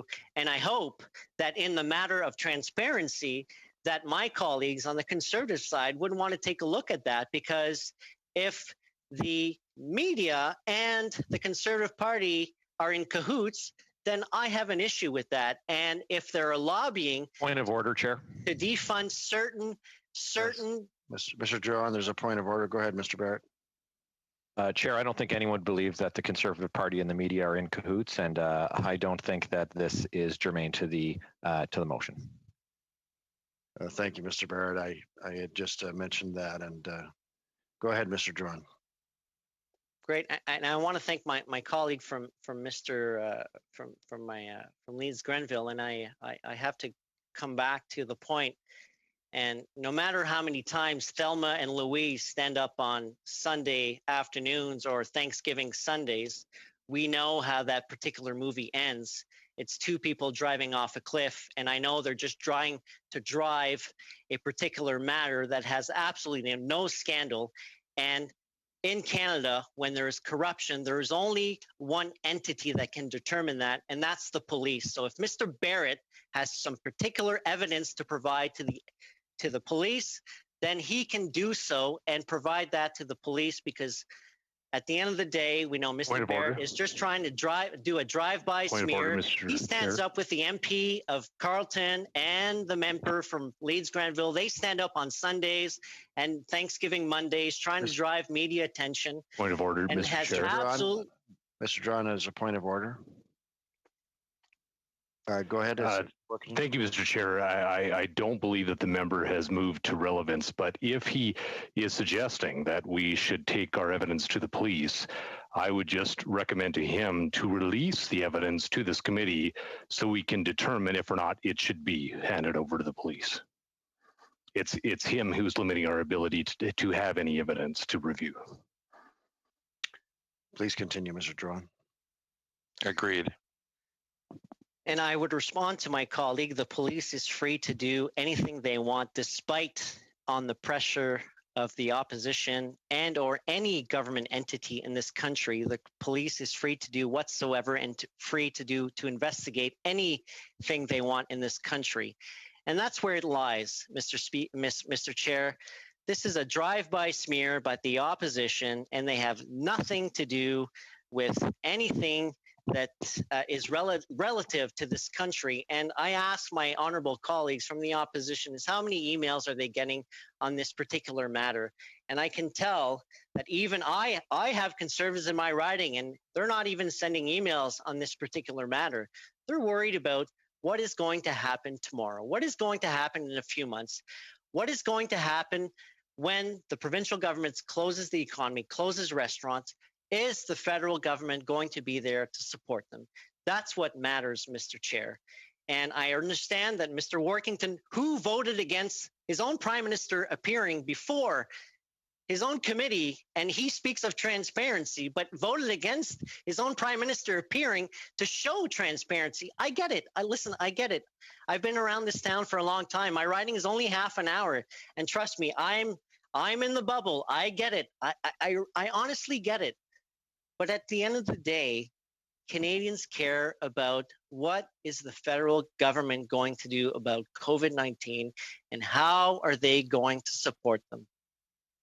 Et I'm going to switch to French parce que je suis francophone. I'm going to switch back to French because I'm francophone. Canadians need to understand just how much this government cares about Canadians. The government wants to take care of each and every single Canadian. And I'm listening to opposition MPs saying that the government isn't being transparent. This is unbelievable because these same opposition MPs voted against transparency in 2013. And Mr. Barrett's suggestion is so irrelevant for Canadians. Mr. Barrett is currently proposing something, and I'm trying to understand it. I will ask him a question about it later. It seems that Mr. Barrett is requesting financial statements of the brothers, sisters, and parents of all MPs. Is that truly what Mr. Barrett is proposing? Is he really? Point of order, Mr. Barrett. The member is suggesting something. He's saying that I'm suggesting something that is absolutely not true. The only thing that I've asked is for documents related to the WE controversy, to the scandal involving his prime minister, who the Liberal members on this committee voted against having him testify. That's all that I've requested. I've made no request for financial information from the family members of other members because it's not germane to the investigation of the latest corruption scandal involving justice. Please continue, Mr. Drouin. Mais vous voyez, Monsieur le Président, c'est là qu'est le problème. But there's the rub, Mr. Speaker. Mr. Barrett is raising a double standard. In the future, will we request financial statements of family members of the Prime Minister, of all Prime Minister, no matter what party the Prime Minister is leading? Does Mr. Barrett really want financial statements from all these family members, brothers, sisters, mothers, fathers? If that's what my colleague really wants, then let him table a motion to that effect, a motion compelling that we receive financial statements from all these family members, because it seems that that's what this motion is really getting at. I have a real problem with this. Where does Mr. Barrett suggest that we draw the line? Now, I have no issue with the Ethics Commissioner, who is doing great work and who is, in fact, currently looking into this very matter. What is Mr. Barrett really asking for? Should politicians investigate politicians? I think that's nuts. He's just making crazy suggestions.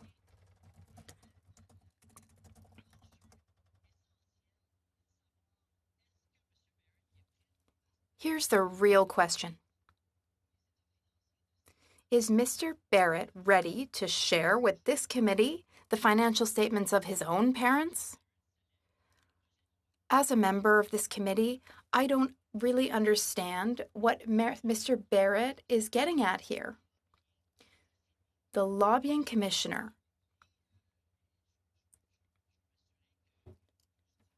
I want to make sure to get this right here. A public office holder, a designated public office holder,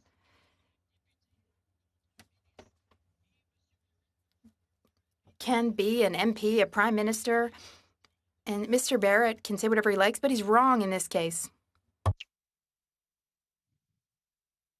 Go ahead, Mr. Barrett. Chair, just From my understanding, I'm not sure if I misunderstood the interpretation. Is the member moving an amendment to call for the financial information for my mom and dad? I just want to be clear, because that would be confusing, because I'm not a designated public office holder covered by the Conflict of Interest Act, unlike the Prime Minister. I am covered by the Conflict of Interest Code. And so the member, not being a regular member of the Standing Committee, may not have an understanding of the difference between the Act and the Code. So I just wanted to be sure that if his amendment, if I understand correctly, is that he's calling for the financial information for my mom and dad, is that based on the Conflict of Interest Code or the Conflict of Interest Act, Mr. Chair? I didn't hear an amendment there, but I'll have Mr. Drouin respond to that in that regard. Mr. Drouin?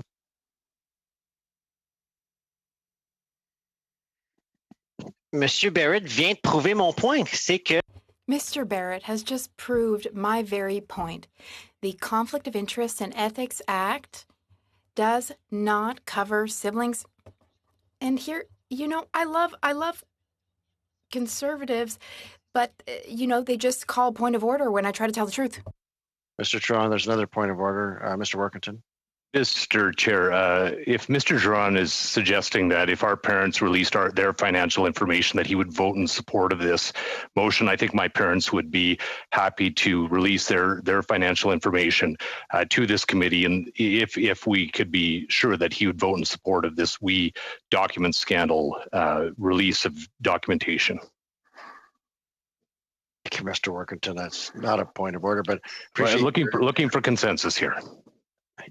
Okay. Mr. Drouin. Oui, je comprends que mon collègue. My colleague is trying to get consensus on something, but I think that he should maybe have a quick huddle with his own caucus before making such a proposition. Mr. Barrett very clearly said that the Act does not cover that. So maybe the committee should study that very matter.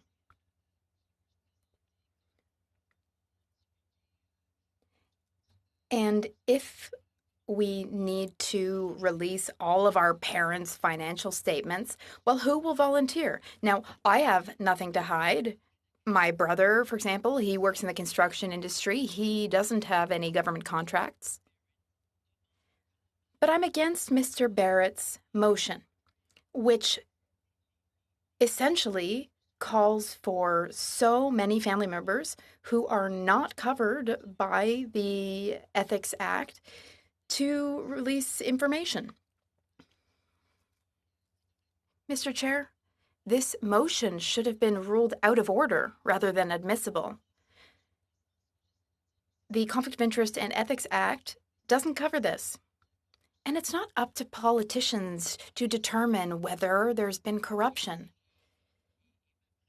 The police is responsible for making determinations of corruption. And when the scandal broke in July, Mr. Barrett and the member for Carleton and the member for Regina Capel, they insisted, call the RCMP, we want the RCMP to conduct an investigation, and so on and so forth. And what came of that? Will anyone be imprisoned because of this investigation? Or is this just fiction being made up by the member for Carleton and by Mr. Barrett? Mr. Chair, we as MPs have a responsibility. It is our responsibility to choose a process and then follow that process. The Ethics Commissioner is doing his job. We, parliamentarians, must trust the Ethics Commissioner to do his job.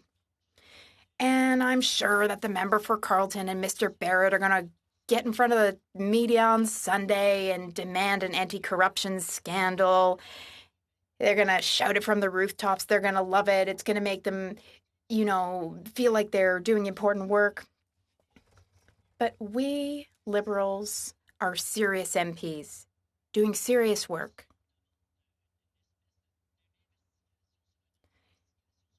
the opposition members, they're just asking for an inquiry into an investigation, into this and that and that. But we are parliamentarians. We have work to do. Canadians want to know what we're doing about COVID-19. Canadians want to know what we're doing to support them and to support businesses, to ensure that businesses can survive the pandemic. Canadians don't want us investigating the brothers and fathers and sisters and cousins of such a politician and such a politician. If we want to go after our political opponents, that's all well and good, but we shouldn't be going after our political opponents' family members. And I feel the hypocrisy from the opposition, and I have to mention Deborah Gray. I mean, Deborah Gray in the 1990s, she was the parliamentarian who's saying, "Oh, MPs' pensions! How dare you grab an MP's pension? How dare you MPs, Liberal MPs, and Conservative MPs?" Because I remind everybody, the Canadian Alliance, the Reform Party, and the PC Party were all divorced. They were all separated. And how shame that Deborah Gray was saying, "How dare you grab your MP's pension?" Well, the hypocrisy, Mr. Chair, is Deborah Gray later on signed on, as much as she spoke against that MP's pension, she signed on to it, and she is now collecting an MP's pension. And that is, Mr. Chair, if I can say by my final words, the Canadian Alliance Conservative hypocrisy. Thank you, Mr. Chair. The member, my good friend over there, I know he knows how to stay relevant to the conversation because I've seen him in other committees be relevant. Unfortunately, he has resisted the call to remain relevant, and I would just ask you to convey to him maybe the importance of remaining relevant so that we can move to a vote. Mr. Johan, it's a good point. I think Deborah Gray's been long gone from the House of Commons for quite a number of years, and don't really see how that's germane to the motion. If you could just stay in regards to your comments, that would be germane to the motion. That would be great. Well, Mr. Chair, the best way to predict the future of the opposition party is to look at the history, and I'm looking at members of the opposition, and they're surely acting the same way they were acting in the 1990s, like the Reform Party, like the Canadian Alliance Party, and Mr. Chair, I am trying to stay relevant, and I think it's germane to the opposition motion that we are studying at hand.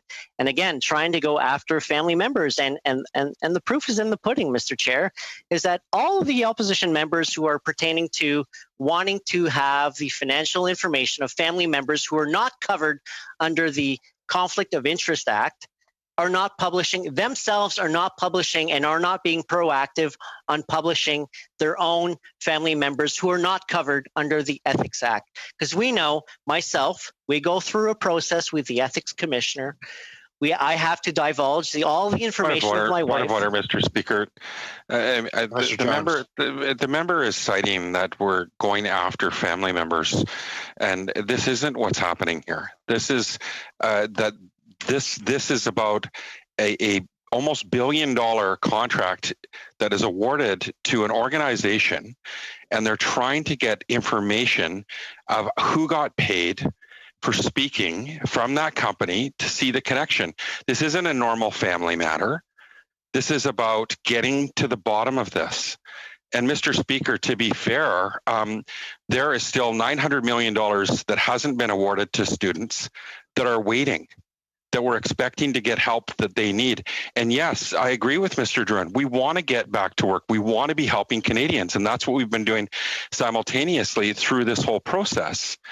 But the bottom line is that $900 million is still sitting idle, not helping the very students that were supposed to be getting help. So we need to get to the bottom of this and hopefully get some answers, because there's a lot of money going out the door.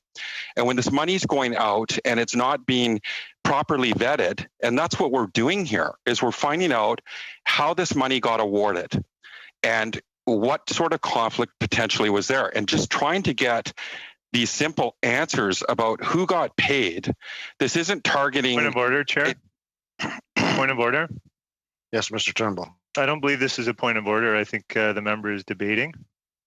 Mr. Turnbull, if you wanted me to cut off everybody that think wasn't a point of order, I'll be glad to do that, but I will do it consistently. So I'll either give people the time and I've only usually given 1 or 2 minutes, or I'll cut everybody right off as soon as I sense that it's not a policy or procedure issue.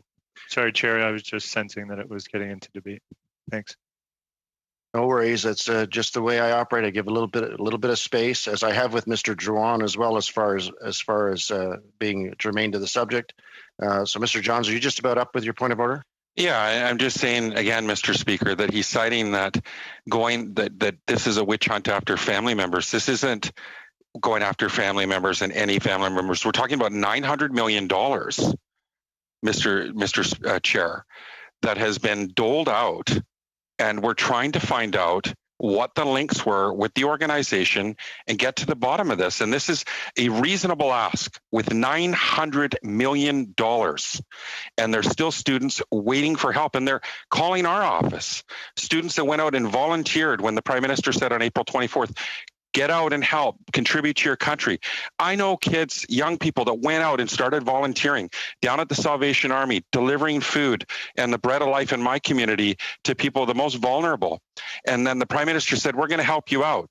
And at the end of June, what does he do? Then he announces a new program. And he says that program is going to be working through the WE charity, and that they might not even be able to stay connected to the organization they're helping.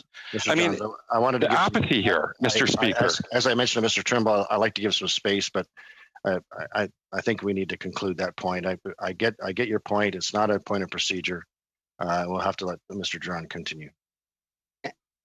So, thank you, Mr. Chair, and I hear Mr. John's point, and I respect him as a colleague, and he's complaining about $900 million, and of course, my constituents, what they're asking me, how the heck did the NDP buffle $2.5 million when they were almost in power in the official opposition? And my question to that particular member is, have they paid back the expenses? But that's a side note, Mr. Speaker, and obviously I want to stay on topic and the issue at hand, and what the motion of Mr. Barrett is going after family members that is not covered under the Ethics Act, and I would ask that and all what Mr. Johns has said is somewhat relevant, because we're trying to ask information from a third party that is in no way connected to WE, so the Speakers Bureau, that is in no way connected to WE. We're asking information on them, which offers speaker services and client services to a bunch of organizations across Canada, which I believe Ronald Ambrose is a member, John Baird is a member of the Speakers Bureau, or I wouldn't say a member, but I would say a speaker, part of the Speakers Bureau, and they offer their services, which I respectfully say that it's an offer, and I respect John Baird, and I certainly respect Ronald Ambrose, especially her work on trying to get judges trained for sexual harassment. But this is where, Mr. Speaker or Mr. Chair, I'm trying to understand where the opposition is trying. They've asked for the Prime Minister to appear. He's appeared. They've asked for the Chief of Staff to the Prime Minister. He's appeared. They've asked for the Minister of Youth and Diversification. She's appeared. They've asked for the Deputy Minister and the ADM to appear. They've appeared. How long is this going to take? And is this actually a fair process, Mr. Chair? And there is a fair process going on right now, and this is with the Ethics Commissioner. Let's let the Ethics Commissioner do his work. And then if the opposition think that we should go after family members who are not covered under the Ethics Act or the Conflict of Interest Act, then maybe that's something that which I'm not a member of the regular member of the Ethics Committee, but perhaps that's something that opposition members will want to look at. Mr. Chair, I will end my comment here, and I will wish my colleagues well, and I hope that the opposition parties, especially the Conservative Party, who voted against the Prime Minister appearing before committee, see the light of day. Thank you, Mr. Drouin. Colleagues. Chair, point of order. Sure. Go ahead. I should call it my point of speakers list, I suppose, Chair. But maybe you were getting to that, just to clarify the speakers list. Well, you have kept me so accountable, Ms. Shanahan. I was about ready to do that, but actually, in all fairness, before I was going to do that, I was going to say that our first break was at 2 hours, and we're now at an additional 3.5 hours. So I think, and your magic number is usually 10 minutes, Ms. Shanahan. So I think we'll take a break for 10 minutes. It's 7:52. We'll come back with Mr. Sims, who's next on the list at 8:02, and I will review the speakers list at that time as well. Clerk will just suspend for 10 minutes from now. Hey.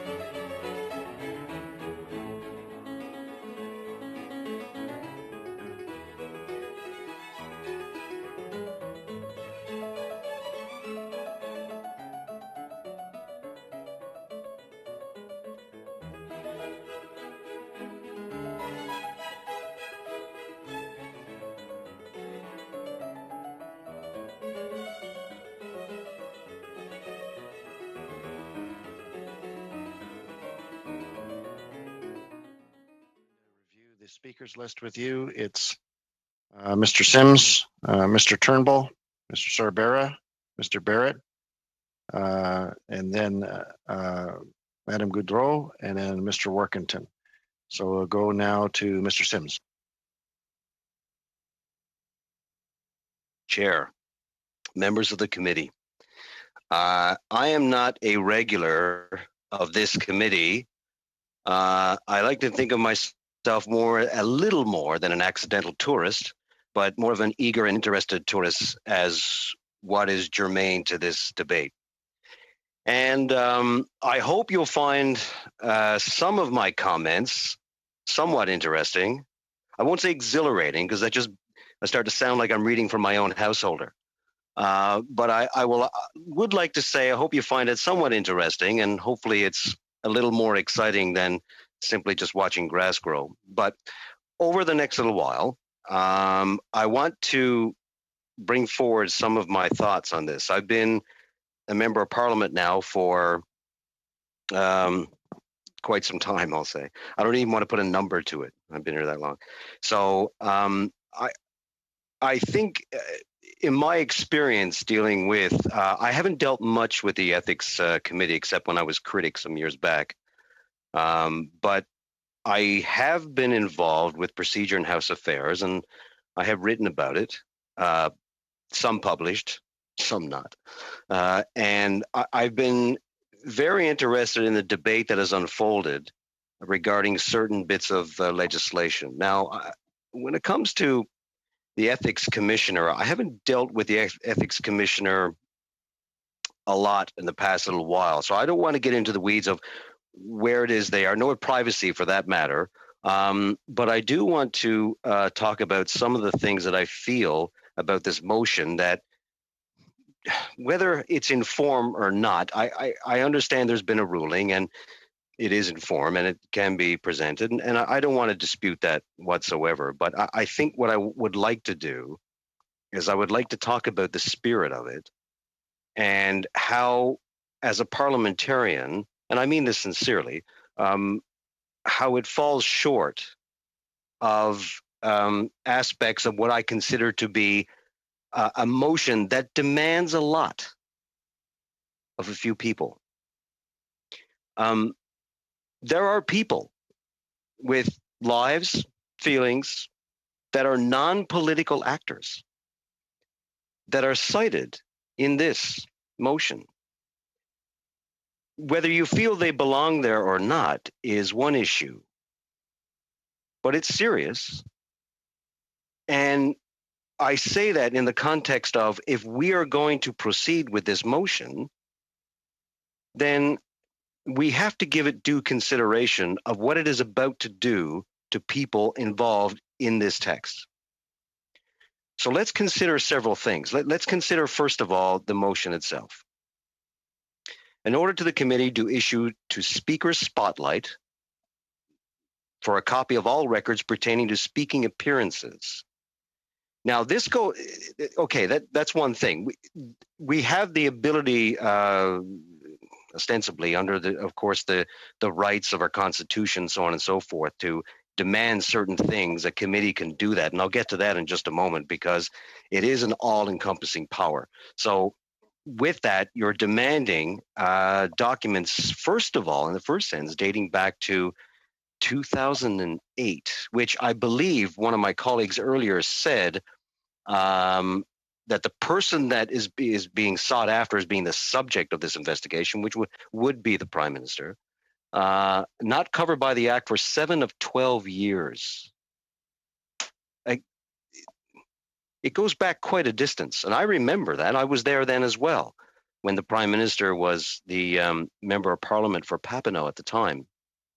And okay, so I'll just leave it at that for now.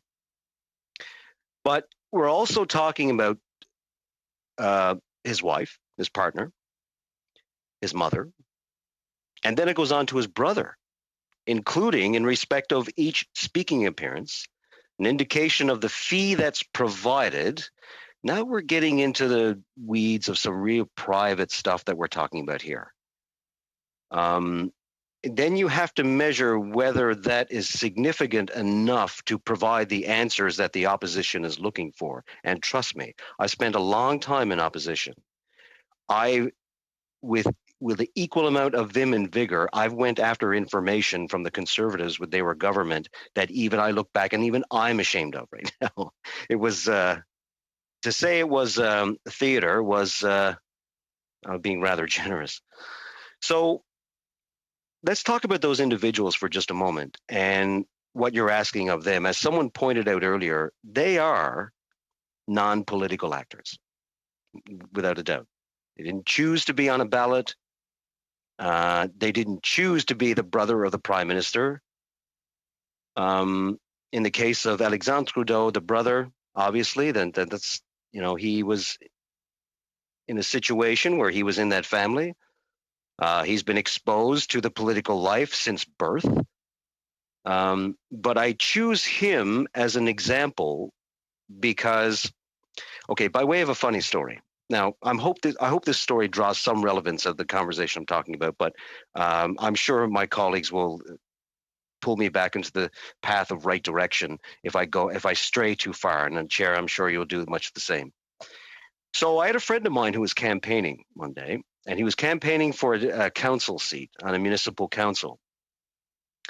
And I'm good friends with him. I think he's a very nice person. I think he didn't win, but he could have added a lot to the council of the day.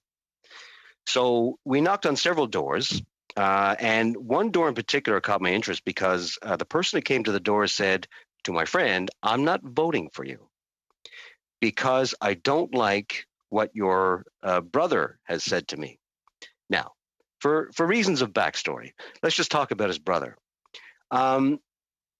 He can be described as that person at the end of a bar that for some reason likes to talk and is never invited to. He's that person on Twitter that randomly shoots out at everybody that they don't like without providing any details as to who he is. So I think I'm painting a picture of a person that you don't want to be around for too long. So this person said, "I'm not voting for you because of your brother." And my friend's response was, "If I had to answer for my brother all the time, I'd never leave home."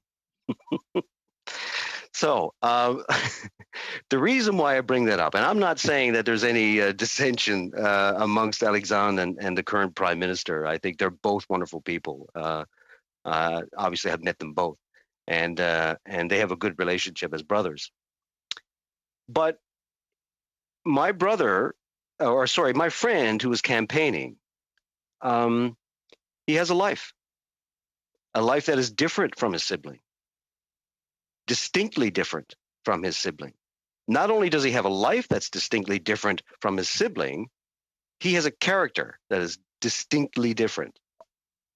Now, character has nothing to do with this. I realize that, but I think in this case, the brother of the prime minister is now being ensnared into a situation where I don't think he belongs.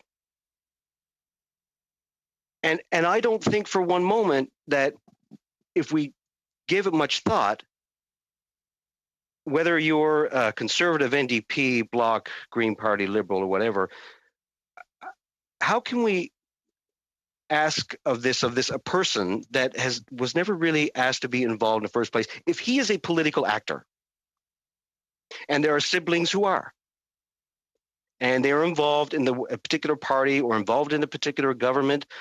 Here in Newfoundland and Labrador, we have many siblings who served in the same caucus together, and they've had to answer for their brothers or sisters on certain occasions, and that's fair game.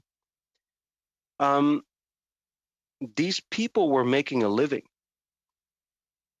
I'm not saying that this motion denies them the ability to make a living, but it doesn't help. It certainly is not a situation where this person is being drawn in, and I should say persons. I'm not just talking about the brother here. I'm talking about this motion that I don't think is going to capture the answers that they're looking for. At the same time, I do not think for one moment that these people cited in this are should be a substantial part of the information that they need regarding this particular situation. And what is the situation? Good question. Well, it goes back to students, doesn't it? At the base of it, it goes back to students who, many of them are in a not a great situation over the summer. There were measures for them. There was the student benefit, the Canada Summer Jobs was another one. Now, I know that's an ongoing program, but by the same token, it was there were some added measures into it because of the pandemic that we're going through right now. And I think that at the very base, we wanted to provide a grant in this particular situation. Now, I know some people would think that the money that was involved in this particular did not measure up to what is either minimum wage or something that is before them, but it was similar to a grant or a bursary or something of that nature. And for that reason, I thought it was a great idea. So then we got into a situation where the Prime Minister did several things, including apologizing, appearing in front of a committee, and other measures. Now, to say that this did not measure up to the standards by which the opposition marches in a direction of true virtuous nature is pretty much, yeah, okay. So I've been there, done that. I don't agree with the content of the message they're putting forward, but in Marshall McLuhan kind of way, I guess the medium is the message, and they use the medium by which that they can attain power down the road, so on and so forth. And I say that with a great deal of humility because, you know, I did that for several years myself. Now, so let me go back to Mr. Barrett's motion, or Michael. Go back to the motion. It finishes with have been originally ordered to be produced on July 22nd by the Standing Committee Access to Information, Privacy and Ethics, provided these documents shall be provided to the clerk of the committee within 24 hours. Okay, so I'll just leave it at that. But I want to go back to correspondence. And this is an important part, I think. And this goes correspondence from the clerk of the Privy Council and the Secretary of the Cabinet. That is Mr. Shugart, Clerk of the Privy Council Office, Mr. Shugart, Clerk of the Privy Council, this is of course to the Clerk of the Finance Committee. Pleased to provide records from PCO requested under the motion adopted by Standing Committee on Finance. Now, I want to, before I get called onto the carpet, but not being germane to the situation, I do this because there's similar arguments here and there based on what has been talked about thus far. So he brings out a detailed timeline of events in Annex 2, full list of organizations that were consulted on program development. Department of Employment Social Development provided committee with a list of, I'm sorry, I just read that very quickly. My apologies to interpretation. I do that. I am proudly from Newfoundland. It's getting late at night here, later than what it is there. Sometimes we get carried away and we sound like we come from a long way. So I will slow it down for the sake of interpretation. My apologies. On April 9th, Department of Finance officials were provided with a report on stakeholder outreach, which is a very important part of all this. But that in and of itself, stakeholder outreach, that's a very important point because I'm going to bring up something else later in my presentation about another time when they talked about stakeholder outreach and how it deals with privacy. Anyway, how's that? The PCO Media Center monitors coverage of the Government of Canada priorities. They provided that as well. We have a list of participants, recordings in mid-April between several members of the bureaucracy, Ms. Wernick, Michelle Kovacevic. I hope I pronounced that correctly.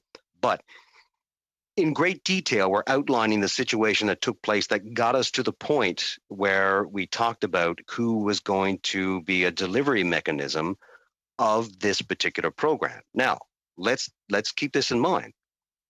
This is not something brand new. This idea about outside of the bureaucracy that we are going to deliver certain programs for the benefit of Canadians. Case in point, NAV Canada is a private company. They provide all the guidance for airplanes across the country and around the world, So it gives you an idea about it's not something that's totally alien concept to Canada by which we go outside of our own to get other organizations, whether they be for profit, not for profit, to help us out in delivering services that would be more efficient. So that was taking place. And the conversations around this were going about how the charity We was one that was worthy of discussion.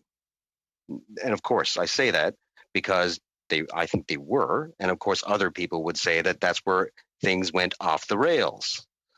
But I look at this as being, well, let me just go back to this letter, because the reason why I'm not arguing the point about whether We was the appropriate people or not to deliver the services. But what I'm saying is that this letter provides a level of transparency that I thought was good. But I tell you, if I can be partisan for just one moment, I did not see a whole heck of a lot of that prior to last government. Now, remember, I went through originally elected. There was a Liberal government, and there were some elements of non-transparency there I wasn't happy with. There are levels of non-transparency with the current government. That is true. I like Mr. Workington bragged about there were times when he said no to his own. Well, I've done the same thing myself on occasion. Sometimes you have to do what you have to do. But as was pointed out earlier, let's go back to the fact that some of this information around here also includes information such as the committee motion stipulates that cabinet confidences and national security information are to be excluded from the package. No information is being withheld on the grounds of national security, since the information, I'm reading fast again, sorry, does not pertain. With respect to cabinet confidences, you will note that considerable information on the Canada Student Service grant that were cabinet confidence is being provided to the committee. Novel idea. That is something that I did not witness a lot when I was in Parliament from the years 2006 to 2015. I remember in November of 2013 when we asked Stephen Harper to appear in front of committee to deal with the issue of Senator Duffy and others involved in that situation. The answer was no. Not going to do that. I don't think so. I think it was more like, I don't think so. But he paraphrased it more than that, but it was more like, yeah, I don't think that's going to happen. There may have been other times we asked Prime Minister Harper of the day to appear in front of committee, but I don't think Stephen Harper would have appeared at a committee if he had to walk through it just to get home, quite frankly. That may be a little unfair. I apologize. But let's be honest. He was not in the position where he was quite eager to sit in front of opposition politicians. That being said, though, which is kind of surprising, because I remember during many question period moments, I thought Stephen Harper was quite adept at what he was doing. I thought he was pretty good on his feet. One of the better speakers in the House. Not quite the status of Bob Rae, but he was good. Nevertheless, I digress. So let me go back to this. I think the level of transparency throughout this was actually more than I was expecting. And I thought that the Prime Minister appearing before committee, I hadn't seen it. I thought he handled it as well as he could, given the situation. Because see, the thing is in committee, and I'm a chair currently, and Mr. Sweet, I'm sure you would agree, and there are other people on this who are. I see Ms. Sahota is there as well, so she's also a chair. You know, things can get really. You get 7 minutes or 6 minutes to ask a question. Things get pretty boiled, pretty heated. I mean, there's two ways of doing it. You can either ask a question, or you can just make a statement. But when you try to do both, it doesn't work. And sometimes it went off the rails for that reason. But the fact that he was there was something that impressed me from the beginning, and I was okay with his answers. Now, do I agree with everything the Prime Minister? Nope. Do I agree with everything that the government does? Nope. And if you know my voting record, sometimes I don't mind saying so. But I'm going to return to Mr. Michael's motion. I have to call you Mr. Barrett because I'm not used to using first names on a committee. Yeah. Chair, just through you, please, by all means, Mr. Sims can call me Michael. Yes, indeed. Well, I appreciate that, sir, because without getting too emotional, I knew quite well your predecessor, and I miss him dearly. And he spoke well of you. If I can just add to that, he spoke well of you as well, Scott. Thank you, Michael. Appreciate that. I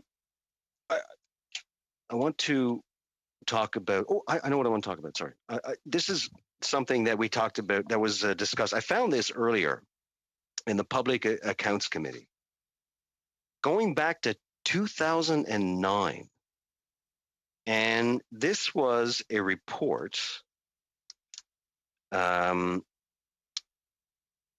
The power of committees to order the production of documents and records. Sorry, I'll do that slowly. The power of committees to order the production of documents and records.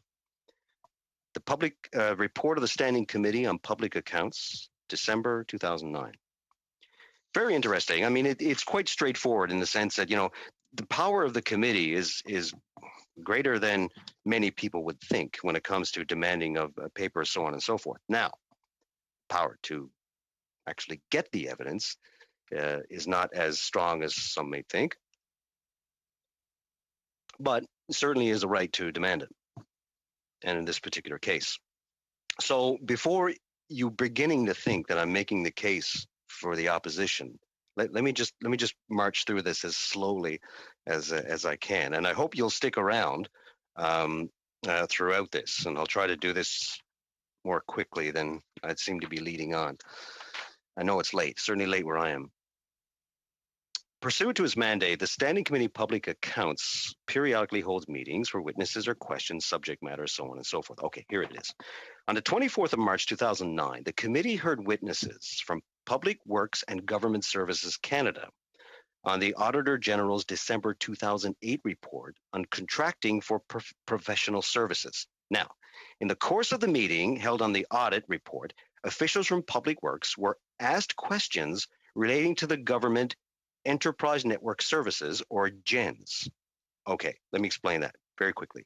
GENS, former part of the federal government's IT Shared Services Initiative. So, they were asked to bring forward information. However, they didn't want to. They were dragged into this kicking and screaming, like the election of a new speaker to a certain degree, except this was real. That's kind of fake, but this is real. And in response, I won't use names because it's not really germane to the point. The Deputy Minister of Public Works stated that he would undertake to provide committee with a number of video cassettes or audio recordings on the industry consultation on GENS. These documents were to be provided by April 2009. But in a letter, the Deputy Minister would be delivering the requested documents, but on advice of legal counsel would do only in accordance with the Access to Information Act and Privacy Act. Now, there was a big to and fro about how this was going to work, but essentially it's like this. They felt that what they had done, that they had done a consultation process with the general public about IT services, but they did not comfortable with releasing some of that information because some people gave it in confidence. Okay. But in the ruling here, when they talked about it, they said, okay, well, the committees are empowered to do that. They have the right to ask. Other people have a right to deny for reasons that are stated. And if the committee feels that the House should look into it, then they have to ask them to do that as well in order to push this through. But here's what's important. As stated in the House of Commons Procedure and Practice, Marlo Montpetit, they talk about the power to send for persons and papers, which is accorded to committees, includes many powers, of course, as cited here. But the last sentence here, quoted from the book, is very important. It says, in the testimony of this particular report, although the House has not placed any restrictions on the power to send for papers and records, it may not be appropriate to insist on the production of papers in all cases. Right. So what they're saying is, before my opposition gets excited about the fact that they all before you start painting a picture that the committee's power resembles something of the Death Star, if you catch the Star Wars reference, with a huge tractor beam that sucks in all information, there is also a way of, it's also written in there that, you can't go crazy with this. Right? I mean, because you're talking about, this is just like some wild cash grab to get all the information that you want or need. So they say, although the House has not placed any restrictions on the power to send for papers and records, it may not be appropriate to insist on the production of papers in all cases. Let me put my partisan hat on for just a moment. Here's what's interesting. I'm glad you asked. Because in the supplementary opinion put forward by the government of the day, who was the Conservatives, it says, Conservative Party members want to highlight that when a committee or the House of Commons calls for persons, papers, and records, the consideration of the public interest needs to be the first and most important consideration. I'm sure you would agree. And that's how I'm sure the Conservatives feel right now. What they're doing is, as stated here in their submission, first and most important consideration. But it goes on. The participants in these consultations, they say, understood that their participation and comments were to be protected from disclosure by the Privacy Act, and therefore may have shared confidential information that they would not otherwise have shared. The Conservative Party of the day believed that the information that may have been handed over to a committee by private citizens was not right, not fair, and not in the spirit of what the production of papers was meant to be. In other words, it was okay to get information from the Department, Public Works. But there were people involved that had given evidence privately to the government that the Conservatives felt you're gone a step too far. So back to the original motion. Have we built a bridge too far? I would argue that in the spirit of it, yes, I think you have. Because of the elements here. As my colleague earlier brought up, I think it was Mr. Housefather brought up about going beyond the non-political actors, going beyond a place where you shouldn't be going to because of the privacy of it, and talked about siblings and talked about other members of the family that were going to be subjected to this. And I think he has a valid point. And I suspect the Conservatives and I could argue this every way to Sunday. And I say that with the deepest amount of respect, because I don't want to get into the name calling, and so on and so forth. But I just think that what encapsulates the spirit of your motion is it is that bridge too far in this particular case. I think that what Mr. Shugart has provided in his letter, several letters actually, does illustrate a great deal of effort to get to the bottom of this. And I know we don't agree on that, myself and the opposition, but I think it can be. I just don't want anyone to think that I'm here, as was noted earlier, about simply just to defend the boss, as the vernacular goes. You know, I mean, I'm sure people will construe that I am, but nevertheless, I do have a genuine concern about what is this motion does.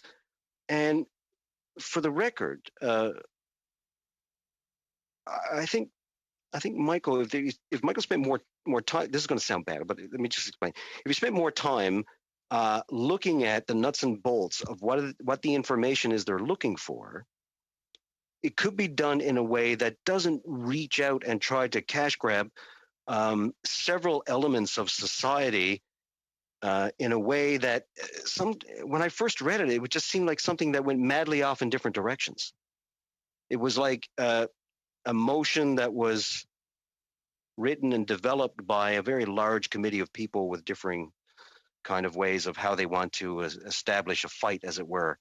And Michael, I don't mean that disparagingly. Don't get me wrong. I just think that, hey, look, I understand, been there, done that, and there have been things that I've written and said where I look back and I say to myself, I'm glad this is all public. This is great. Now I get to talk about how my days in opposition were basically went astray, as it were. I guess, I don't know.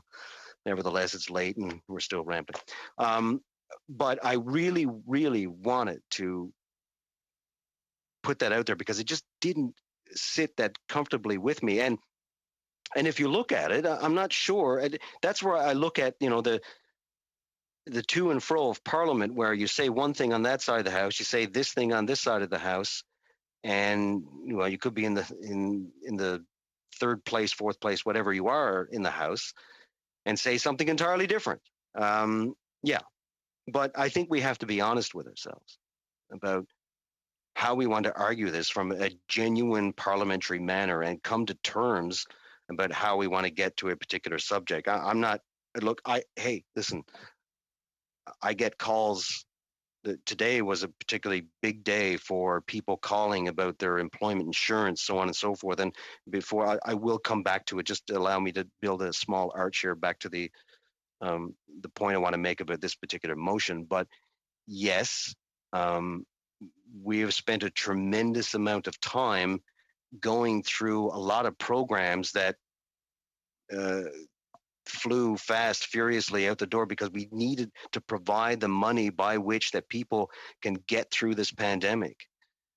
The CERB, which started out as a EI exception, employment insurance exceptions, that evolved into CERB, first delivered by Service Canada or the relevant department. And point of order. Sorry, Scott, I'm really sorry to interrupt you, but I just wanted to bring something to the attention of the chair. I was originally on the speakers list, and then I think this internet or something, the system booted me out, and now I'm no longer on the speakers list. So I just wanted to make sure that I'm still in, I don't know if anybody got on after me. I just want to make sure my place is held where it's supposed to be. We have we have a double redundancy system going on here, Madam Soda, and I still have you in writing after Mr. Workington, so that we will not be subterfuged by the internet. Okay, great. Thank you. Thank you so much. I appreciate that. And Scott, I'm really sorry for interrupting you there momentarily. Actually, you've been very entertaining. It's like at the beginning you said, you know, this might not be that entertaining, but I think it's a lot to learn from your words, as always. Thank you. Oh, thank you. My goodness. Wow. Thanks. Ruby, if it's okay with you, I can Perhaps I'll get you to write my householder next time. I digress. Yeah, so that's a new term. I've been here 16 years, and a double redundancy something. It's like the redundancy department of redundancy. It's great. It's like Monty Python all over again. Nevertheless, I did it again. Sorry. Okay.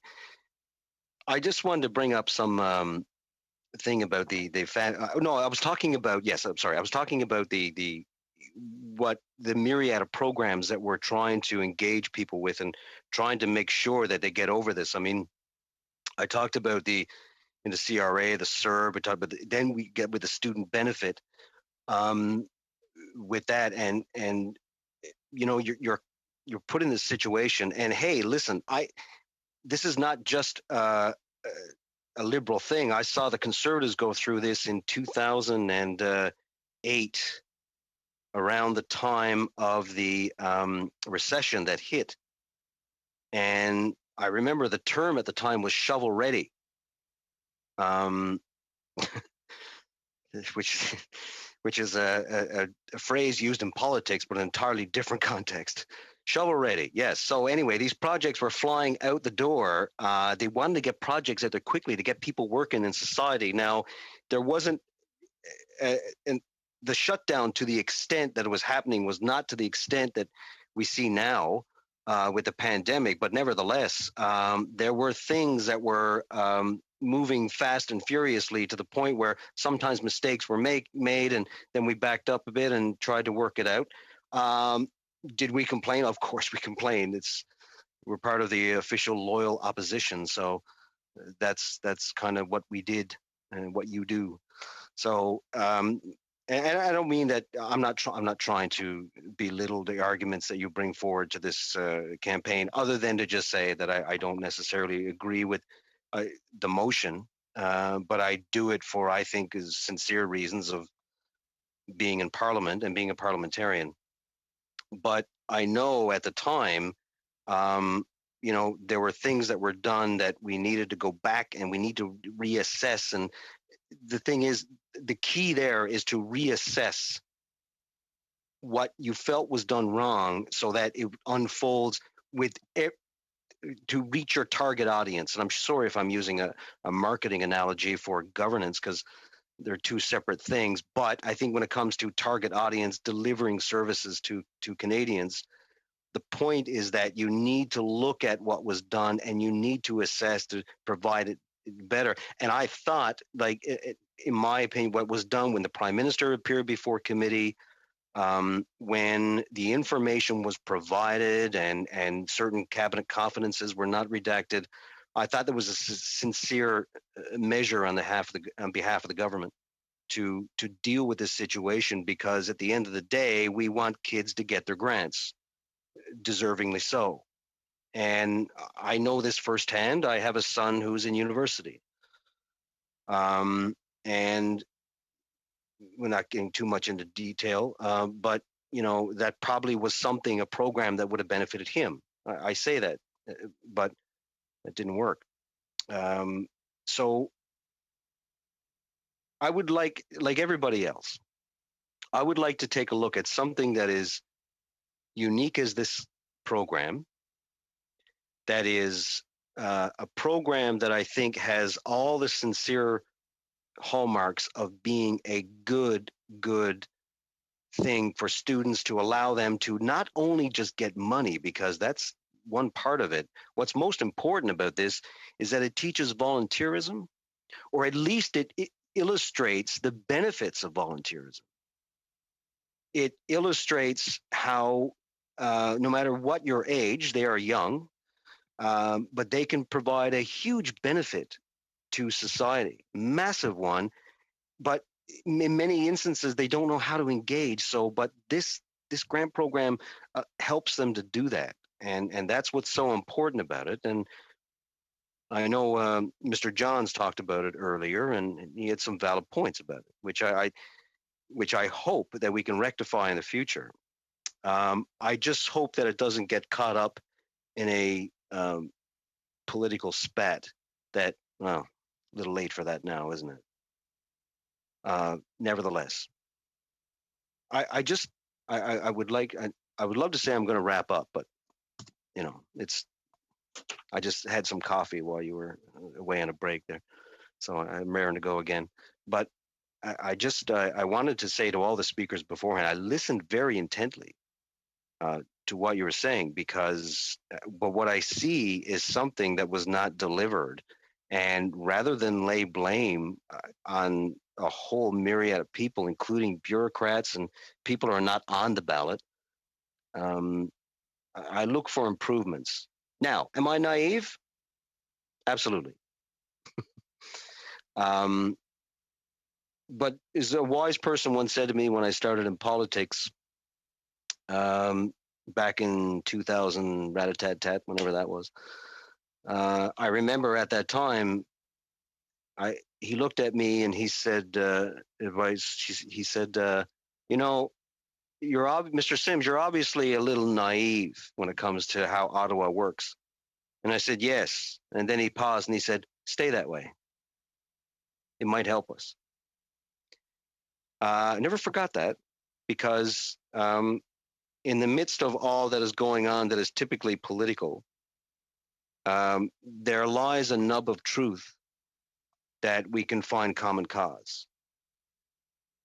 If we don't, we may fall into a pattern by which we never discuss anything together. Never. I only have to point to south of the border to illustrate my point. I'm not trying, trust me, this is not a lecture on my part. I know it sounds like it, but it is just one that is earnest, because I've seen the level of debate that has been at a very high level to a low level, back to a high level again. And I hope that over the next few months, as we go, I'll say post-pandemic, if I can use that term, but you know, the world is going to change. But how is political discourse going to change? I'm looking at you on a screen. Some of you are like halfway around the world from me. And here we are at committee. Mr. Johns just raised his hand. I mean, Mr. Johns may as well be in Australia, and I may as well be in Iceland, as far as our distance is concerned. But the distance between us, Gord, is not just political, it's geographical.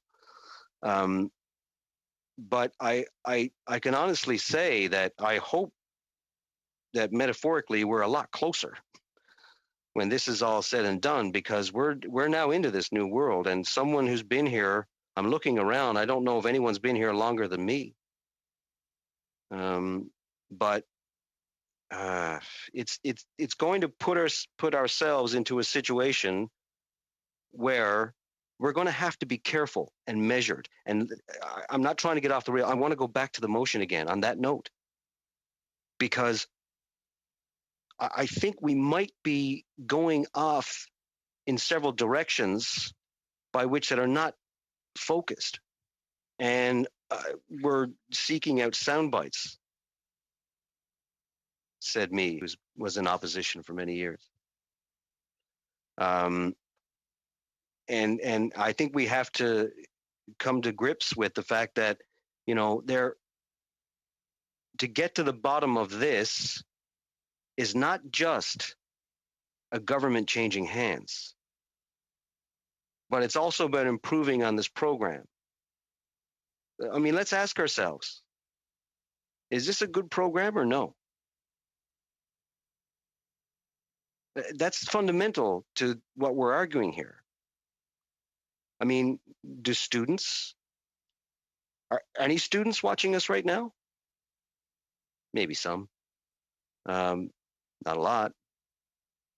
But no matter who's watching or not, they could have benefited from this program.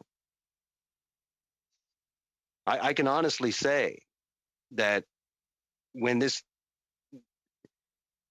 I think they're working to make up for it, Scott. What's that? I think they're working to make up for the money they didn't get help with. Well, you know what, Gord? Here's the thing. Sure, they're working hard. Of course they are. But they're expecting us to work hard too. And if our only goal is to change this, where we sit in the House, we're leaving them on to their own devices to better their predicament, to get some education, to get an experience in volunteerism, to help us do that. But if they do, they'll have to be doing it on their own, because guess what? We're still playing this game. We're still just rattling back and forth doing this. And look, hey, it's our system. I get it. You're in opposition. I'm in government. Who knows when that's going to change? But it did just release change at the some documents point. and then it's easy. It did change at one point, right? I'm sorry, Mr. Chair. I think Gord has a point of order. I think, Mr. Speaker, I think, Mr. Chair, I think just the bottom line is if the documents are released, he's right. We can spend our time doing what we want to be doing, and that's helping those students, helping people. But Canadians deserve an answer, and that's what we're doing here. We're asking the government to release the documents so that we get the information and Canadians can get to the bottom of this. And Mr. Sims, I really appreciate it. And we both want to see the students get the help that they deserve. There's $900 million that didn't get spent. And there was kids out there, young people out there volunteering, expecting to get help. And, they got betrayed. And they're trying to figure it out right now. They're trying to figure out how they're going to get through the school year. And that money could be used properly. And instead, you're right, we're trying to figure out why is money going out the door from the government, and it ends up in, going to organizations that are connected to politicians, and it shouldn't be this way. Thanks, and we just want to get the answers. Thanks, Mr. Jones. Mr. Sims. Thanks for that point of order. So, just to go back to the point I mentioned earlier about the money. When we consider the fact that, with these programs are getting to the right people, I don't know why, and that includes the comments that were just made. Let's not look into who is involved by which that they don't get the money. So in other words, what I'm saying to you is, if you look at the situation that unfolded that we had, when you wrap it up into nefarious motives, first of all, they weren't. It was quite obvious that nobody wanted to withhold this money from the students. That is obvious. But if you want to talk about the system by which perhaps we can propose a better way of delivering the service, what I would expect from if I was in opposition, I would be asking questions germane to the situation, which would be more like, okay, who is best able to provide a service such as this to students, the grant service itself? It was discussed that it was this outside source, which was the We Charity. Then, as you saw from the discussions that were quite transparent, then it seemed that the internal machinations of the Canadian government could not get it out as fast.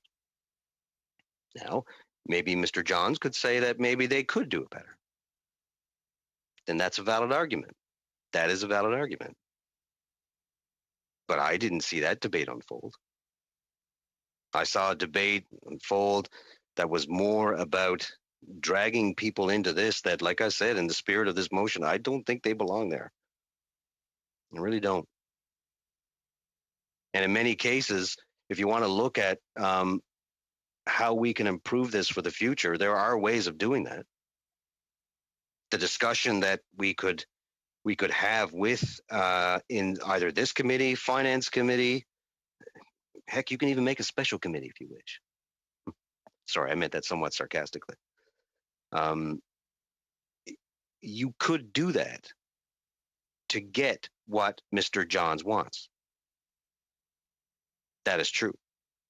But, think about all that we're talking about now and the emphasis that we're putting on this particular motion to just have it, here we are confronting each other with it,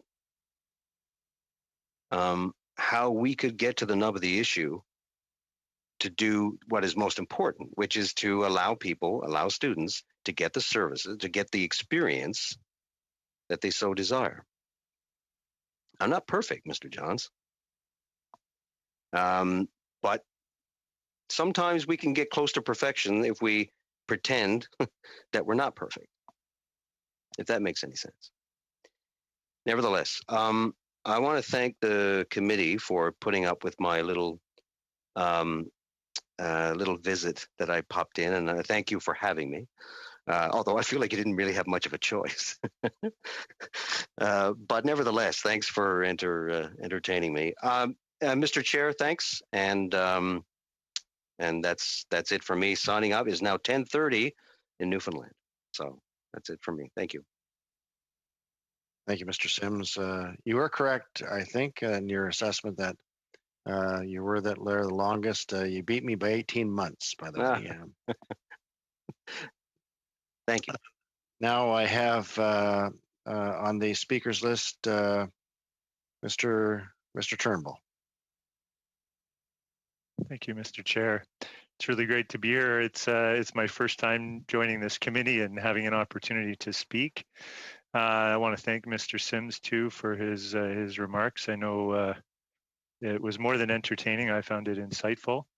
So thank you, and really appreciate you being here as well. So I'm subbing in for one of my honorable colleagues, and I certainly share some of the concerns that other members of my team have expressed. But my hair doesn't stand up like this because I was overly shocked, Mr. Chair. I've seen motions like this at PROC. I also sit on that standing committee, and we saw a quite lengthy motion that was perceived to be out of order eventually, and deemed by our honorable chair, who's actually also here tonight. So really great to see Ruby Sahota here as well.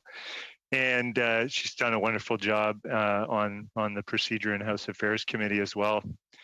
I say I'm not shocked by this motion, but I'm really concerned about it. And I actually I have a bit of a background in an area that's relevant to this committee. I actually studied ethics. I'm one of probably very few people in Canada that's proud of having 2 philosophy degrees at university, and actually taught ethics, and has a bit of a background that might be relevant to this debate today. I really I look at this motion, I have it here in front of me, and I think some of the concerns that have been expressed are deeply concerning to me as well.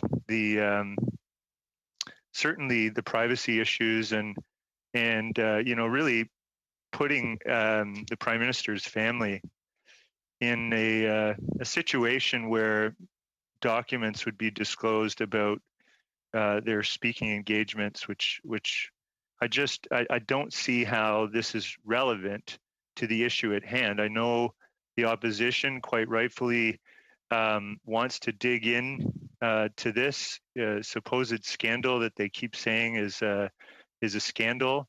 I've studied the facts of this issue, and I've really paid attention to all the documentation. And as an ethicist, I really do not feel like there's anything more than a very minor misstep,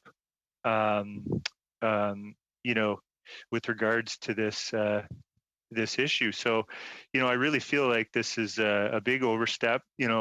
One of the things that we learn if we study and read the Conflict of Interest Act is that a conflict of interest only occurs when an elected office holder, a member of parliament, or a reporting public office holder acts in a way that furthers their own private interests or that of their family members. And family members are defined to be your spouse, essentially.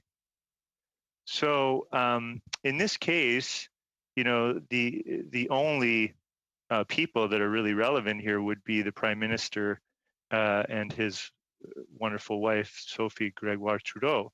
And, you know, I think from the testimony that I've seen, Sophie Gregoire Trudeau actually already disclosed all of her speaking engagements or volunteer activities, I believe is more accurate with regard to We Charity.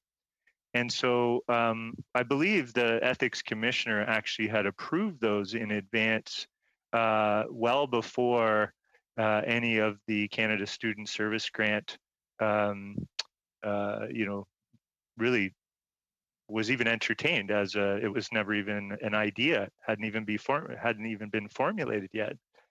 So, you know, the extension to the mother and brother of the Prime Minister is a very large overreach because it's not relevant to even a potential conflict of interest if there was one. But if we look at the facts, I don't think there actually is anything more than a perceived conflict of interest. Let's just think about this for the moment.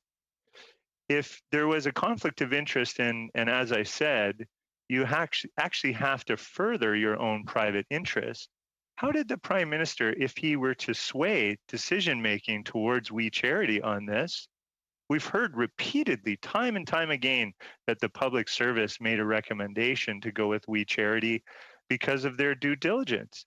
We've seen that they've made a very clear recommendation. I know that other members here you know, contest that and think that maybe they didn't do their due diligence. But in fact, actually, they did.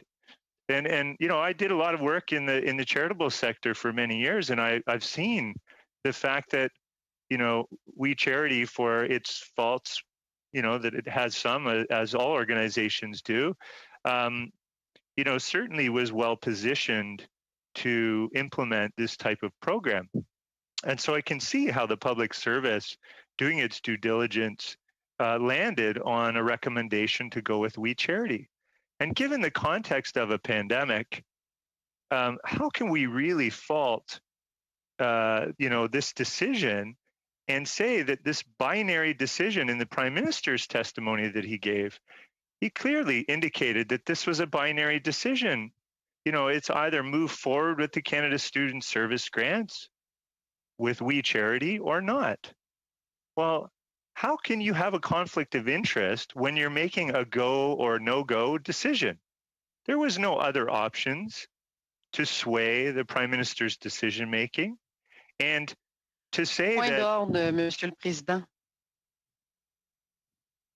Point of order.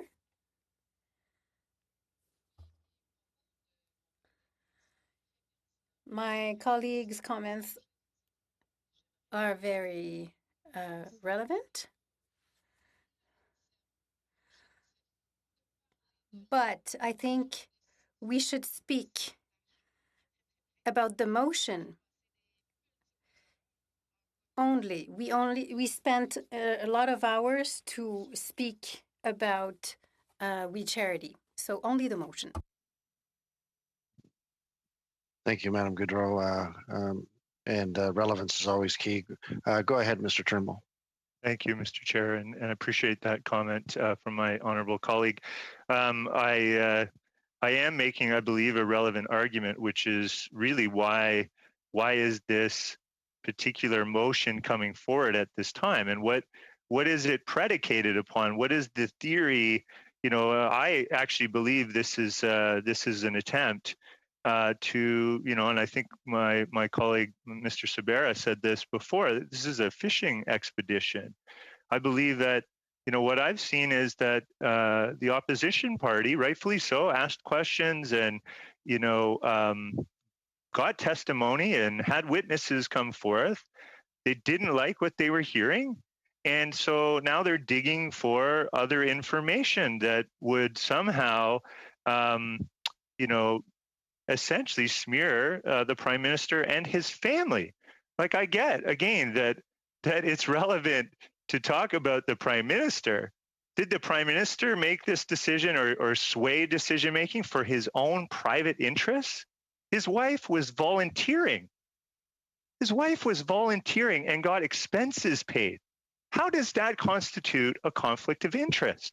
There's absolutely no, that's nonsense. I'm sorry. It's absurd to think that that constitutes a conflict of interest. There's no private interest there. Furthermore, you know, the We Charity, in terms of its contribution agreements are used all the time by the federal government. They've been used multiple times throughout this pandemic. People keep calling this a sole source contract as if this was awarded to We Charity with no process and no due diligence, which is absolutely false. We've heard this numerous times. So what are we fishing for here? It's in philosophy. I studied philosophy. Bear with me here. I know you might fall asleep, but I will try to keep it interesting. The sophists were actually the first lawyers in ancient Greek society, and they were criticized by Plato and Socrates and Aristotle for being masters of rhetorical devices. They were good public speakers. Essentially, they taught other members of the Greek polis, but they were masters at what we call logical fallacies. In this case, I think we're actually seeing the conservatives use a logical fallacy that's been around for 2,000 years. So kudos to you. It's called ad hominem. It's when you can't make an argument that will stand up to the principle of sufficient reason, so you attack the person instead. You smear the person's reputation and name and their family. And so, you know, is that morally just? Is this motion morally just? We're sitting here debating this in the middle of a global pandemic. We've never seen a global pandemic, not in 100 years, at least, right? Since the Spanish flu. The second wave of a global pandemic, people are dying, and we're debating a motion that has no substance, that is morally bunk as far as I'm concerned. And it's all because the conservatives didn't find what they were looking for, is something enough to make a headline so that they can win some votes.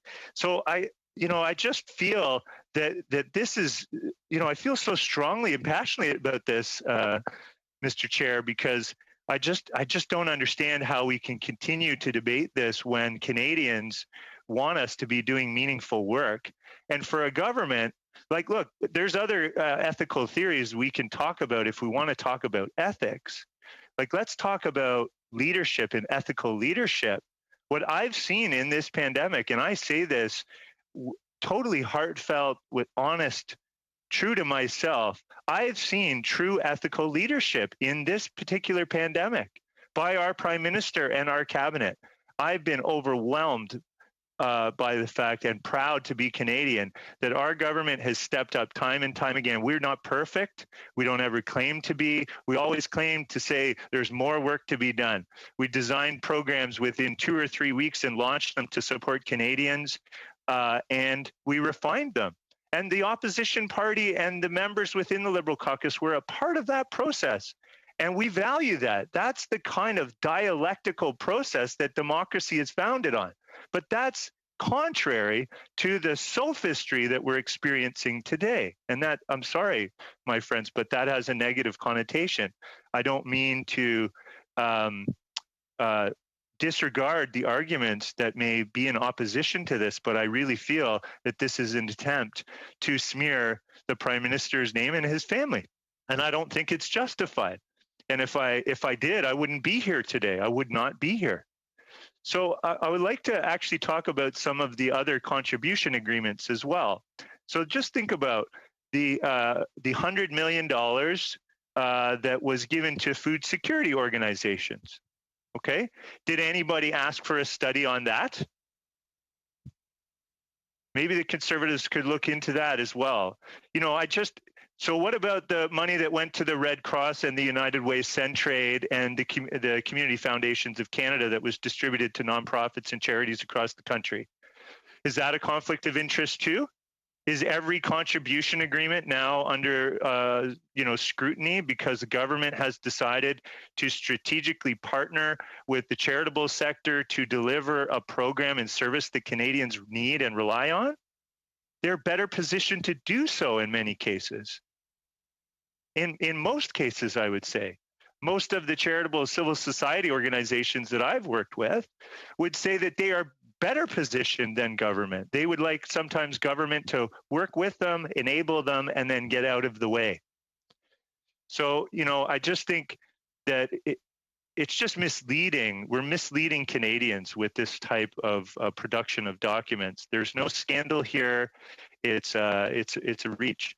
So the other thing that a distinction, which I think is really important for this debate, is the difference between a perceived and an actual conflict of interest. Apparently, and I brought with me today a document that I'm really proud to have read several times over the years, but also that people I know, professors, have actually published some of these documents. So, this one comes from the just one second here. It's the Oxford Handbook of Business Ethics. So this is literally probably the most preeminent scholars Point d'ordre, Monsieur le Président. Okay. Point of order. Point of order, Mr. Chair. I know it's late, but for heaven's sake, please consider the interpreters. There's a bit of echo in the sound, and it's also important to speak slowly.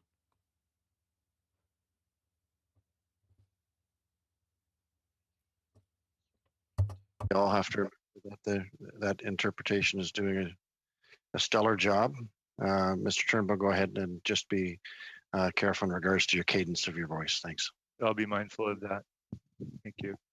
I'm actually getting a slight echo on my headphone. I'll try to slow it down. Oh, I'm getting an echo in my headset. Yeah, the echo is getting really bad. I don't know if it's just me, but I'm hearing everything double time. Yeah, I'm positive I see the clerk turning. I'm certain that she's on it right now with the technical crew, and we'll see if we can remedy that right away.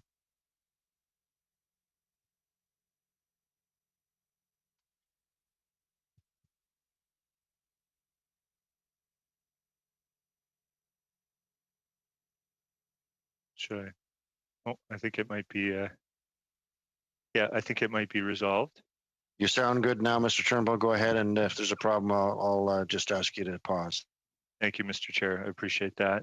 And I'll go slower for my colleague. Thank you for that reminder. I know in Proc we studied the virtual parliament and the many implications on our interpreters, and some of them included injuries that they could get in their ears from acoustic shock, I think they called it. So I've tried to be more mindful of that. So my apologies to the interpreters. So as I was referencing the Oxford Handbook of Business Ethics, so in particular, I think it's interesting to look at the chapter on conflicts of interest. So, and, conflict of interest as a term actually hasn't been around that long. So, I mean, this is not that relevant, but it's just important for us to understand that it's a morally peculiar concept, and that's what the scholars in this particular text actually talk about. And there's different levels in which we can consider, this morally peculiar concept. And I think one of the things that I would point to. So it actually originated only in the 70s in, organizational conversation, and only really got a full-blown sort of definition many years later. So, it really hasn't been around that long in terms of Canadian history and organizational history. So, even within someone like the Prime Minister's lifetime, conflict of interest was really not even something that was necessarily talked about. And that's not me making, any comments about whether he should or shouldn't have known the definition, et cetera, because it's in the Conflict of Interest Act, and everybody knows we all agreed to this when we become members of Parliament. So, but what I think was interesting is that the scholars actually argue that one can be in a conflict of interest just in virtue of the position that they find themselves in within a certain occupation. So in essence, you know, if you think about me managing, you know, a company, I can be in a conflict of interest just in virtue of the fact that I'm the CEO of a company and my position makes me responsible for certain things, and I've had relationships in the past and I've taken on that position, and all of a sudden something, right, that occurs actually puts me in a conflict of interest unbeknownst to me. So you can actually become, you know, embroiled in a conflict of interest or perceived one without actually necessarily knowing it, but just in virtue of the position that you hold. So this is well documented in the text here that I would refer to, and maybe I could read a few passages out of this. Just so this one in particular is, I think, important. So this is by.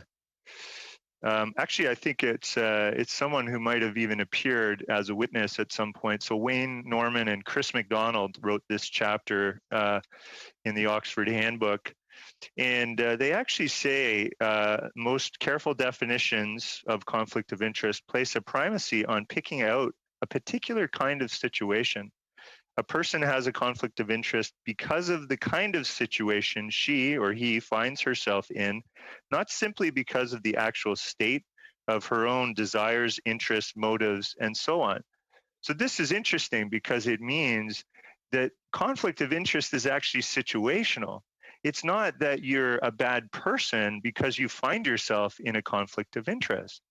Now, of course, our Conflict of Interest Act tells us what individuals are expected to do if they find themselves in a conflict of interest. But I would argue that we have to become aware that we're in a conflict of interest first.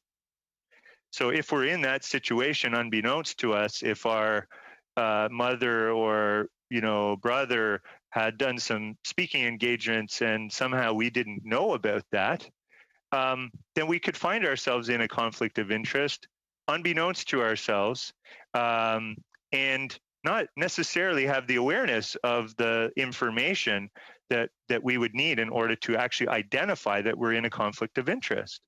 So this is, a perfectly plausible, rational explanation for how the weed charity issue or misstep, I would call it no more than a misstep, could have happened. And if you actually look at this text even further, there's another.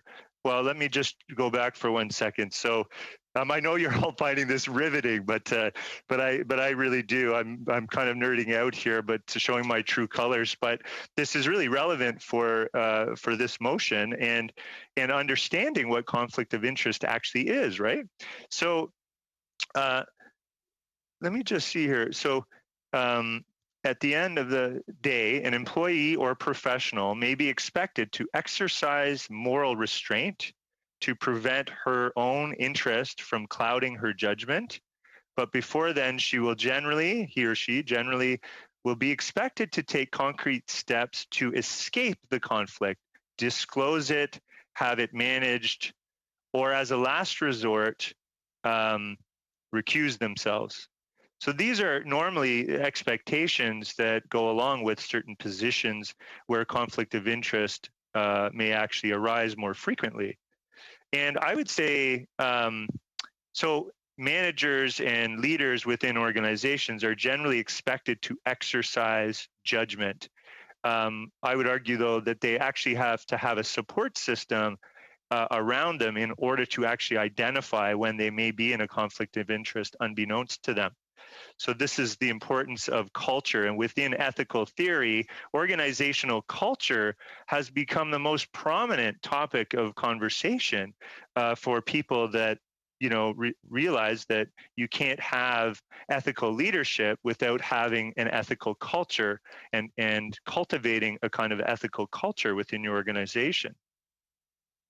So I want to read another quote here, and this one is probably the one that had the most influence on me, and I think is really the most relevant piece of information out of this particular text. I have more, but in this particular text, this would be the quote that I would go back to over and over again, because I think it really speaks to just how easy it is for both a leader as important and as responsible for so much, that taking on a role that has so many overlapping duties and such a high degree of responsibility, conflict of interest would actually be happening quite often. And we actually heard this in Katie Telford's testimony, where she said numerous times in her testimony that in fact she had regular contact with the ethics commissioner and his office. So they were back and forth many times. And the fact that, it was also disclosed by the Prime Minister that his wife had, volunteered with We Charity and had been reimbursed for her expenses, like this was out in the open. This was long before We Charity and the Canada Student Service Grants. So anyway, back to this quote, and I should slow down. I apologize. I tend to speed up once I start talking for a while. I just forget. So I'll slow down, but this quote is really impactful, I think. The minor revolution that took place in the latter half of the 20th century was the recognition that responsibility for managing what we now call conflicts of interest cannot merely be left to the honor and courage of the professional or public official. It is not the professionals that they suddenly became dishonorable, cowardly, or corrupt. The cognitive bias literature confirms intuitive suspicions that interests really do interfere with the judgment of even the most honorable and courageous professionals. So what this means, my honorable colleagues, is that, yes, you can be honorable and courageous as a professional and still occasionally make a mistake around a perceived or even an actual conflict of interest. And in fact, it's the culture of organizations which need to provide support systems around our leaders and managers in order to ensure that they flag these and that they recognize them and then deal with them appropriately. So, putting all of the blame, demonizing the Prime Minister and his family, and trying to tie them into this conflict of interest or supposed conflict of interest, because I really don't see that there actually is one. When, again, you look at the fact that it's a binary decision and you can't sway the decision-making from one proponent to another. I mean, there's no latitude to sway decision making. The only way you could, and what private interest was the Prime Minister furthering? His own? Oh, he wasn't making money off We Charity. Was We Charity even in the contribution agreement able to hire speakers? No, they were not. There was no budget line for speakers. So there's, and furthermore, within a contribution agreement, there is always a conflict of interest clause. So the fact that We Charity was signing on to an agreement, I mean, obviously that agreement never got fulfilled due to this supposed controversy. But and a shame that, a charity, not perfect, as it was, it certainly, I'm sure, had some internal flaws, but it's a shame that charity has closed up shop in Canada. I know full well that it did quite a lot of substantial, impactful work on the ground in communities. Schools and students are worse off because that charity has now left our country as a result of this, which is not a conflict of interest in my view. So, back to this text, which I think is one of the central texts, if anybody's interested in really truly understanding organizational culture and how it impacts conflict of interest and how we manage conflicts of interest, I would say look at this is really important.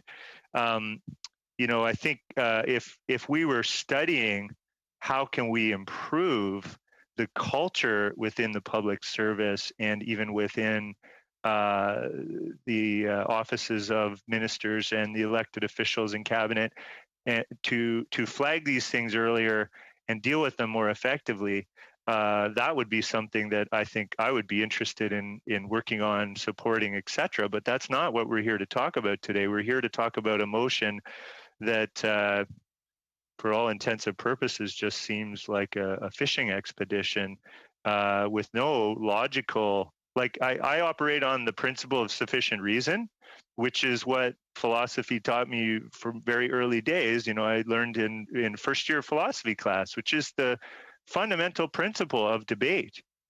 If you can't make a good, rational, logical argument, don't use the logical fallacy of the sophist to try and get your way. Don't attack the person. I would never attack Mr. Workington. Never, ever, ever. Not in my blood. Okay? I may disagree with you to the end of time, but I will not attack you as a person. I won't. I just won't. So why is that okay for parliamentarians to do? It's not appropriate. I'm sorry, but I just have to draw the line there, and I really feel passionately and strongly about that. What else was I going to say? I had a couple of other. Oh yes, point of order, Chair. This is another important point. Yes, point of order, Mr. Barrett. Go ahead, Mr. Barrett.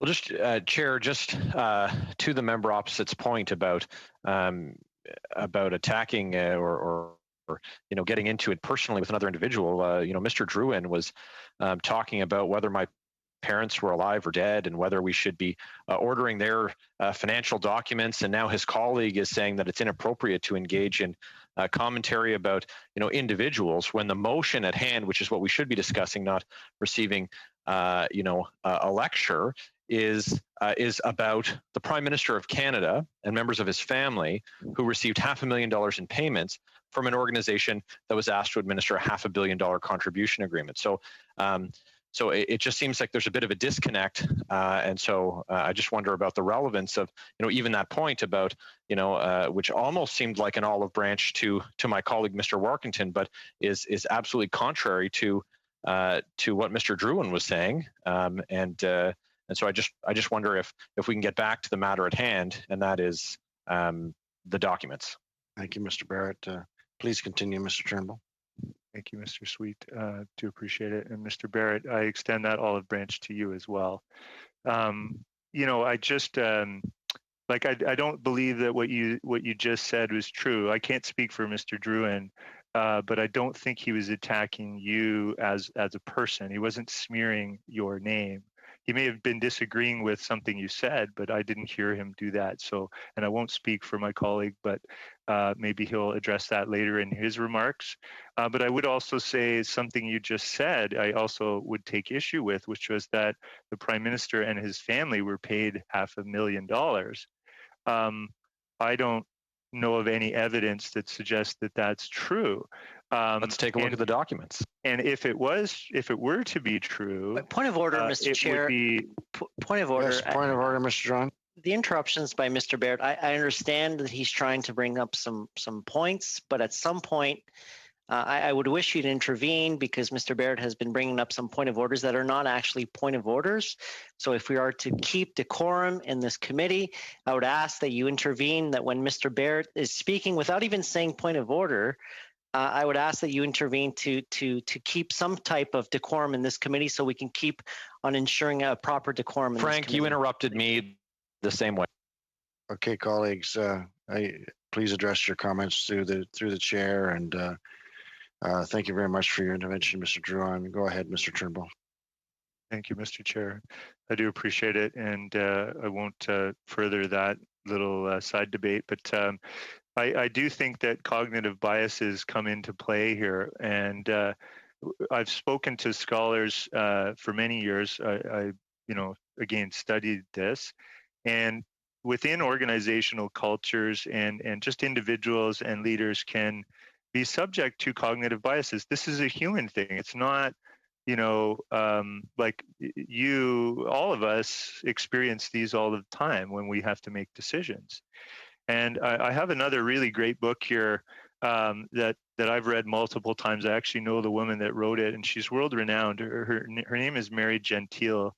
She wrote a book called Giving Voice to Values, and it's about how you can speak up or speak your mind when you know what's right. Like, how do you do that?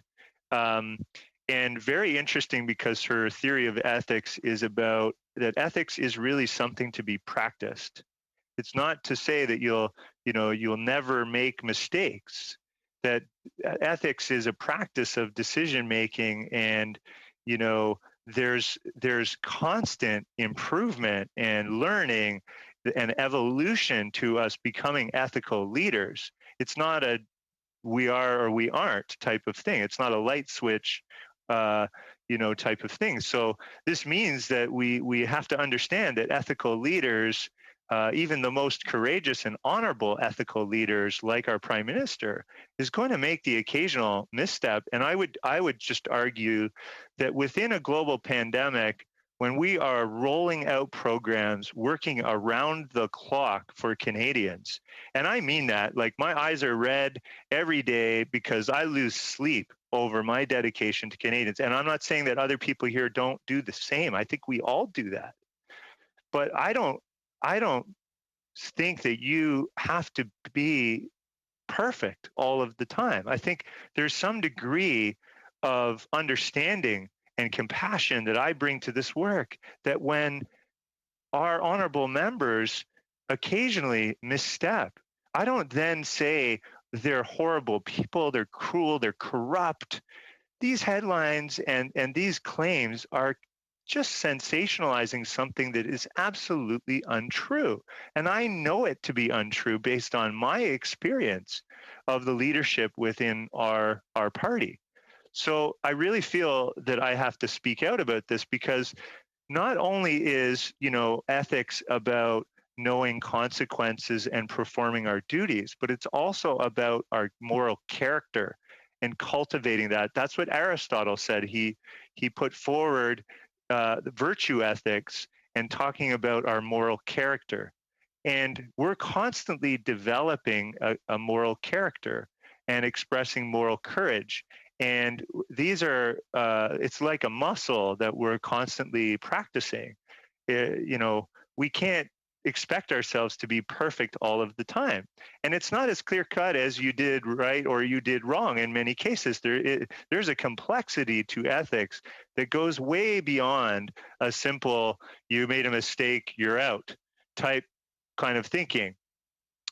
These cognitive biases have been well documented and well researched, and just a few of them I'll mention here, but I think they're really relevant. And in particular, I would suggest that we should all be aware of the fact that within a high stress environment and within a very compressed time frame and with a high degree of duty and responsibility, there's a high pressure situation that lends itself to even more potential for cognitive bias to come into play.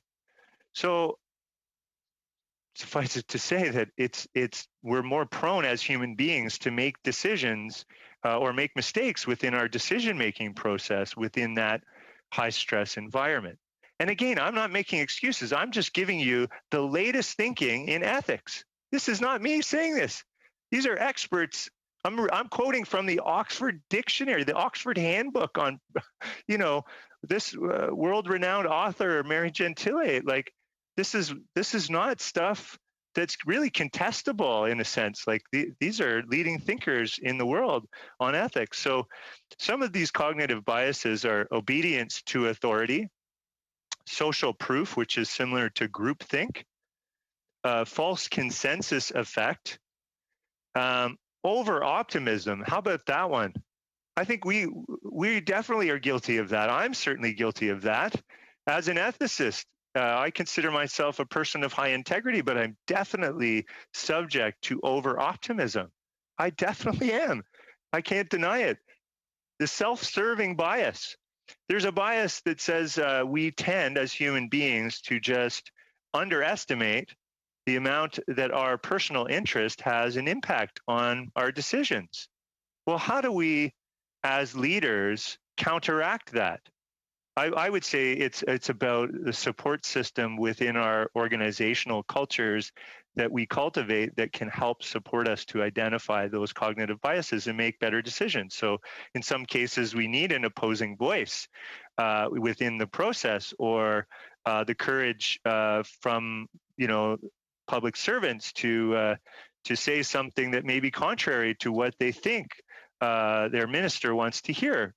Anyway, some of the other cognitive biases are framing, process, and cognitive dissonance, which people have probably heard, sunk cost and loss aversion, the tangible, the abstract, and the time delay traps.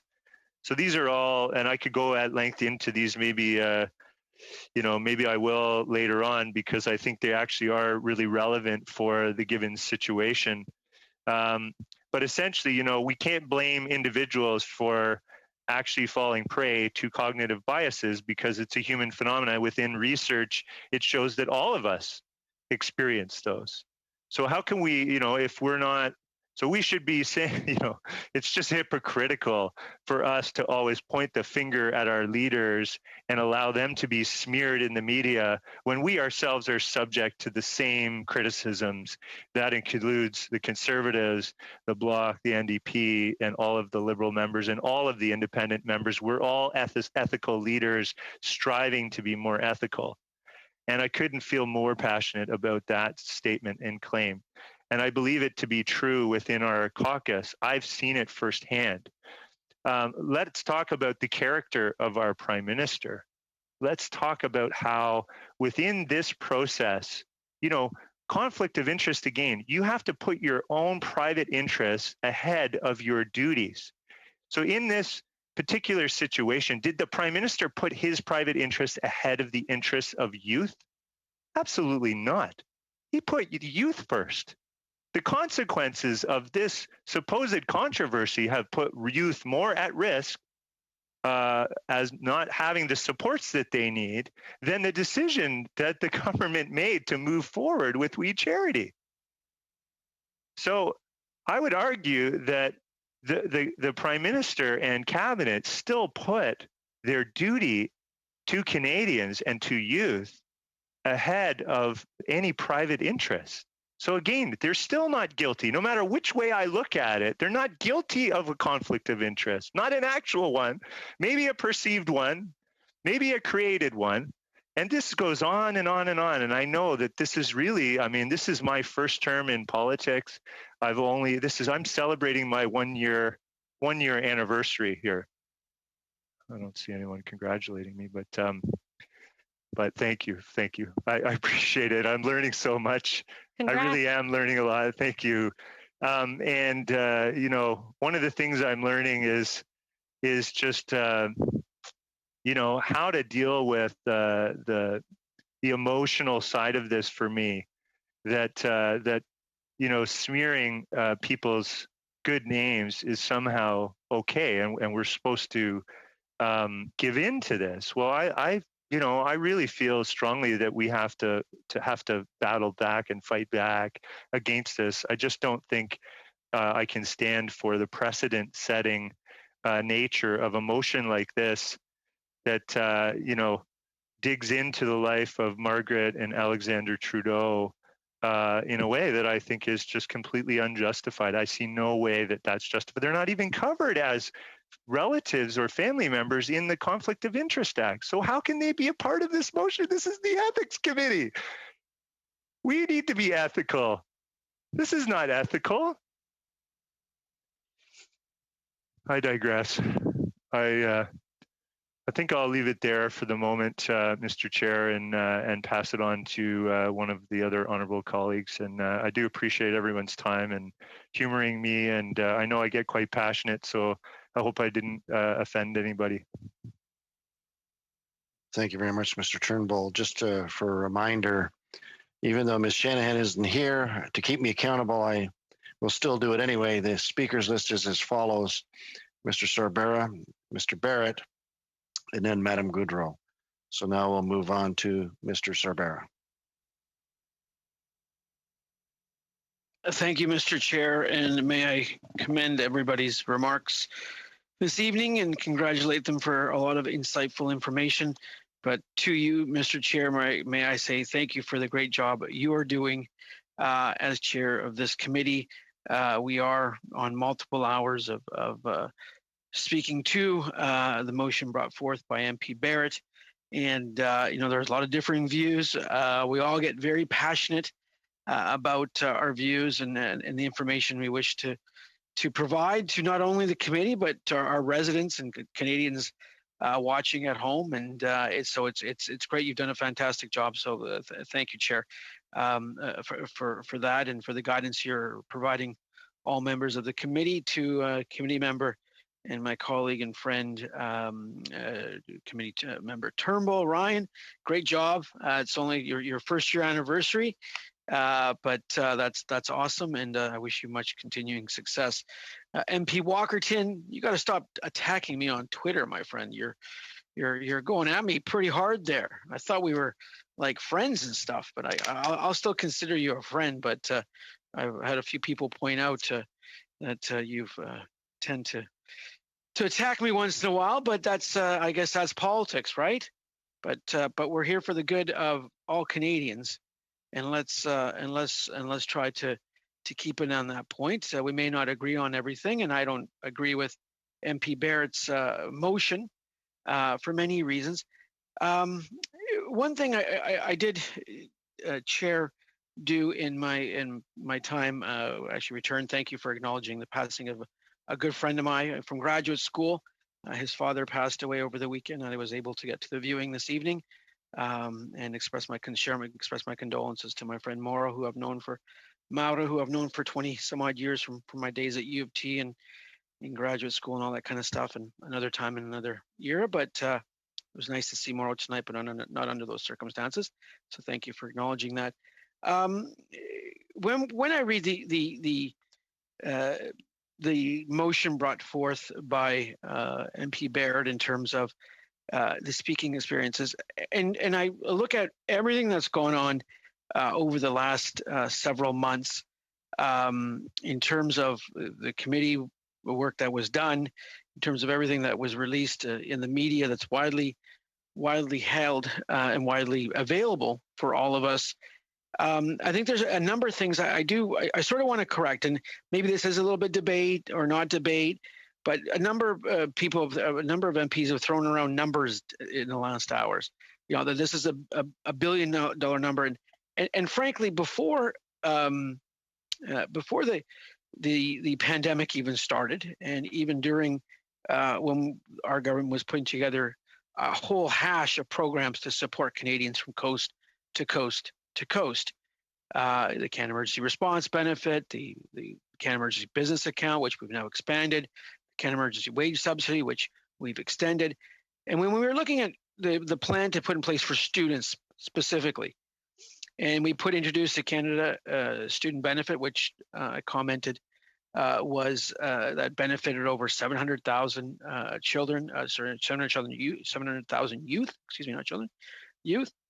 And we attempted to put together the Canada Student Service Grant program, and obviously the road that path took and the due diligence that was involved from our side and from everyone's side was significant. And personally, I did not even know that this organization called We even existed. I had never attended an event. I just didn't know. I never interacted with any representatives from the organization. So it was a very new organization for me personally. And I have two kids in the elementary school system here in Ontario, and they had never gone to any events. And I just didn't know anything about it. I didn't know what they did, didn't know what they didn't do, and so forth. So I was, very interested to read and understand what was going on, and what you could say was political spin from the opposition, what was reality, where mistakes were made from our part. No government is perfect. the Conservatives know that no government is perfect. They are not perfect. We are not perfect, and I would never profess to be perfect. That is why we constantly learn and try to do better, and that is why we try to act with a moral compass that takes us in a direction we believe we're comfortable with and we think is right. So when I listened this evening in the last few hours of some of the commentators commenting with reference to the motion, with reference to the documents, first of all, I have to say there was never a $900 million or $1 billion program, from my understanding. They can say there was, but there really wasn't. If you go actually to the organization that was engaged with the government, that went through the process of being engaged with the government, first off, you can just read the contribution agreement, which I have here, and you can go through it. And you can go through that contribution agreement line by line, and you can understand where we were going with that, with the contribution, who we were trying to help out, and what our intent was. And the intent was to help out students. The intent was to help out youth, and we did it through the Canada Summer Jobs Program, which we've expanded since we first came into office, and we did it through the Canada Emergency Student Benefit. We've done it through changing the Canada Grant programs and boosting it by billions of dollars, lowering interest rates for students on their student debt, helping them out in so many ways. So when we think about the program in place and then how we got to this motion, and it's sort of like there's this trajectory, and I'm not going to read the funding agreement yet, but I am going to reference it. But going to the WE website, and the organization has obviously suffered consequences from everything. And the first was and I say this to my colleagues because it has been said tonight in debate by, and I know my colleague Gord Johns from mentioned it. It was never $1 billion. First, the total value of the contribution was $543 million. That is the number. Now, in the contribution, you can read to it. There was no money spent on this program. The program did not, in fact, then depart or was executed. It was not done. The theoretical maximum expense reimbursement to be was approximately $35 million for the design, delivery, disbursement, and disbursement of grants and third-party costs. The second fallacy that I look to and I think about, okay, reading it says, fallacy 2, We Charity was chosen to administer program due to political connections. And I only look to this in this one is because I look to what Ian Shugart, the clerk of the Privy Council and Secretary of Cabinet, said in his remarks at the Standing Committee on Finance in July. We was chosen for its track record. What we was able to provide was the full range of services that would go to the heart of this matching program. That way you put young people in contact with not-for-profits so that they could gain the relevant experience, their ability to promote the program with a massive social media following, experience in other situations of matching young people to service opportunities, existing database information, representation right across the country with partnerships with other charities. Now, this is the clerk of the Privy Council commenting on this, vouching for this, saying this is why this program went in this direction. Now, unfortunately, the program was never implemented. We went with other programs for youth. Those funds were not spent. But we'll put that aside, but we'll speak to it in a second. And then there's been this spin, and I call it that the Trudeau families and the former finance minister gained exorbitant benefits from We Charity. And that's what this motion, I believe, and I called it a fishing expedition, Chair, and I'll call it again a fishing expedition and overreach by the opposition party. I fundamentally believe that. And there's actually a public link to the documents that we disclosed in the summertime for the Prime Minister's mother, Margaret Trudeau, the Prime Minister's brother, and Sophie Gregoire Trudeau. And it's there. And I'm going to read it because it pertains to this motion. And it didn't take me too long to get the information. Just a quick Google and one or two links. Engagement honorariums. Incorrect information is circulating regarding members of the Trudeau family earning honorariums and the amount reimbursed for their associated expenses. Honorariums were paid to the members of the Trudeau family totaling $217,000, $217,500 for 35 engagements with multiple events per engagement between October 2016 and March 2020. Some media outlets and politicians are incorrectly identifying expenses paid to cover their travel, food, hotels as fees paid to the speakers themselves. In order to correct the public record, see the full breakdown of all engagement honorariums and expenses related to Margaret Trudeau, Alexander Trudeau, and Sophie Gregor Trudeau. Now, this is information put out by We itself. Margaret Trudeau, between October 2016 and March 2020, a speaking bureau was used to engage Margaret Trudeau 28 times. On each occasion, she provided, on average, 3 to 5 events per engagement. This is all public. This is nothing that is not in the public realm. I didn't, go and find some magical source for information. It's all public. For one engagement, there was no compensation. The amount she received in fees for 27 engagements totaled $180,000 after 20% commission paid to the speaker spotlight, averaging roughly $6,600 per engagement. The total amount of expenses, hospitality costs, including food, hotels, cars, was $163,000, which captures several international trips to both the United States, United Kingdom, and represents an average of $6,000 for each engagement. Additional $160 in gifts was provided to Margaret Trudeau during this time. And it goes on to say the same thing about Alexander Trudeau. Between September 2017 and 2018, a speaking bureau was used to engage Alexander Trudeau 9 times. On each occasion, he provided on average of 3 to 5 events per engagement. The amount he received in engagement and ancillary event fees for these 9 engagements totaled $36,000, 20% commission paid to Speaker Spotlight, averaging $4,333 per engagement. Total amount of expenses, hospitality costs, including food, hotels, car service, and flights, covered for Alexander Trudeau and over the 9 engagements he's attended was $22,000, or an average of $2,447 per engagement. Additional $230 in gifts was provided to Alexander Trudeau during this time. Now, I think that during this time, the mother of the Prime Minister may have been to other events, speaking about mental health, speaking about life experiences, inspiring youth, inspiring young women. And that's fine. There's nothing untoward being done. These are individuals who have private careers and private lives.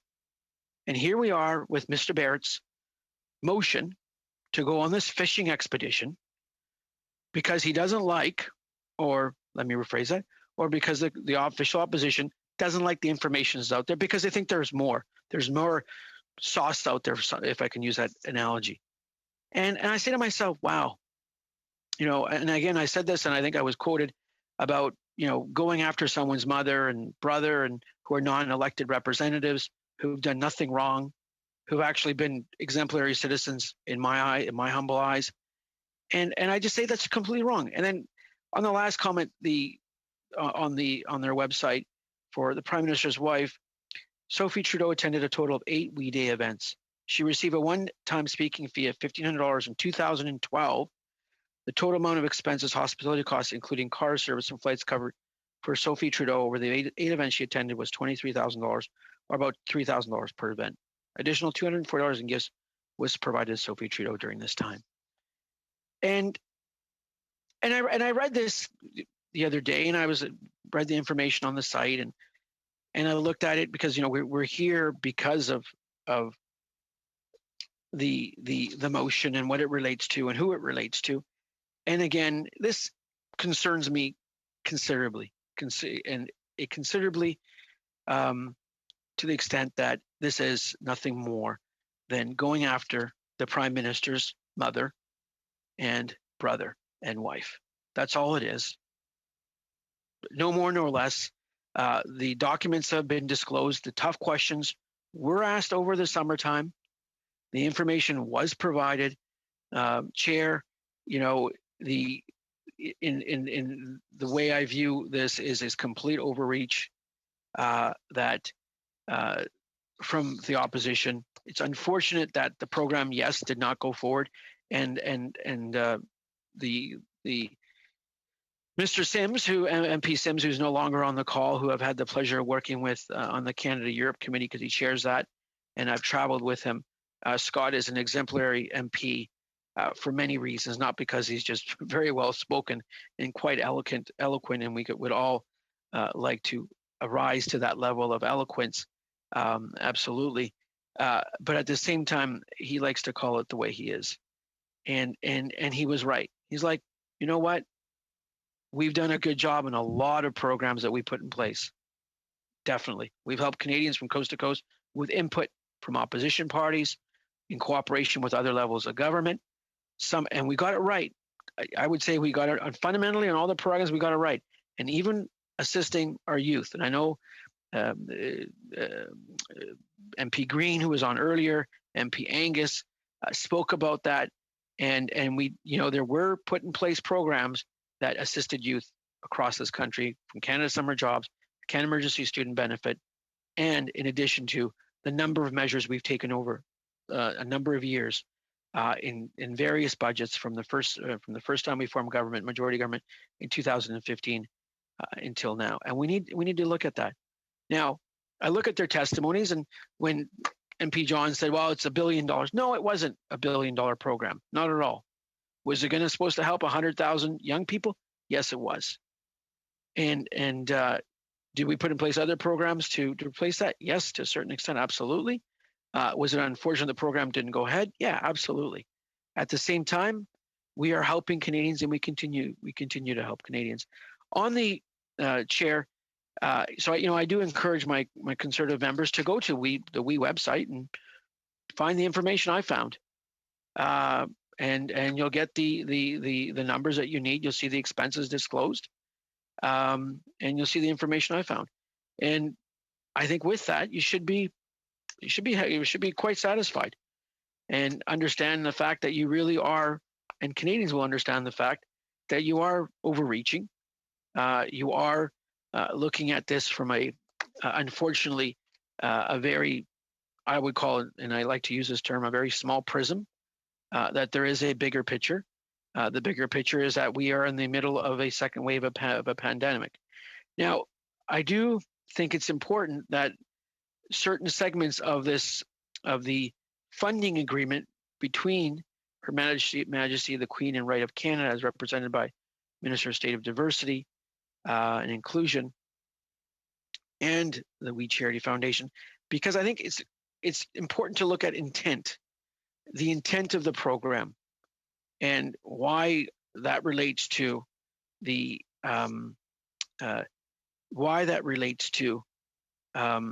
motion at hand. Because the motion at hand is nothing more than trying to grab some documents. Because it's interesting to note that the motion doesn't ask about, well, what was the intent of the Canada Student Service Grant? What was the intent of us helping out youth? Who are these youth supposed to be helping out?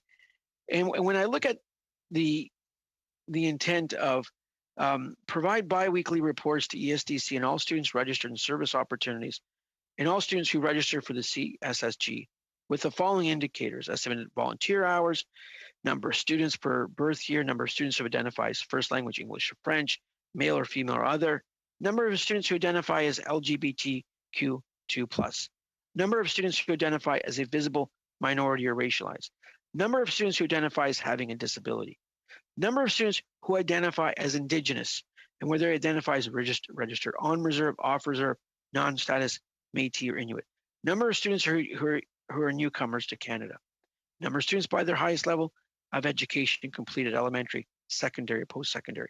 So when I look at this contribution agreement and how it was come to fruition, how it was recommended by the amazing public bureaucrats or public servants, I don't like using the word bureaucrat, but public servants that we have in government, in the government of Canada, or funding agreement, excuse me. And I say, well, what was the intent of the intent of this?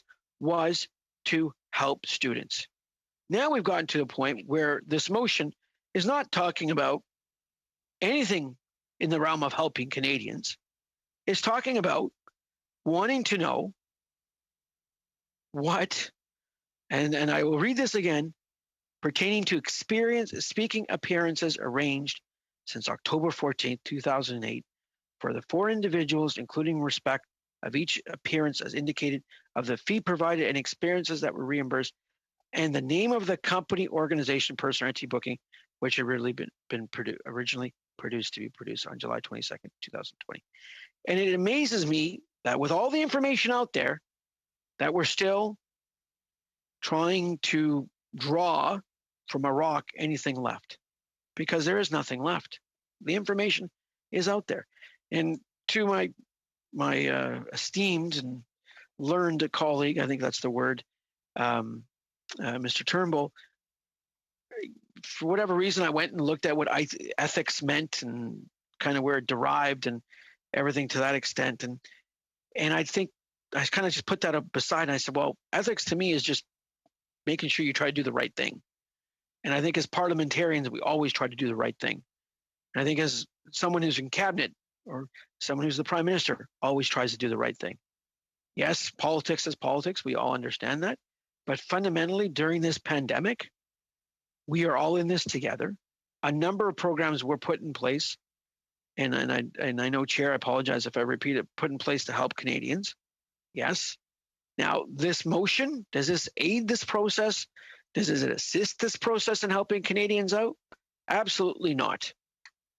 Absolutely not. This is nothing more than looking into a barrel and seeing nothing but putting forward more motions which achieve nothing. And there's the one thing that I read from the website that I find interesting in terms of what we were thinking in the summertime and what the organization that had been engaged by the public servants in terms of helping our youth out, and you know, and what they're even thinking about before the actual program came to fruition. And I just want to read the executive summary, because I think independent of organization, this is how Canadians wanted to help. This is what Canadians wanted to do. And especially a lot of organizations, and I had a number of organizations in my riding, convert lines so they can make sanitized lotion, PPE. The Premier of Ontario has been here several times to my riding. There's a number of companies that converted and made personal protection equipment, gowns, masks, sanitizer, and we were all in this together. And I again look at this motion, and I say, where's that spirit? It's like it's just, we got to play politics. I look at my Twitter feed and I see Mr. Warkentin attacking me, and a number of Conservatives then attacking me. Well, you know what? I'm really sad to see that, because for me, the parents in my riding and the families in my riding, they're not really paying attention to that. Paying attention to their kids going to school tomorrow morning. They're making sure that their hydro bills are paid at the end of the month, but they're not paying attention to what Mr. Warkentin's tweeting about this motion and about my testimony. It's unfortunate, but they're not paying attention, Mr. Warkentin. I hate to tell you that. They're really not.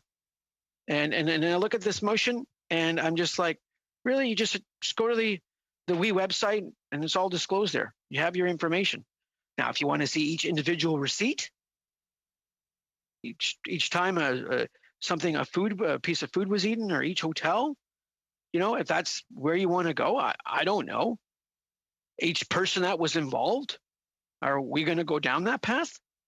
You want to bring in every single time? It just amazes me. Where are we going with this? Where are we going with this motion? So I just want to read this into the record, Chair, if you allow me to. This document outlines an opportunity to launch a national bilingual turnkey digital service program to enable 20,000 young Canadians to engage in summer service placements and projects during COVID-19 crisis. There's an urgent need to support young people between the ages of 16 and 29, particularly those from underrepresented groups who are seeking meaningful opportunities to develop life skills, earn income for personal use, such as paying for post-secondary studies and serving Canada to benefit communities. By incentivizing and supporting youth to engage through a system of well-organized service opportunities, they will. Oh, I think Ms. Blaney would like to make a point of order. Point of order? Yes, another reminder, there are interpreters working very hard, very specific. Madam Blaney, we're not hearing you at all. Your audio is very low. Thank you very much. That'll fix it. So thank you. Just a reminder that the interpreters are working obviously with us very late into the night. And as you are reading very rapidly. And I just wanted to remind us to be respectful of the people working so hard to allow us to do our job. And may I go ahead, Chair? MP Blaney, I would thank you for that comment. My policy advisor texted me and said the same thing. So thank you to both you and my amazing policy advisor. Thank you. I will slow down for the benefit of everyone, and my sincere excusez-moi to the interpreters for going at a faster clip than it is. I know they've been working terribly, terribly hard and for hours on end. So I thank them for all their efforts, and I thank MP Blaney for her gentle reminder. Thank you so much. By incentivizing and supporting youth to engage through a system of well-organized service opportunities, they will be empowered both to safely participate in service projects in an era of physical distancing and to provide tangible benefits to addressing important social causes in their communities in collaboration with nonprofits across Canada. This bilingual digital service program seeks to create meaningful service opportunities for approximately 20,000 youth between the ages of 16 and 29 years across Canada, bearing in mind that COVID-19 physical distancing measures offer turnkey service opportunities that are flexible and supportive of social impact efforts and designed in collaboration with nonprofits across Canada. Support Service Canada Corp's national partners that may be in need of support to transform their traditional volunteer placements into digital service projects. Ensure service initiatives are diverse and inclusive in nature for youth. Provide skill development that benefit society and include effective economic incentives to encourage participation. And share this organization that put forward this idea and how then it evolves to the CCSG, goes to show me how much they were involved in wanting to assist youth during this pandemic, and B, how genuinely forthright the information is out there for us to see, and that during the Finance Committee testimony, we heard from a number of individuals, from the Privy Council Clerk to the Prime Minister to the Prime Minister's Chief of Staff. And it's important for us to understand that testimony was there for us to now read, to go over, that for me, in my humble view, answered many, many questions. Now, I'm sure the opposition, in their right, of course, and in their job, want more questions answered, and that's within their prerogative, and they need to keep doing that, and I get that, and I understand it. But I also would take a step back and say, what are the questions that we are trying to answer with this motion? What are we trying to get at with this motion? To me, again, the Prime Minister's mother was here at the Vaughan Chamber of Commerce. I'm sorry to repeat this, but for MP Blaney, who was not here during this when I said this, for her benefit, the Prime Minister's mother was here in the city of Vaughan. She participated in an event with the Vaughan Chamber of Commerce. She spoke about her life experience, her life story, and there was approximately 1,000, I would say a good 1,000 people there.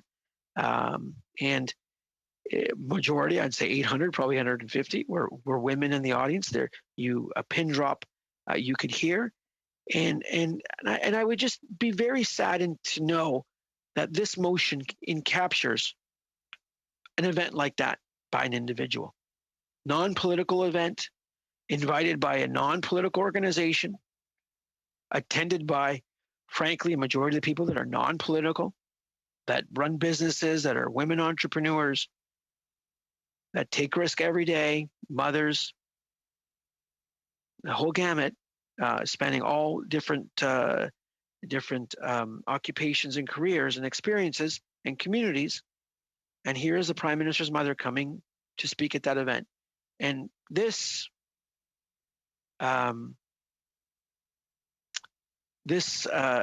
motion couldn't capture that, and that concerns me. That concerns me, especially when what's relevant, in my view, has been disclosed and is on the public record.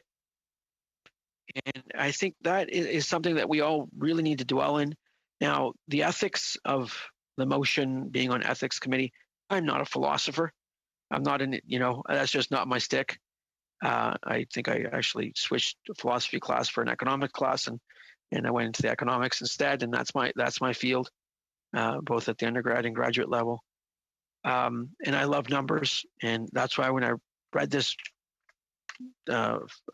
document that's available about what the engagement honorariums were, what the associated expenses were, and it's all out there. So why are we going back to 2008? I think it's 2008. That's 2008 when I believe there was another government in power at that time. What pertains to the Prime Minister's family, what they were doing in 2008 to today? I would argue absolutely nothing other than a fishing expedition that is in the intent of this motion. That's all. And it is much to my dismay, that we're down that path and that the opposition party has chosen to go down that path. I would hope that the other parties in the House and colleagues from all sides would look at that and say, you know what, I think there's other avenues that we could proceed. There's other ways of getting and having tough questions answered. And I said this earlier on, I absolutely believe in asking tough questions and answering tough questions, no matter what aspect of my life I've been in, whether it's my private sector career for 20 years, growing up as a kid, or now as a public servant. And I think it's important. If I may, just going back to this funding agreement, because I think it's really important to again recognize that the agreement and the aim of this agreement was not to benefit an organization, not to benefit individuals. The aim of this program was to benefit youth. And that's, to me, the unfortunate aspect of how it evolved. Absolutely, I agree with Mr. Sims.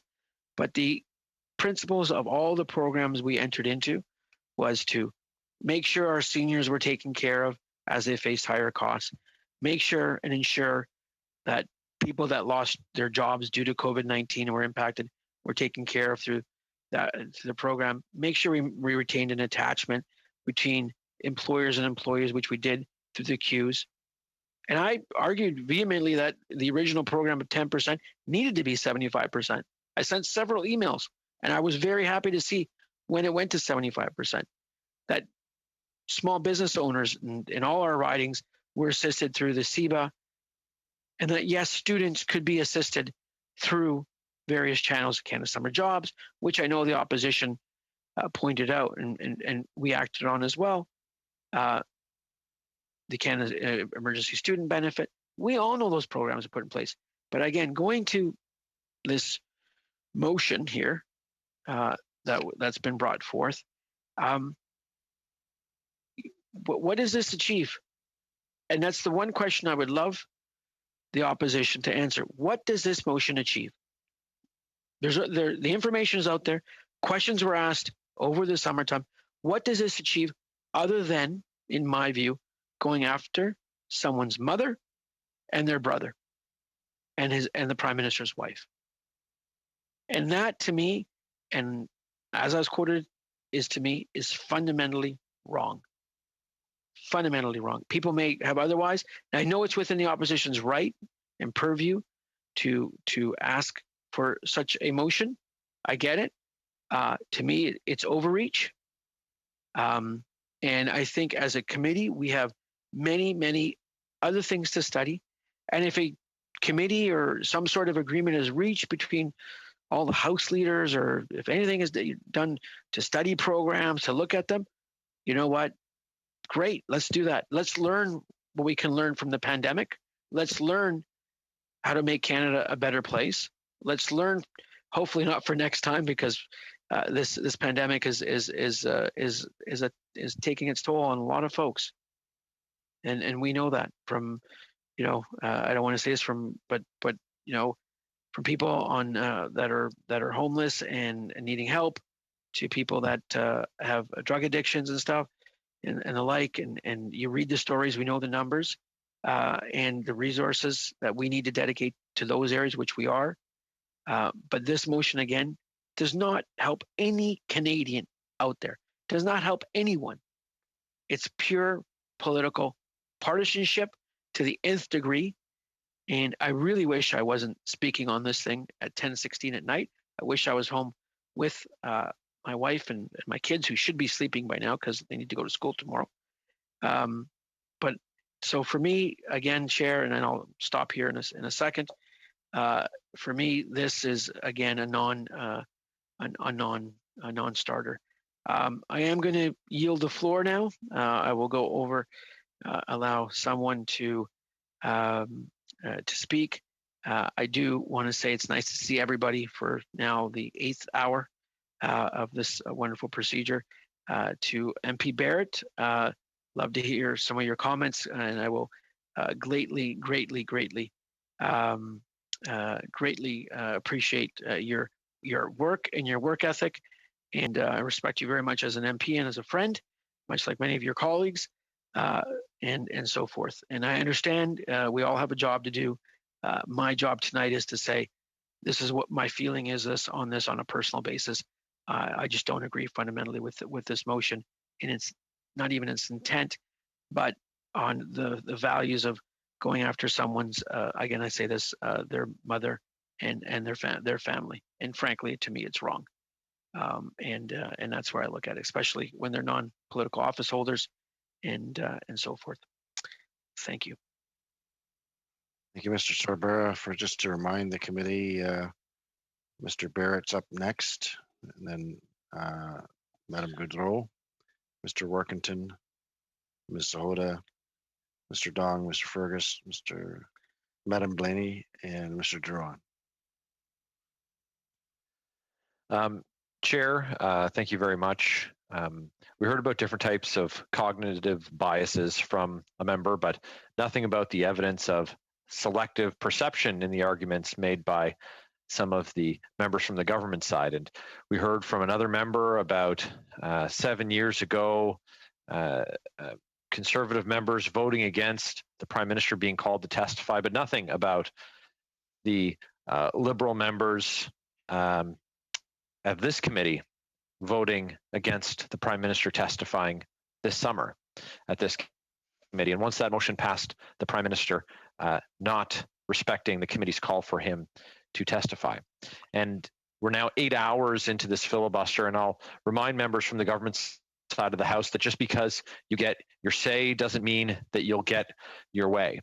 And Chair, if the Liberal members believe that this is a matter of conscience, or if it's just the party line, why not vote on the record?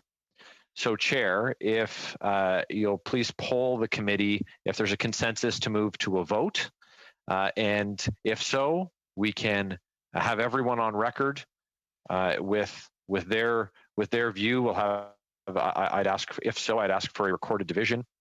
We've heard from everyone at great length, and well, I see many hands following my time slot, that folks that wish to speak, but perhaps we'll have a breakthrough at nearly 10:30 p.m.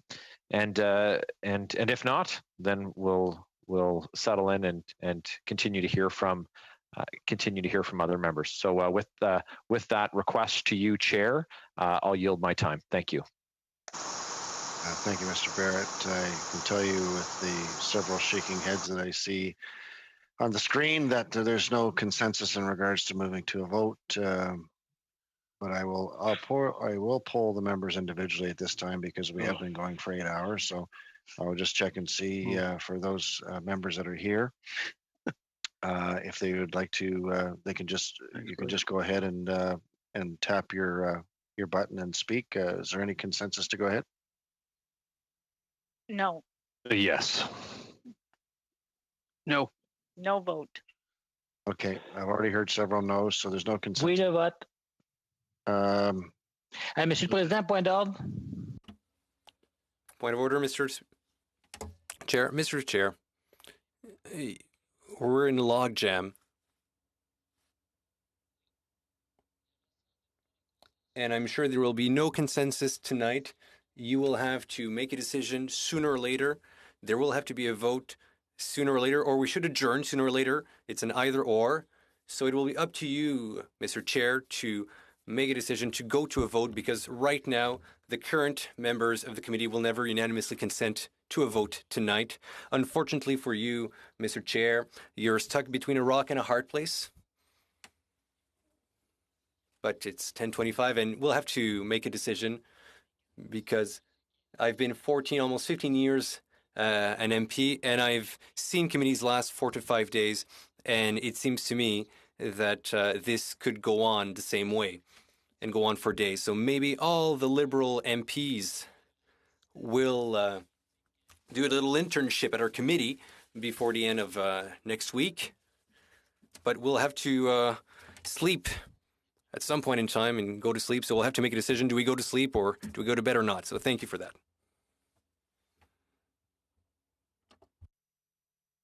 Thank you, Mr. Gourd. Now I'm going to return to the speaking list, and you've been very patient, Madame Goudreau. You now have the floor. Très gentil, Monsieur. Thank you so much, Mr. Chair, for mentioning my patience. I'm always happy to hear all my colleagues speaking. It can indeed go at length, and I'm very conscious that there's an important issue before us. And we might have to discuss this until, well, I won't say it. We'll see what happens. But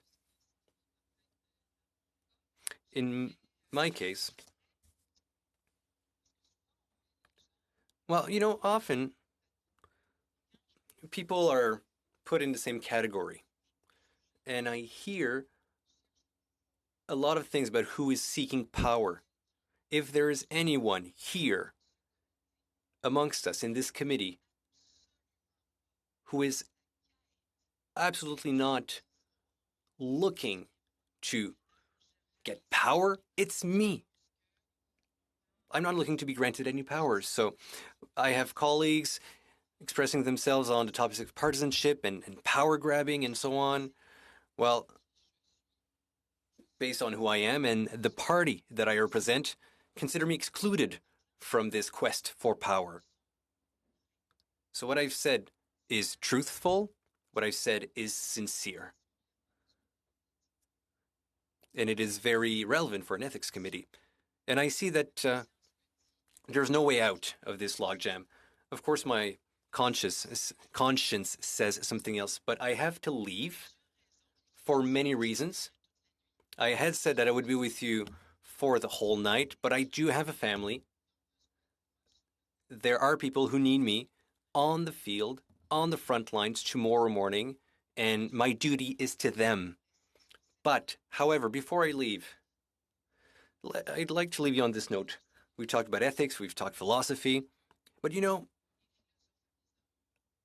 I do like philosophy quite often, and, well, I'm sure you remember what Socrates said. Remember what Socrates said. Remember that. Socrates had 3 questions. It's the 3 questions that Socrates asks himself when he speaks. The first question, what we have to say, what we have to announce to someone, is it true? If the answer is yes, if one has facts and elements to present to announce something truthful, then yes, the answer to that Socrates' question is yes. Otherwise, you have to stay quiet. I'm sure you're quite knowledgeable about that question. The second Socrates' question is it useful? Are we going forward? What is the purpose? Where are we going with this? Every member has said it. You've repeated it, you've said it differently, you've paraphrased. But the question is it useful? Are we getting somewhere? And the last question that Socrates said one had to ask himself. It may be useful, it may be truthful, but is it good? That's the third question. Is it good? That's Socrates' triple filter test.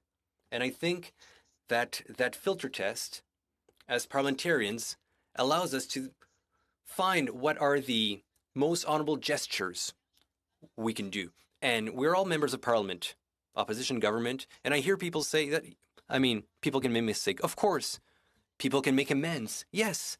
People can also take a step back. Of course. But there is an issue. There's a issue of scope.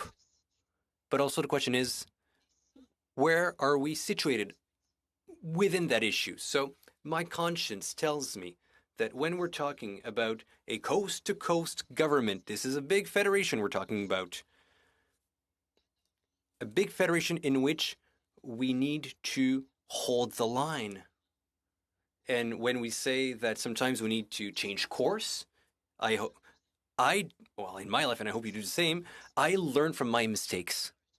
And unfortunately, right now, one cannot be convinced that the two mistakes from the past can allow us, once again, and we have all the reasons in the world to believe, that that error was the ultimate error, was the worst error.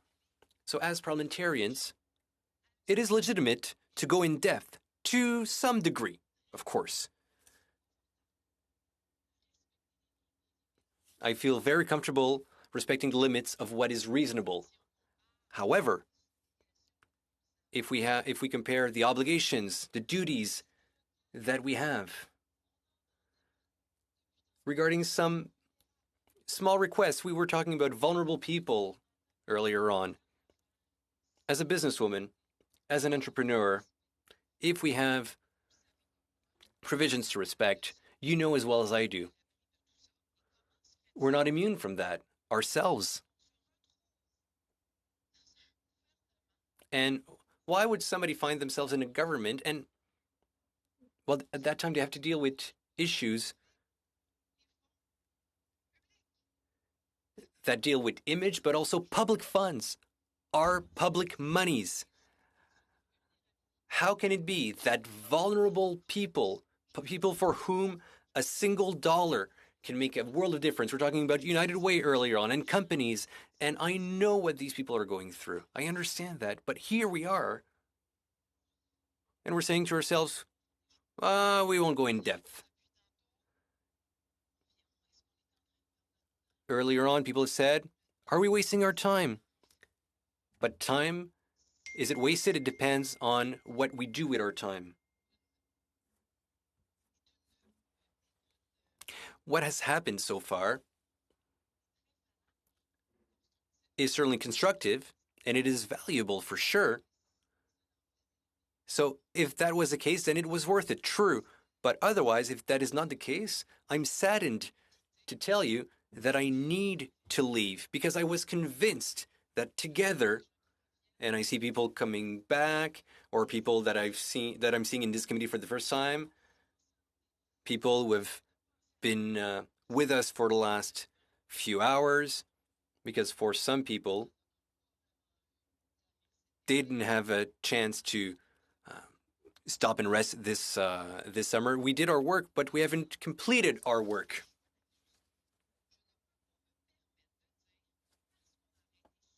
I can't allow myself to say that because we've stopped suddenly. Is the sound good?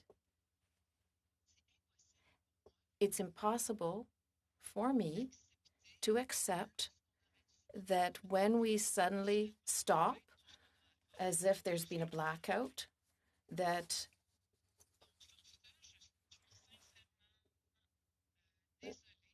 for that reason, I'm truly sorry. There are some people who are not in the same time zone as others, and I, because of personal responsibilities, have to leave. I don't think this will be an issue. On that note, I'm convinced that you'll continue for several hours and will manage to come up with an agreement. Unfortunately, I won't be able to take part. Mr. Chair, I'm not sure how this works. I'm announcing this officially. What happens when we leave? We simply say I'm leaving and there's no substitute, or?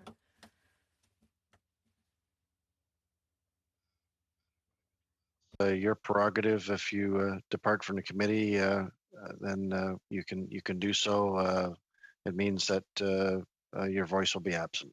Point of order, Chair. Yes, Mr. Barrett. Point of order. Bien, je crois que Excuse me just for a minute, Madam Goodrow. Mr. Barrett had a point of order.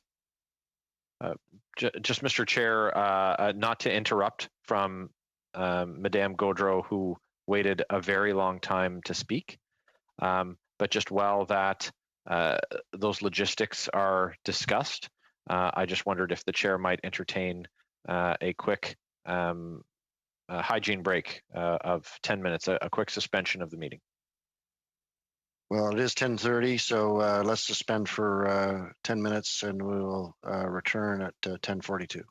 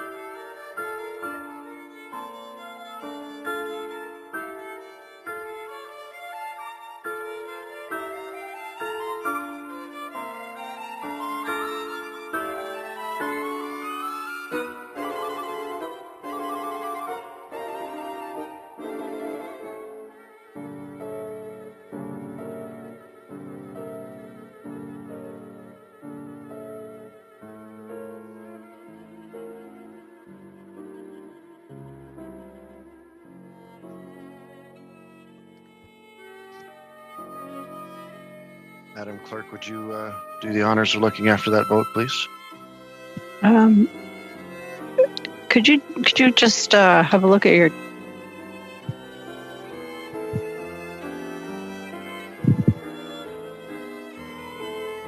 Sorry, Madam Clerk, did you ask me to do something?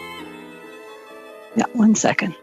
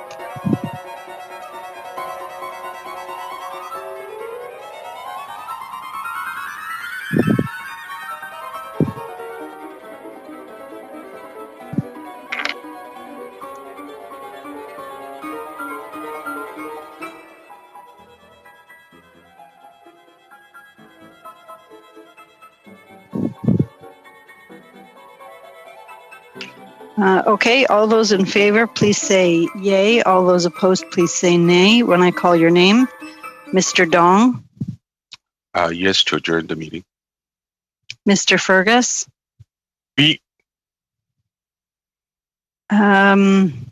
Monsieur Dorin. Oui. Yes. Oui.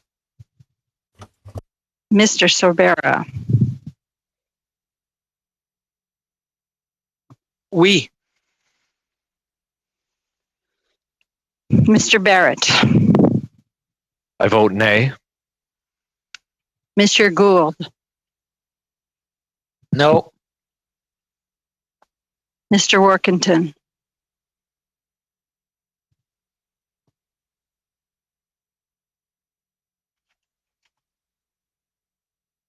Mr. Workington. Pardon me, I vote no. Madame Gaudreau. Yes. And Ms. Blaney. I vote no.